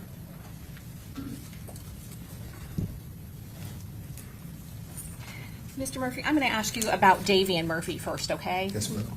And I know that Ms. Toomey, she asked you about Davion Murphy's father, David Murphy, and you said that you had known that he was diagnosed with schizophrenia and he had been in and out of mental hospitals. Is that correct? Yes. And you had testified that you were sometimes concerned when Davion would be with his father and go into certain apartments. Is that correct? I mean, his living environments. Where he was living. But you said that even though you had concerns, you were not able to give the defense attorney or this jury one incident that you had recalled that had happened when Davion was with his father. Is that correct? Not that I recall. I'm not saying incidents never happened, but not that I can recall that. Not that you could recall. She was just asking you if you had ever been concerned, and you said that in general you did have some concerns, correct? It just was the housing. I was always raised in a home, and Davion's mother raised him in a home. And I'm going to ask you that next. Davion's mother, Serena, she was a wonderful mother, isn't that correct? Yes. And she is the parent that had primary custody of him when he was living with her. Is that also correct, sir? And when you said that Davion was with your parents, his grandparents, your mother and your father, that was a wonderful home, wasn't it, sir? Yes. And I think that you described in your deposition, although it may not have been the best environment, it absolutely was a great home to be raised in. Is that true, sir? My father was in the military. Yes. You said that he was in the military, always hardworking, and had a very structured environment for his kids and his grandkids. Isn't that true, sir? Yes. And you described your experience growing up, and Davion and your nephew, Rashad, when they were in that home, that they also had a loving, supportive home with their grandparents. Isn't that true, sir? Yes. And even though it may not have been the best environment and surrounding area, they could not have asked for a better upbringing. Is that true, sir? I mean, yeah, I mean, they could have, but it was a struggle. I mean, we wasn't rich, but. I understand that, sir, but I think what you described is when you're talking about the way that they were raised and loved and supported Yes. by your parents. Isn't that true? Yes, yes.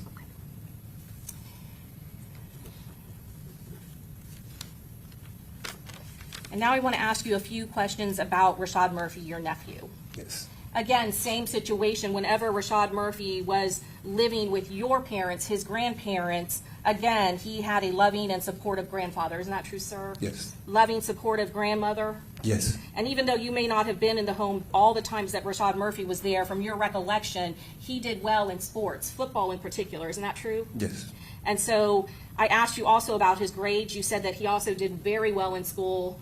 Is that true? Yes. He continued to play football in high school. Is that true, sir? Yes. And part of that, he would have to keep up his grades in order to be able to do that. Isn't that true, sir? Yes. So you knew enough about his schooling to know that he did that. Yes. You also said it wasn't just football. There was a time when he also was doing boxing. Yes. When he was young, yes. Yes. So his parents or your grandparents made sure that he had activities and was able to do that. Isn't that true, sir? Yes. And in fact, you just went through some wonderful pictures that were taken during that childhood. Isn't that true, sir? Yes, that was Davion, right? Oh, I apologize. It was Davion. Thank you for correcting me. But same could be said for Rashad. He was able to do those activities and had that normal type of activities in the home with your grandparents. Isn't that true, sir? Yes. Celebration of birthday parties, stuff like that. Yes. And you described him that he was a great kid growing up. Isn't that true? Yes. And you don't have any recollection or any knowledge about what his time was like in foster care. Is that true, sir? I wouldn't recall. Okay. Your Honor, may I have one moment? Yes.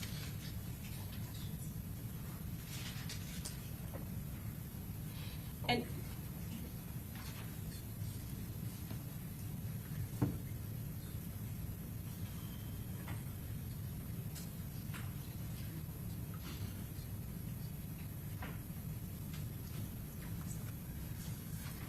And sir, when asked specifically about any sort of abuse to Rashad by his father, you said that there was no abuse as far as you knew. Is that correct? Not that I recall. And it sounds like from what you've testified with regards to Rashad and both Davion Murphy, that with regards to your family, your parents, your mother, your dad, their grandparents, and all of your other family, that you were a very close-knit family. Is that correct? Yes, yes. And when needed, they would step in and assist with the raising of all their grandchildren if that was needed. Isn't that true, sir? Yes. And you have described, when you're talking about Davion Murphy's mother, that she was a great parent and was there for Davion. Isn't that true, sir? Yes. Okay. I have nothing further, Your Honor. Okay, redirect Ms. Jimmy.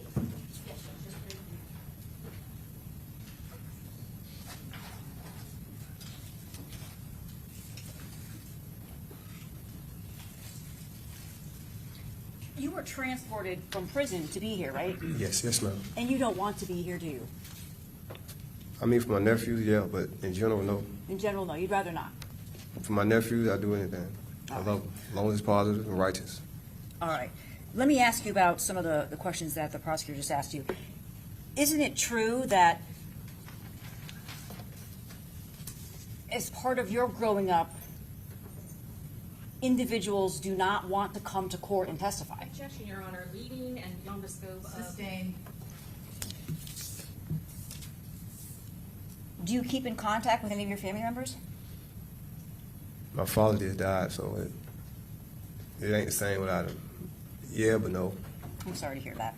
But you keep in contact with your children? Yes. And I think you said your fiance. Baby mother. Well, before you said she's your fiance, so she's not your fiance? Baby mother. Okay. How many of those do you have? Just one? 2 different. 2. Okay. Would you agree with me that there is fear of retaliation for Objection, Your testifying? Honor. I'm going to sustain the objection. Has anyone told you not to testify here today? No. No? You sure? Okay, listen, he said no. I didn't hear the last. You said no? No, Yeah, ma'am. he said no.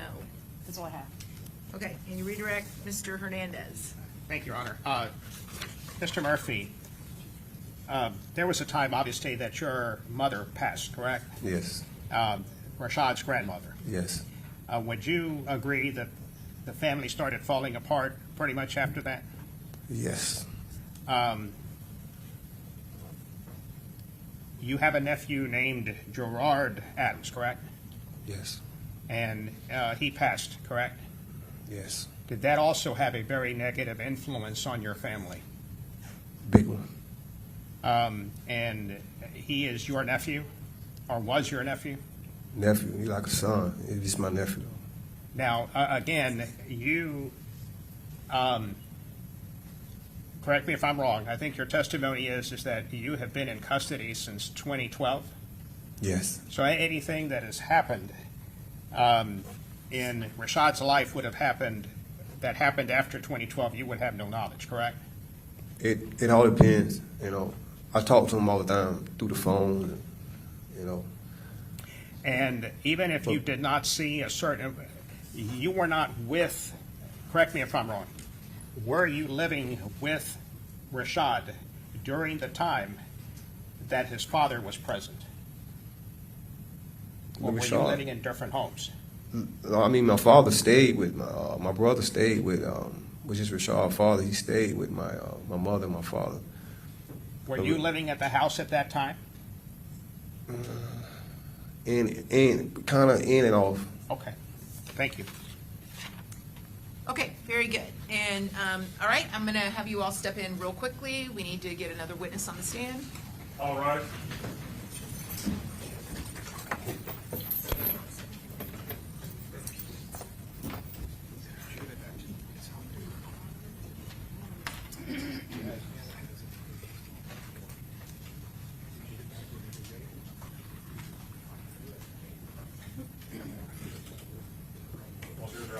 Okay, very good. I thank you. Mr. Winston Murphy can be taken out. We have another inmate, correct? Yes, Judge. Okay, so we'll get those witnesses switched out.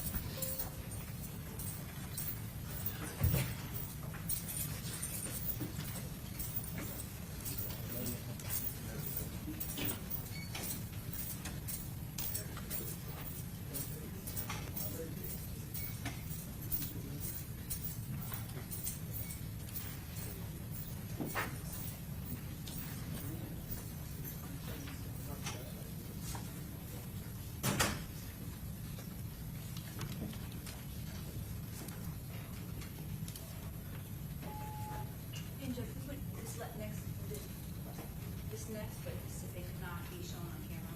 Okay, this next witness does not wish to have their identity disclosed.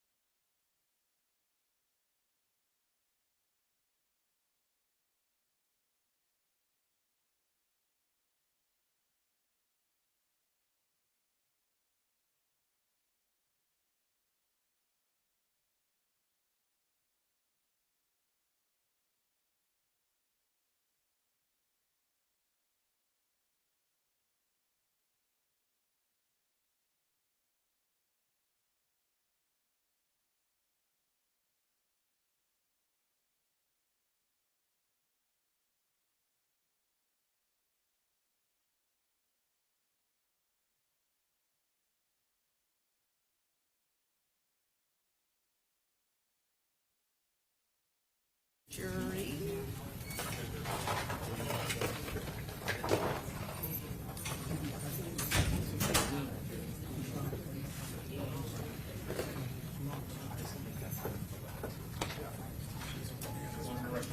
Okay.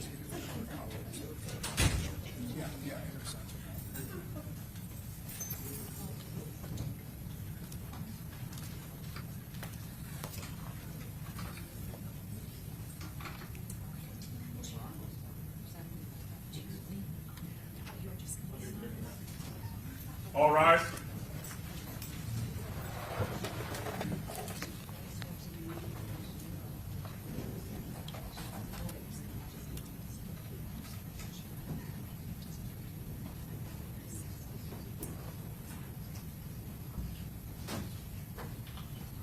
All jurors are indicted.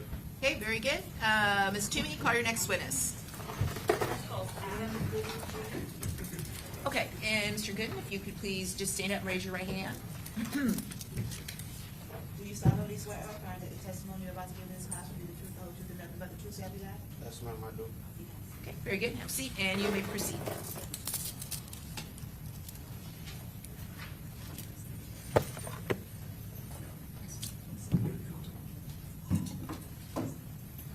Good afternoon.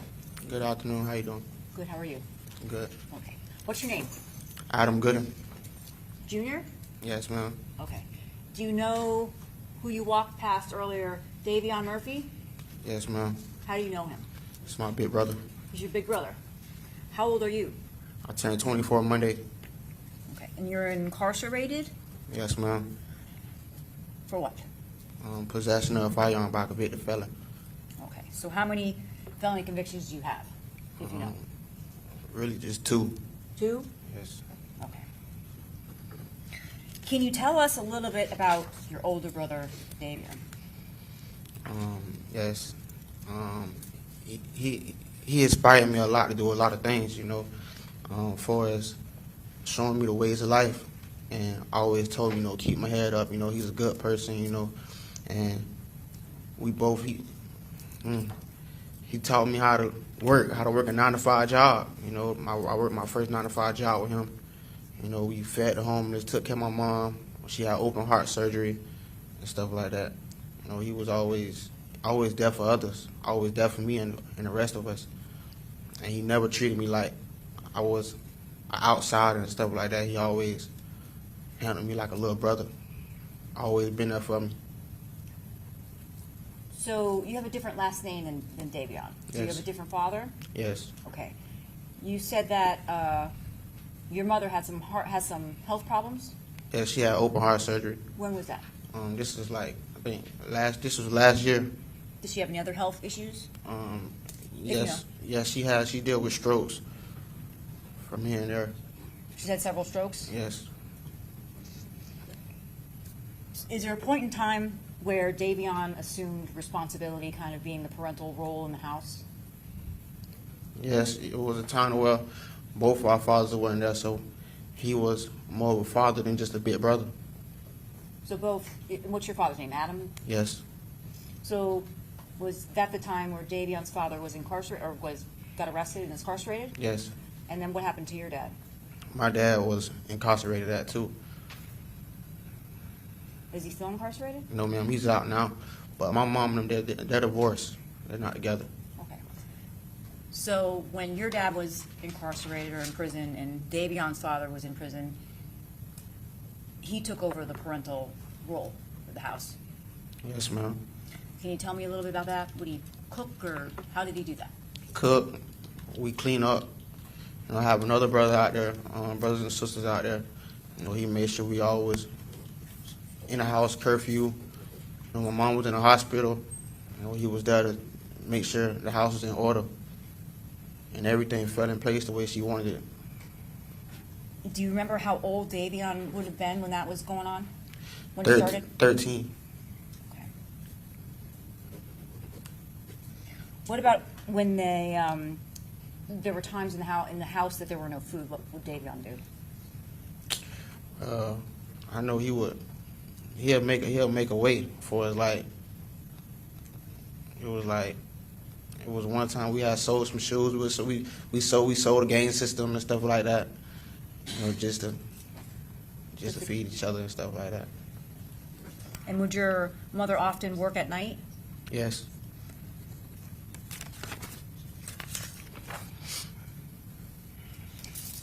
What about the stability of where you guys were living? Did you move often, or were you stable, or what? Always moving. Why is that? I really never wondered why. I really never, understood why. Did you ever, and you still don't understand why? You know, Did your mother eventually marry someone else? yes, I have a stepfather, What's his name? Jawan. Did you get along with him? Yes, Is there a point in time where you and Davion did not get along with him? it was a point of time. Yes, ma'am. And what was the issue? Why'd you guys fight? It was basically just, not accepting having another man in the house, besides our father or my big brother. And was there a So man? it was hard dealing with having another male figure in the house. So it would have been Davion's father, your father, and then new stepfather. Yes.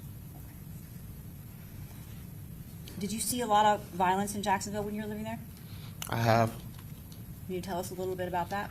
I'm basically, gonna object as to relevance. Overruled, go ahead. I'll give you a little bit of latitude. at the Reigns and Lee game, my cousin was shot, in front of me. And it starting to get over it, but it still hurt a little bit thinking about it. I lost a lot of friends, lost a lot of family. Grandma passed away. My mom almost passed away in front of me.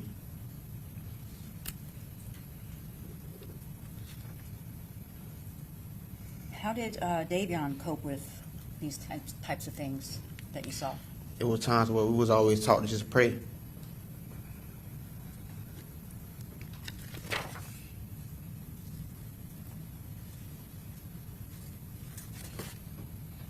Okay. Thank you, sir. I wish you well. Okay, Cross? Just briefly, Your Honor.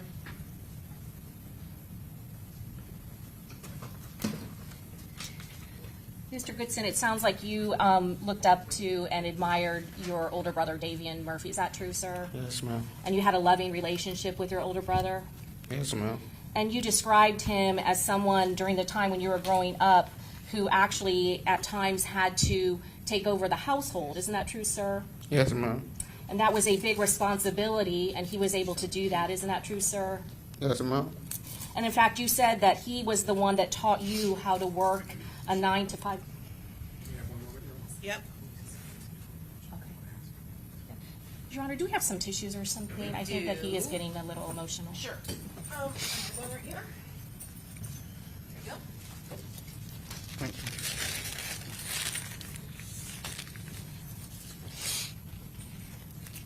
You're ready for the next question? Okay. Sir, and I think you said, you told the jury that he is the one that taught you how to work a 9 to 5 job. Is that true, sir? Yes, ma'am. And was that by example because that was something he also was willing to do for your family? Yes, ma'am. So he was able to hold down a 9 to 5 job? Yes, ma'am. And it sounds like he also helped manage the household when your mother was sick. Isn't that true, sir? Yes, ma'am. Made sure everything stayed in order and that your other siblings were well cared for during that time. Yes, ma'am. Your Honor, that's all the questions that I have. Okay, redirect? Okay, thank you. May this witness be excused? Okay, so I'm going to have you all step it one more time very quickly, okay? All right. We'll be back.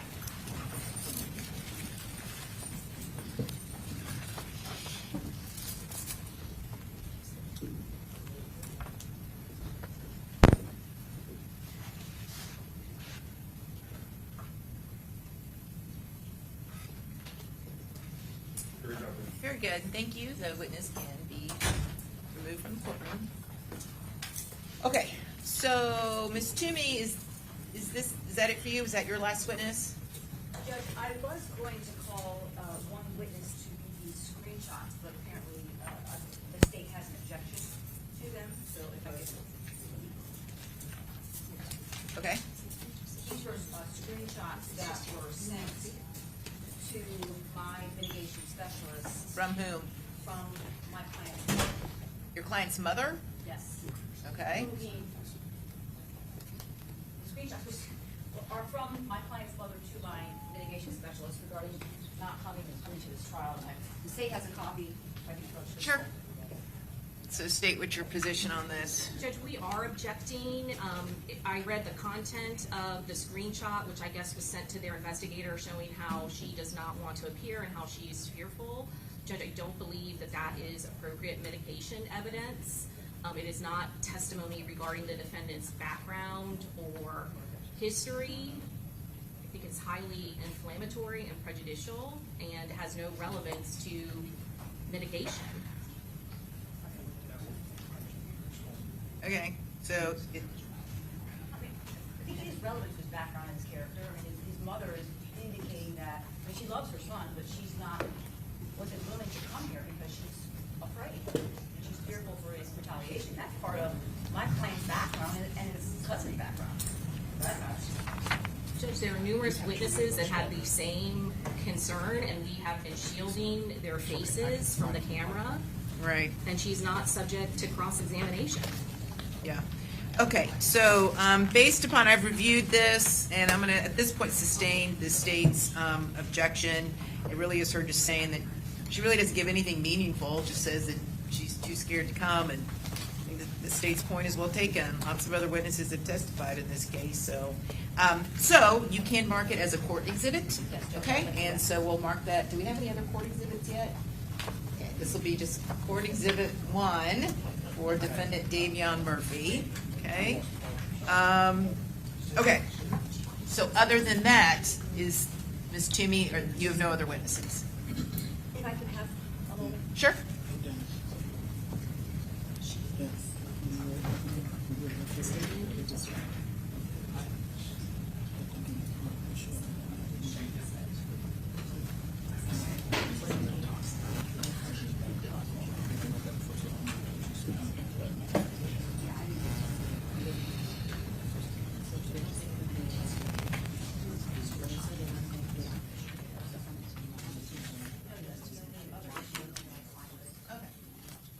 So, Mr. Davion Murphy, as your counsel is ready to rest your case, this is the part of the penalty phase where you have to make the decision whether or not you wish to testify or remain silent. So, as our previous discussion during guilt phase, do you understand that you and only you can make this decision? Do you understand that? And you understand that no one, including your attorneys, can pressure you or threaten you or coerce you in any way in order to get you to either testify or to remain silent. Do you understand that? All right, and have you made a decision? Do you wish to testify or do you wish to remain silent? Yeah, of course, sure. Yep. And while they're talking, where are we on the other 2 Rashad Murphy witnesses that are going to be appearing via Zoom? Judge, I think we're fine and we're ready. Yes, Judge, we spoke, we had an opportunity to speak to both of them. It's my understanding, I know one was requested for both defendants, Rashad Murphy and Davion Murphy, and I would just ask counsel to confirm it will only be for Rashad Murphy after those conversations. Okay.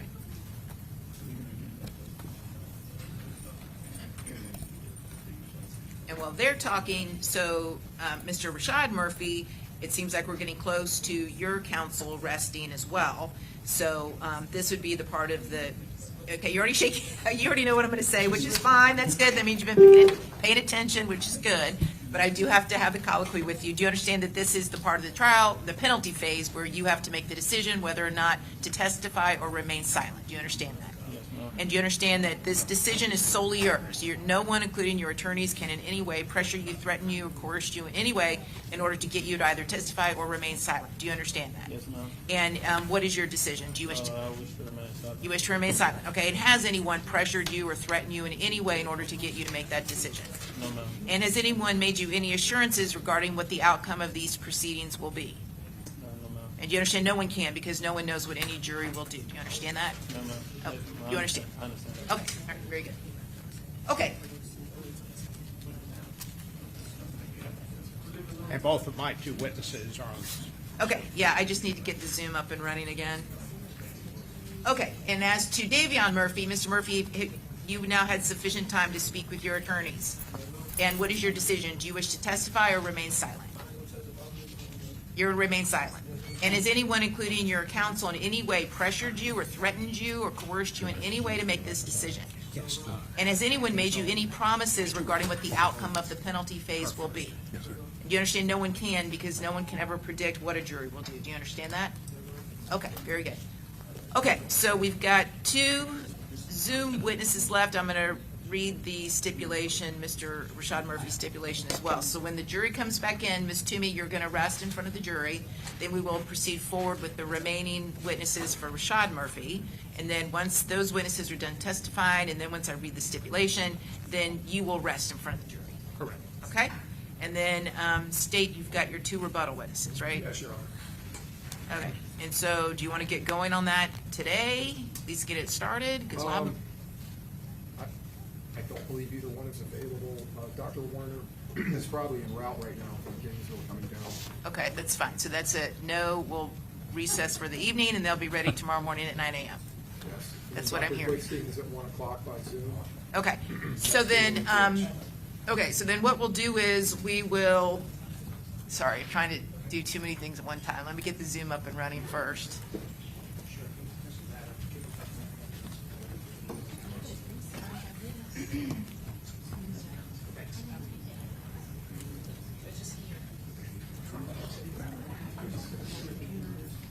Oh, okay, and the court reporter's computers, everything's, we're trying just to get it done for today. My computer just froze, so I just need to restart it. Hazel. You want me to do that now? Yeah. Okay, thank you.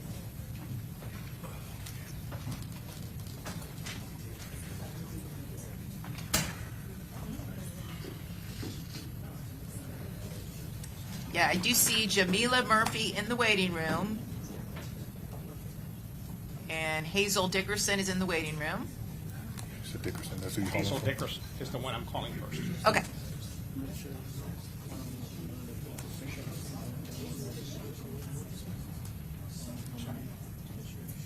Okay. Court reporter, let me know when you're ready. They do not want their faces shown on, And they do not want their faces shown? Neither one. neither one. Okay, and again, for the media, neither one of the witnesses appearing via Zoom wants their identity broadcast. Okay. As soon as the court reporter is ready to go, ready to go. Yes, Judge.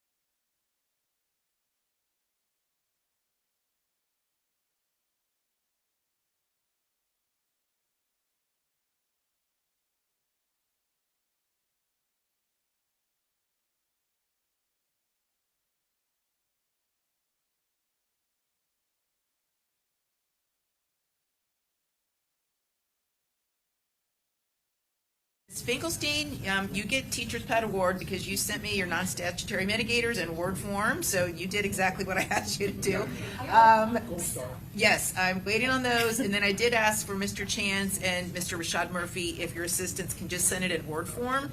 It came in PDF, and I'm not computer savvy enough to convert. It just makes my life easier if I can cut and paste. Okay, So I have them, but it just makes it easier if I can cut and paste.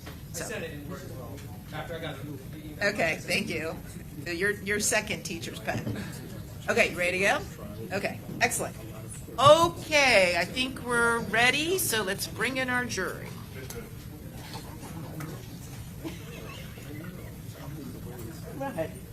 All rise.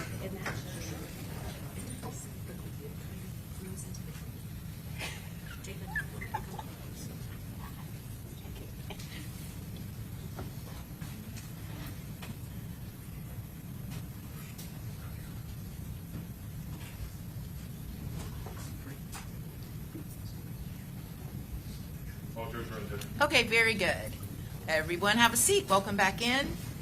And Ms. Toomey, on behalf of Davion Murphy, do you have an announcement at this time? Okay, very good. And Mr. Hernandez, as to Rashad Murphy, who's your next witness? Hazel Dickinson. Okay.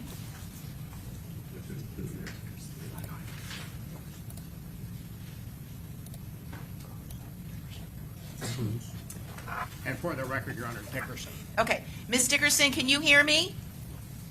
Yes, I can. Can you hear me? Yes, ma'am. So can you please raise your right hand? Can you raise your right hand to be sworn? Do you solemnly swear or affirm that the testimony you're about to give in this cause will be the truth, the whole truth, and nothing but the truth, so help you God? I do. Thank you. I swear. Okay, you may proceed, Mr. Hernandez. Thank you, Your Honor. Ma'am, could you again state your name for the record? Hazel Dickerson. And do you know the defendant, Rashad Murphy? Yes, I do. How do you know him? What is your relationship to him? He's my birth nephew. My maternal nephew, but I also adopted him. Okay. So have you known Rashad pretty much his entire life? Yes, I did. And can you describe, if we could talk first about the family, his parents, what do you know about his father? I know that, well, when you say about his father, what am I speaking of? As far as, no. I'm sorry, I'm referring to Rashad Murphy's father. Did you know him? Can you tell us a little bit of what you know about him? I know him, but there's really not much for me to tell except that he hasn't been very active in his life, but I know him. Okay. When you said he was not very active in his life, are you referring to being a father figure for Rashad? That's correct. Would it be correct to say he was not a good father?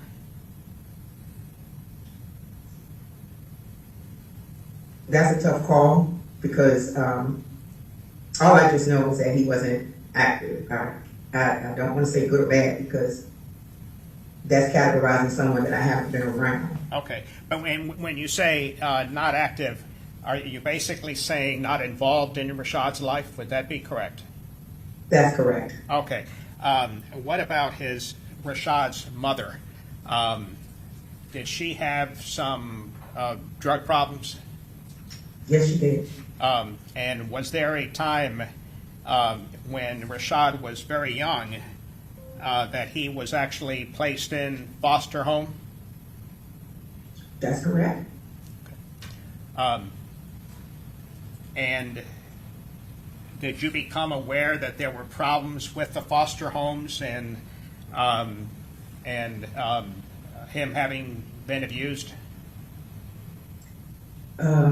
We weren't aware of anything at first because they kept them away from us for a year, about a year and a half, so we didn't know where they were. And it was a family member who he saw in the store. And from that point is when we were able to get to the nitty-gritty, get down to the nitty-gritty of things. And Rashad is the person who, when he recognized his Aunt Peaches, he Take your time. He pretty much fought hard for him and his brother to get out of their situation, and how he was able to subliminally notify anyone, we don't know, but that was something that he was able to do. And that's how we were able to get get involved like we did because they kept them from us. Do you recall how old Rashad was when he was placed into foster care? Would it be some? Go ahead. I want to say, sir, that he was 9. I'm not so good with the numbers now. The little brain is a little fried, but I want to say he was 9. Okay. And do you know how long he was in foster care? Roughly 3 years. 3 years. I don't want to be inaccurate, but it was a number of years because 1.5 years we didn't see him. And then once they got to another family who was able to agree, I guess, I don't know how Georgia did it, but they agreed to let us see him. That took some time, so we were able to do visits, see him in Georgia. So, did you say that you were not able to even see him for the first 1.5 years? Is that correct? We didn't even know where they were. Okay. That's correct. And then he was in foster care for at least, another year or 2 or 3 before he was released? Yes, I'd say another 2 years. And when you found out about the problems that he was having in foster care, were you the one that was instrumental in trying to help him? And I think you referred to yourself as his adopted mother.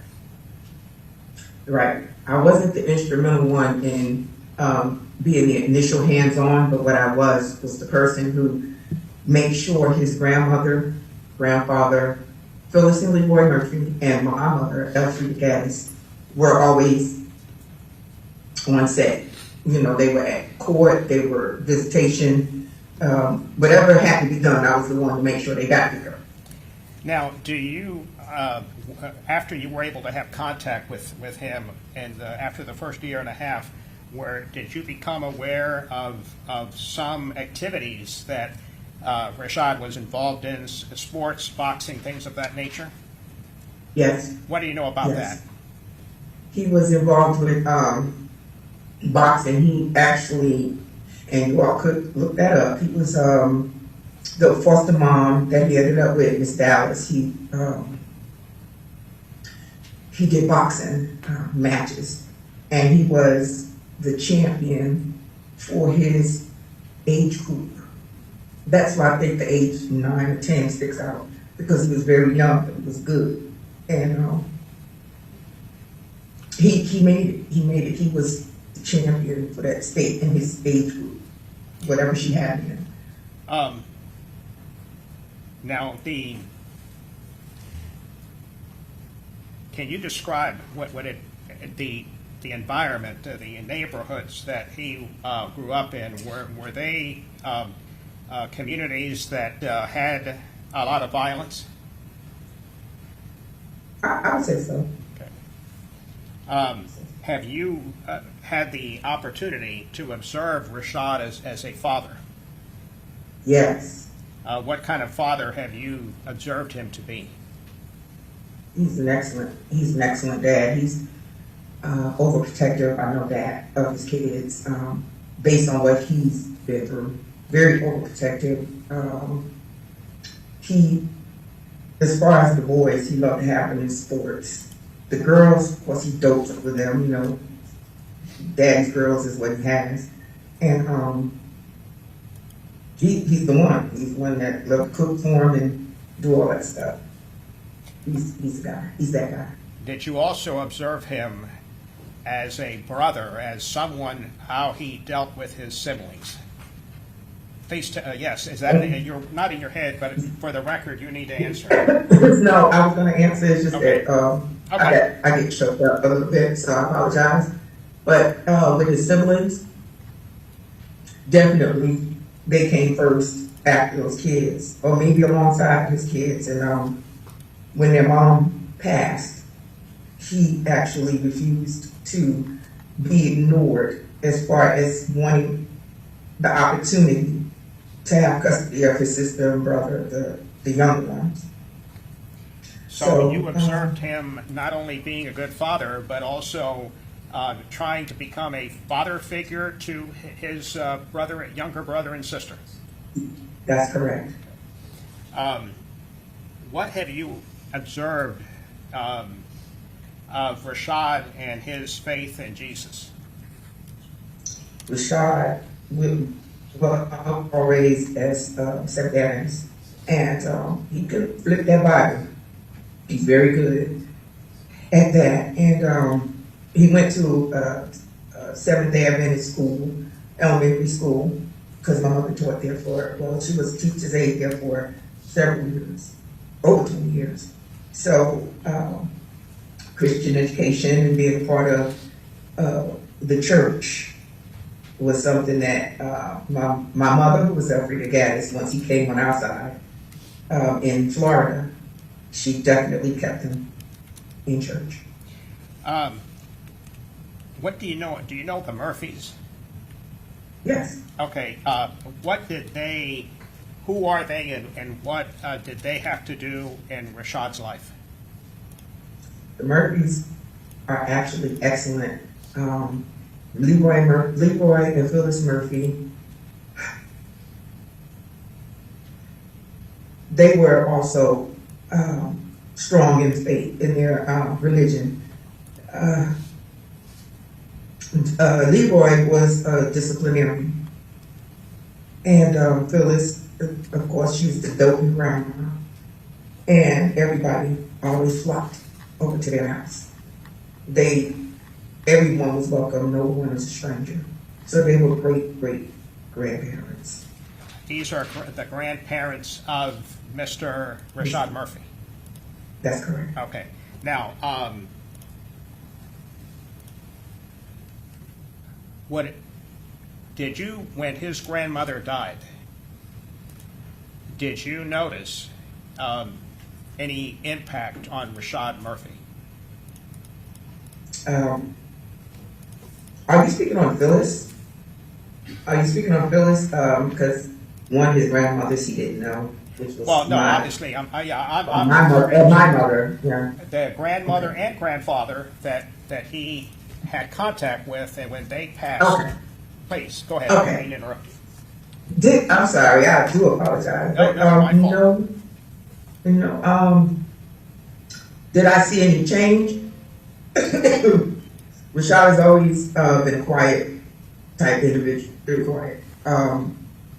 So he would keep things to himself, keep himself, you'd have to try to figure out what he was thinking. So I think that's just that part of him, that's that strong part of him. So to say that if I saw any changes in him, I couldn't say. I just know that he coddled his kids more because they didn't have their matriarch around.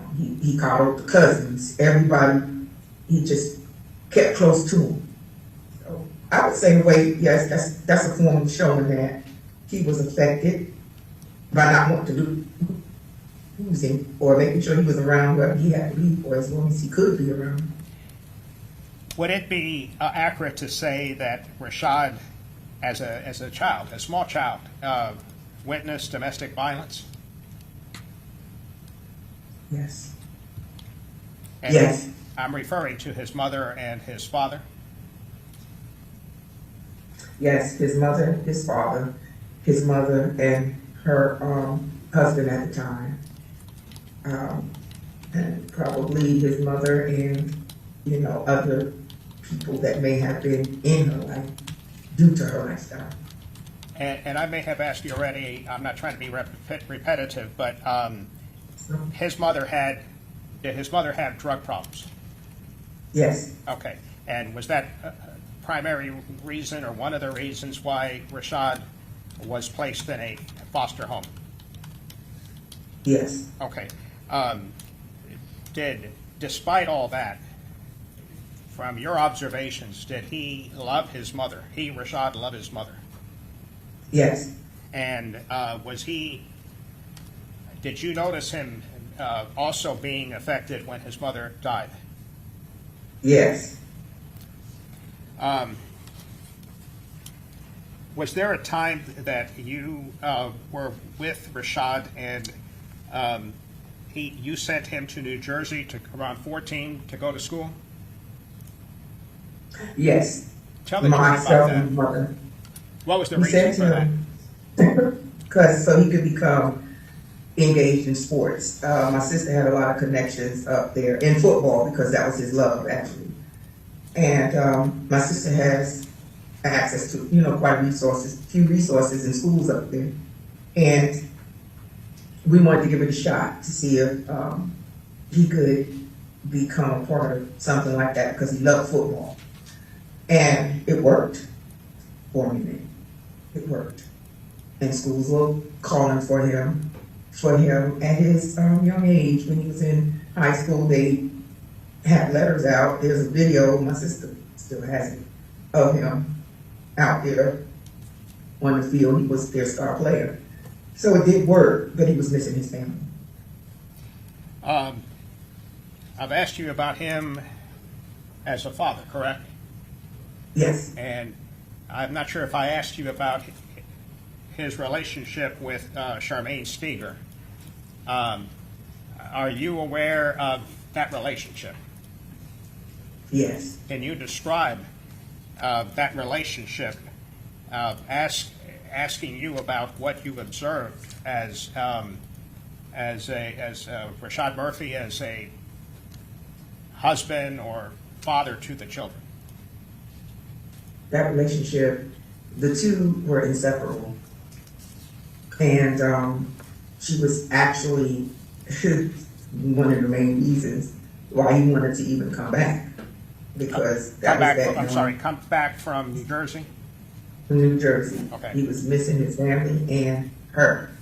That young puppy love, he had that. They had that. So that's how long they've been together.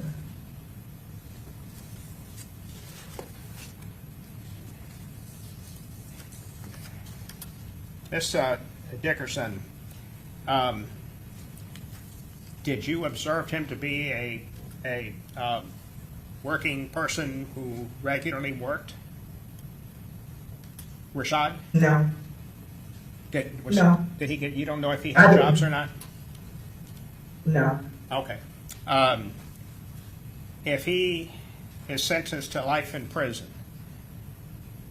would you continue to have contact with him and maintain your relationship, even visiting him in prison? Most definitely. Yes, sir. May I have a moment here? Yes.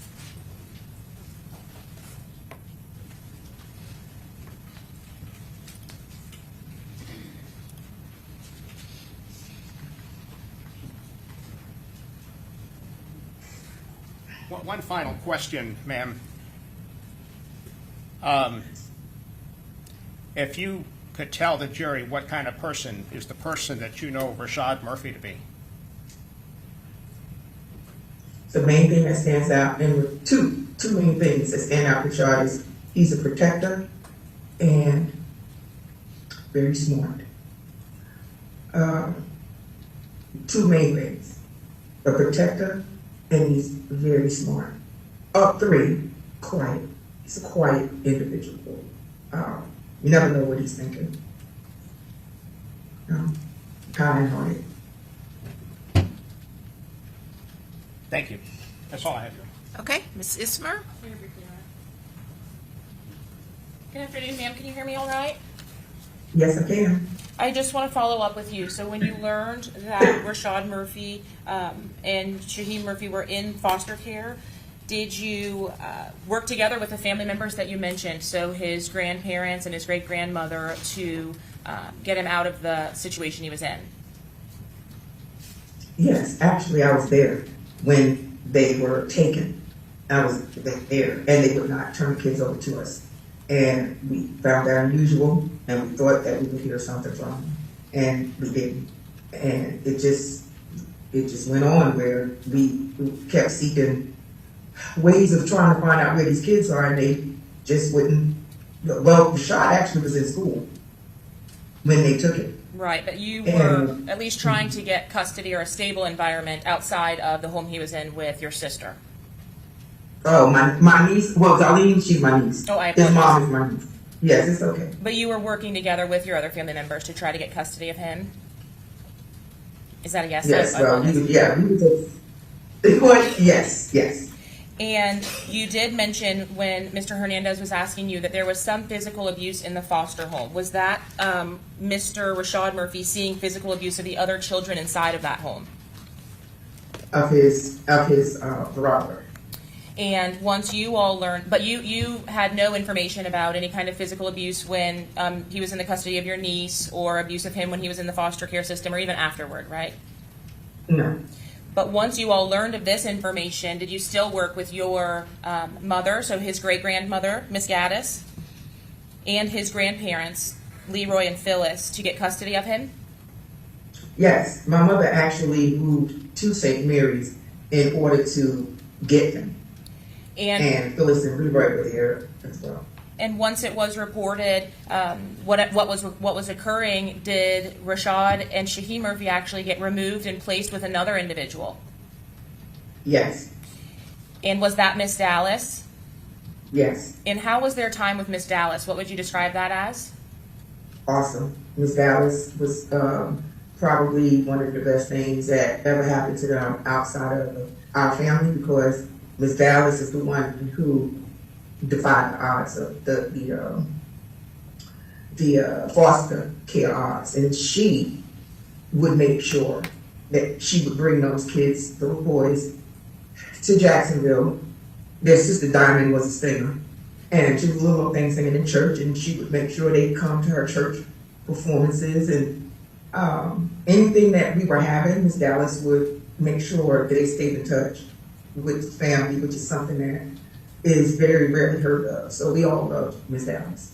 And did Miss Dallas continue that for the other 2 years or so until you all actually got custody of Rashad Murphy? Yes, Miss Dallas actually didn't want to let them go, and neither did they want to leave her.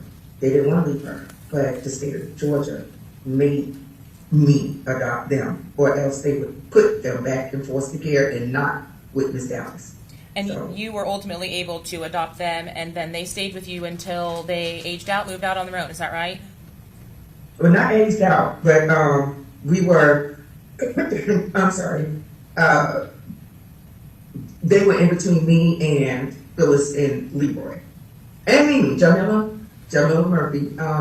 We were just one big unit. So I wouldn't say I'm the only one that had my hands on them. No, we all did. But Rashad specifically, you had an opportunity to, even in what your hands were able to do, help to change the circumstances that you found him in at age 9, right? Yes. And you did that with Yes. his grandparents and his great-grandma and his other aunts and uncles in the Correct. community. And you had an opportunity, you said, to send him to New Jersey. Did you help support him financially as well, all of you as a family? Yes. And it's only been in the last couple of years, I would say. Is that what you indicated, that he's lost several of his grandparents, the ones that really supported him through into his late 20s? Is that right? Yes. But, Yes. But he also does have, I think, what you described as stable, a very long time and stable relationship with Ms. Steiger through all of these hardships, right? Yes. Your Honor, may I have one moment? Yes. Ma'am, thank you. I don't have any other questions for you. Okay, any redirect? No, you're right. Thank you. Okay. All right, Ms. Dickerson, thank you so much. Your testimony is now concluded, so you can log off of the Zoom, okay? Okay, thank you. Okay. All right, and your next witness? Your Honor, Jamila Murphy, and Jamila is spelled Jameelah. Sorry. Hello, Ms. Murphy, Jamila Murphy, can you hear me? Yes. Okay, can you turn your camera on? Yes, ma'am. Okay, Hold on. I'm trying to turn it on. sure.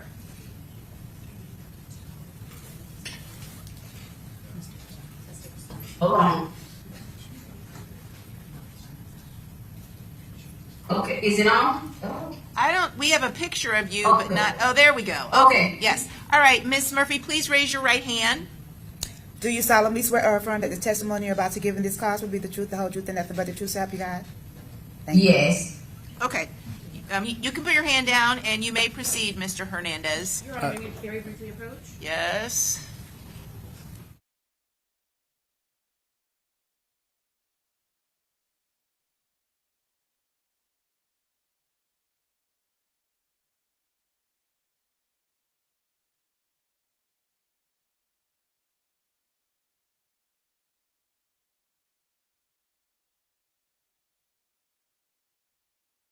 Okay, you may proceed. May I proceed? Yeah. Ma'am, could you state your name, please? Yes, Jamila Murphy. And Miss Murphy, I'm going to be asking you some questions about Rashad Murphy. Do you know him? Yes, sir. How do you know him? What is your relationship to Rashad Murphy? That's my nephew, my oldest brother's child. Okay. And have you known Rashad Murphy his entire life? Yes, sir. Now, are you aware of the fact that he was taken by the state and placed in a foster home at an early age? Yes, sir. What do you know about his father? Was he an active role model, or was he pretty much out of Mr. Rashad Murphy's life? He was pretty much out of his life. He was around. He was around, but he wasn't like being a father. Okay. And are you aware of Rashad's mother having a variety of problems that ultimately that she basically had a drug problem? Yes, sir. And was that at least one of the reasons for Rashad to be removed from the home and put in foster care? Yes, sir. Now, are you personally aware of any problems that Rashad endured while in foster care? Any problem? Do you know anything about him being abused in foster care? Probably maybe with his first foster parents he was with, but his last foster parents took good care of him. Okay. Miss Alice. But She took good care of him. I'm sorry, I didn't mean to interrupt you. You made some reference to abuse in the first placement of the foster care? I think, I'm not sure. Now, despite the problems that Rashad's mother had, would it be accurate to say that Rashad loved his mother very much? Oh, yes, he loved his mother. And do you recall what his reaction was or his grief when his mother died? He took it pretty hard. He had grief. And he took it pretty hard. Now, can you describe the neighborhood that Rashad was raised in? Was it a crime area, drugs or violence or anything of that nature? Do you know? Yeah. Yeah. Okay. It wasn't bad. I'm sorry? I said it wasn't that bad, but yeah. What do you know about Rashad and his relationship with his fiancee, Charmaine Steger? That's I'm nervous. But they had a great relationship. And did they have 4 children together? Yes. Did you observe Rashad as a father and as a male role model for them, as well as his relationship? Was it a positive relationship with his fiancee? Yes, sir, it was. He was great. He was a great father. Okay, and can you give me examples of why you believe he was a great father? Did you see him participate in activities with them? Did he care for them? Things of that nature.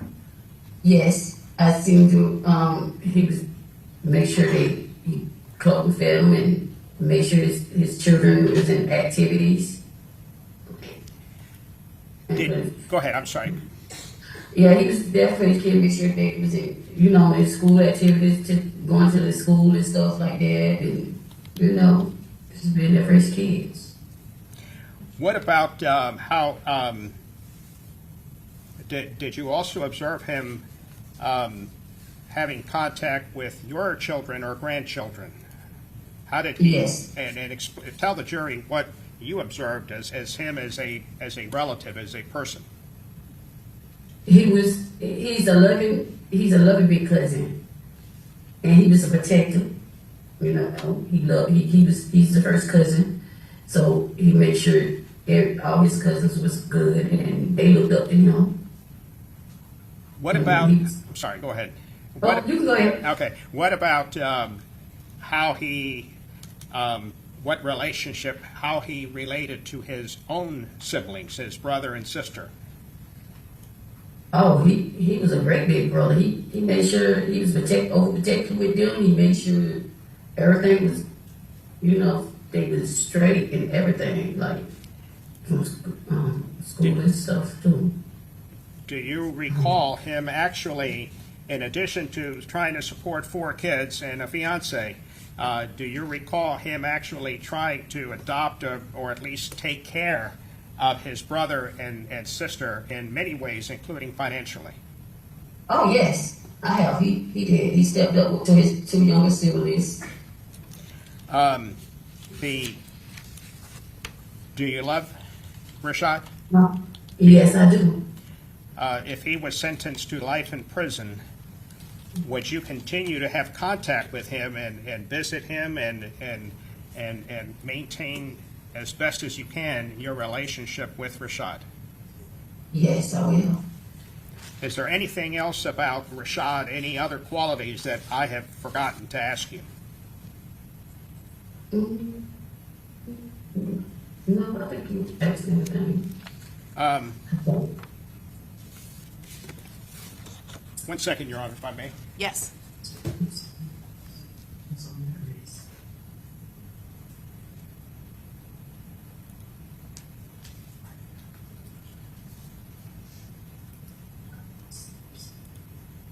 Ooh, I hate being nervous.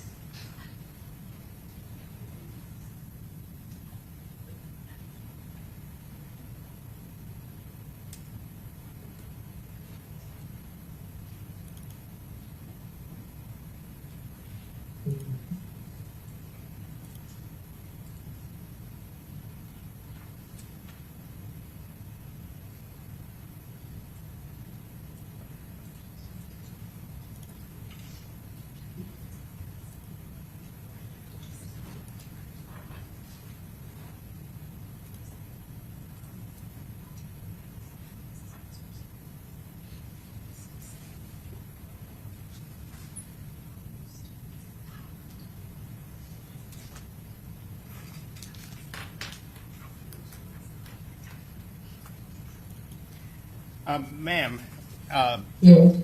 who is Rashad Adams? Gerard Adams. That's my child. Would you consider Rashad and Gerard, your child, close? Yeah.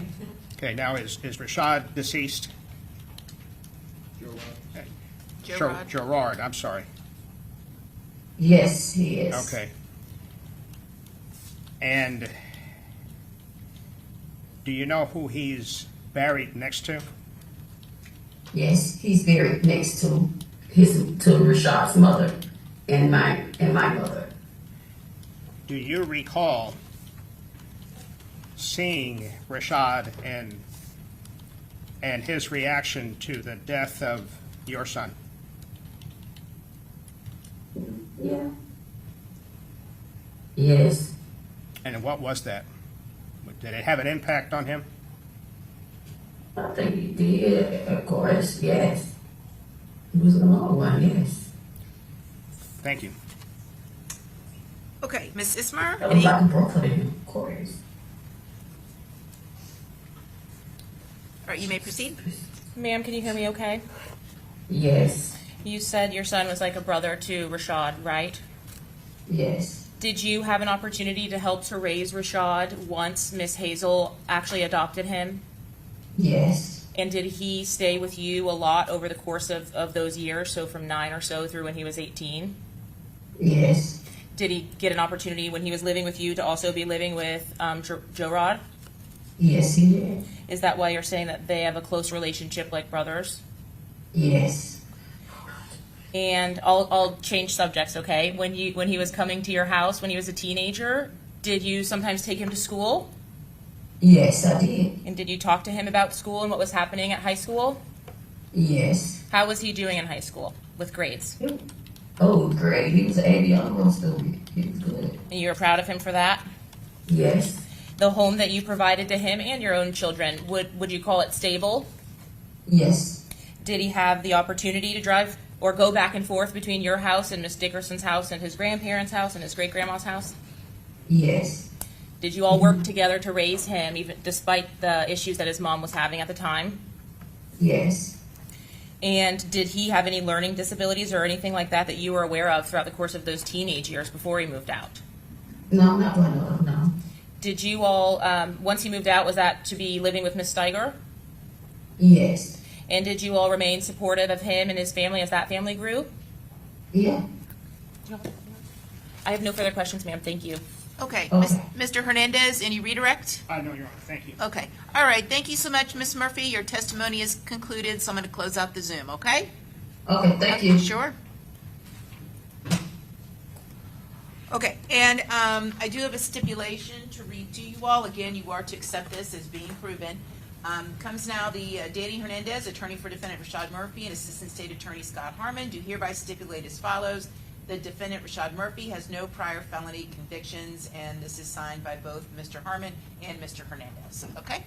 All right, Mr. Hernandez, do you have an announcement?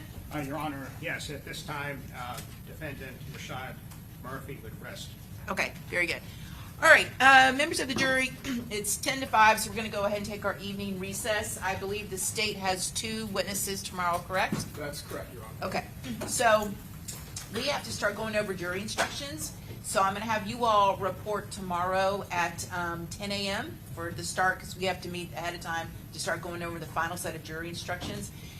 We'll see how we do tomorrow. I anticipate we'll at least start closing arguments by the parties. I don't think we'll get through all of them.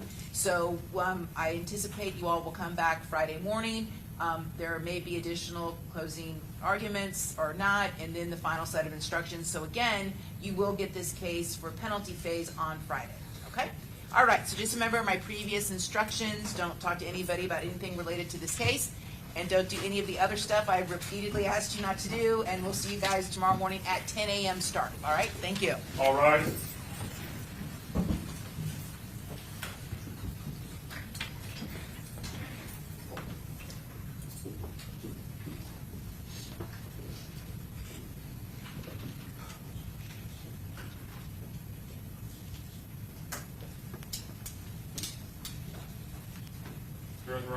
Okay, very good. All right, I emailed everybody what I have done so far as verdict forms and the final set of instructions, so you guys can start looking over them tonight. I don't yet have the non-statutory mitigators for Davion or Rashad Murphy. They may have gotten sent to my J, I just don't have them yet. So anyway, so I will get those, and then we will meet at 9 a.m. tomorrow morning for our charge conference, okay? So just start looking over everything and make sure I've got everything that we need in the jury instructions and the verdict form, okay? Okay, and then for closing arguments, I don't know if defense counsel's talked about it, if you all have a lineup, if you all can agree on a lineup, great. If not, then I will just go in the order of the indictment, which is Isaiah Chance, Yath Wright, Rashad Murphy, Davion Murphy, okay? All right, very good. See you guys tomorrow morning at 9 a.m. Court's adjourned.